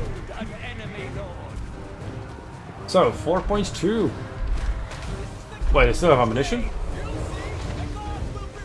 What? They still have a breath as well. See if they can maybe get 4,500. That would be a nice barrier. It's almost double. Well, the battle ended. GG. Clearing, winning the final battle with Sisters of Twilight, couldn't ask more. And very nicely played.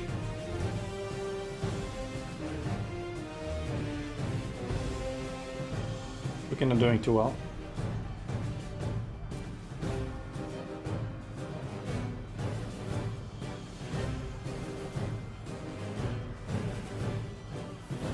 He's not just the right despite being charged pretty early.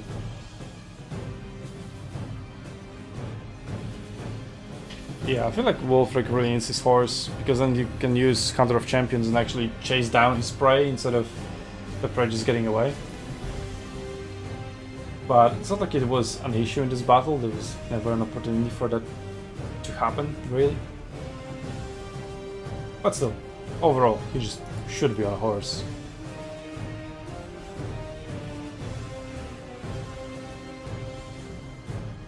Ooh, Mother of the Champions, nice. Okay, that concludes the tournament. So let's get on to the bracket. Oh, I'm a super noob. Yeah, very insane battle, I know, right? Don't worry, I'll cast the replay. Yeah, so my phone was dying out of battery. I mean, I am watching a video for 8 hours, so obviously it ran out of battery even though it was decently charged. So I didn't have it in front of my eyes, so I didn't notice that I am a noob.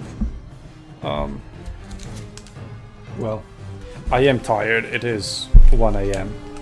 It is an 8-hour tournament. It is still fairly decent that it has only happened once. So yeah. This battle deserves to be cast for a replay. It was pretty good. I mean, okay, well, it was... As far as like excitement goes, it wasn't like super hype, let's say. It's fairly one-sided. Pretty decisively won by Glidden. But Sisters of Twilight getting 4.2k value, or 4.3 even. Deserves a shout out on its own. This is the kind of achievements I want to do. Like somewhat inspired by Total Tavern's what are they called?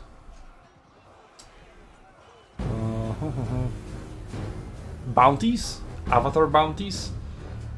It's like, take this ridiculous unit times 5 and try to win with this sort of thing. So we would do something different.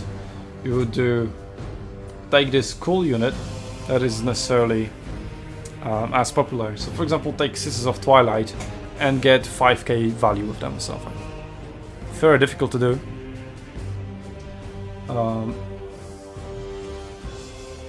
And yeah, it is somehow like, yeah, what if your opponent just gives up early and the entire battle doesn't play out? Well, it just sucks, I guess, if you're going for that achievement. But I feel like if you were to introduce rules like, oh, if your opponent is going for an achievement, don't give up, play out the battle in its entirety, it would prolong the tournaments, it would feel unnatural, and it would detract from what is the most important. Like, the achievements should be like 100% a side thing. Like, you just happened to achieve them instead of just like actively going for them. Although if we tie SUNTZU league points to those achievements, so for example, if you look at the bracket, and you are like down here, you're not fighting for much, 7th place, right? It's between 50 or 40 points. And let's say there would be like different tiers of achievements. So let's say legendary achievement is 100 points. So it would be like, for example, take Sisters of Twilight, get 5k damage with them, right? So then you're incentivized. Okay, let me take those Sisters of Twilight and try. So that incentivizes those people in like lower matches to go for something crazy, for something more entertaining, and just try to win with it. Oh, and obviously all the achievements would have the requirement of also win the battle. So get Sisters of Twilight, get 5k value with them, and win.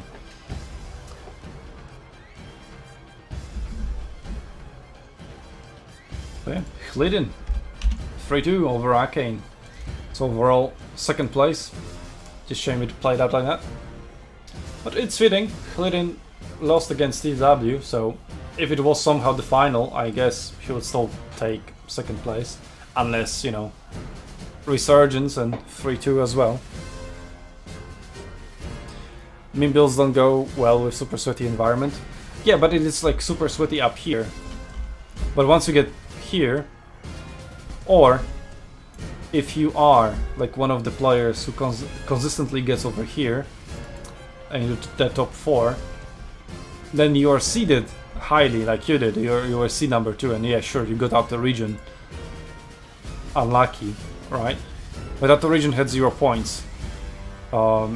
If he was seeded, if he played before and everything, and you would just have weaker opponents over here, instead of just strong opponents who just happen to have 0 points, you can try to go for an achievement early on, in the round of 16 or quarterfinals.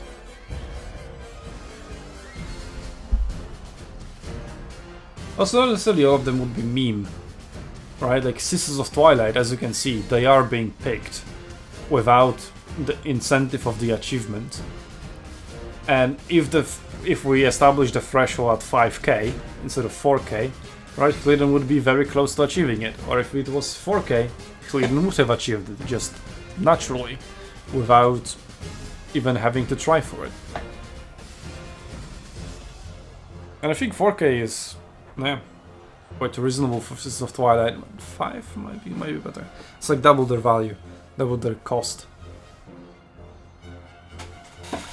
So yeah, I feel that's a good value.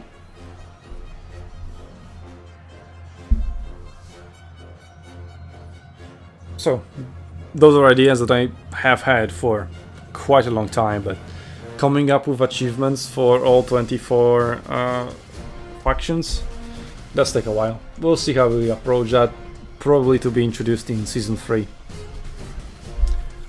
So, still quite some way off.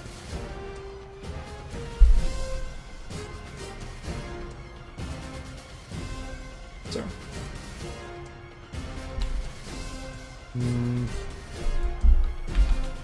Set them up here.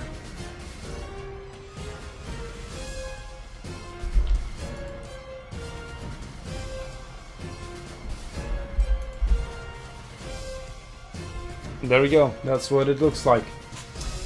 Team first place, Clearden second place, Arcane. Wait, maybe I should. There we go.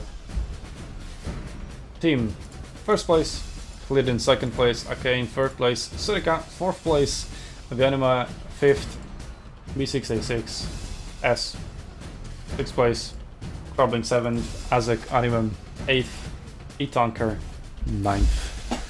So, it ended up still being a pretty good tournament. It was like super hype at the beginning, because so many good players showed up and signed up.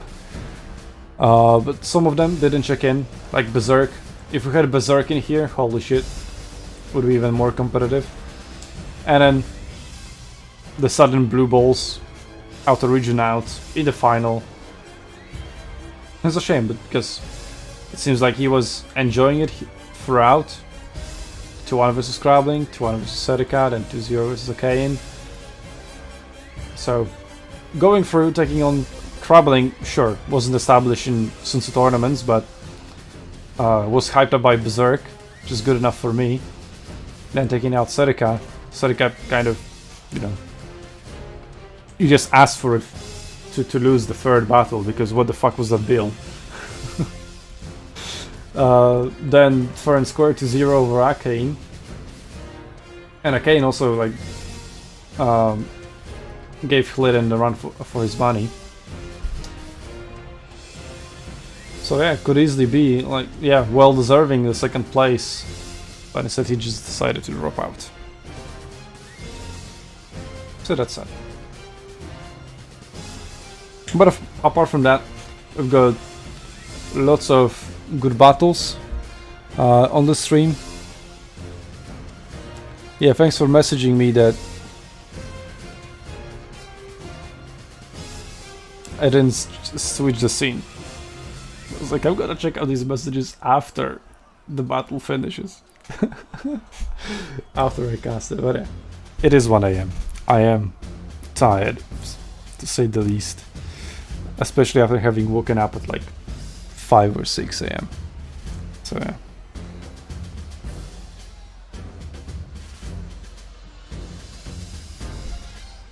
Well, hope you all enjoyed it. Apart from the last battle, I will. That gives me more motivation to go and cast it through a replay to showcase it. Maybe I can just steal the sound from this video and just add camera movements or something. I don't know.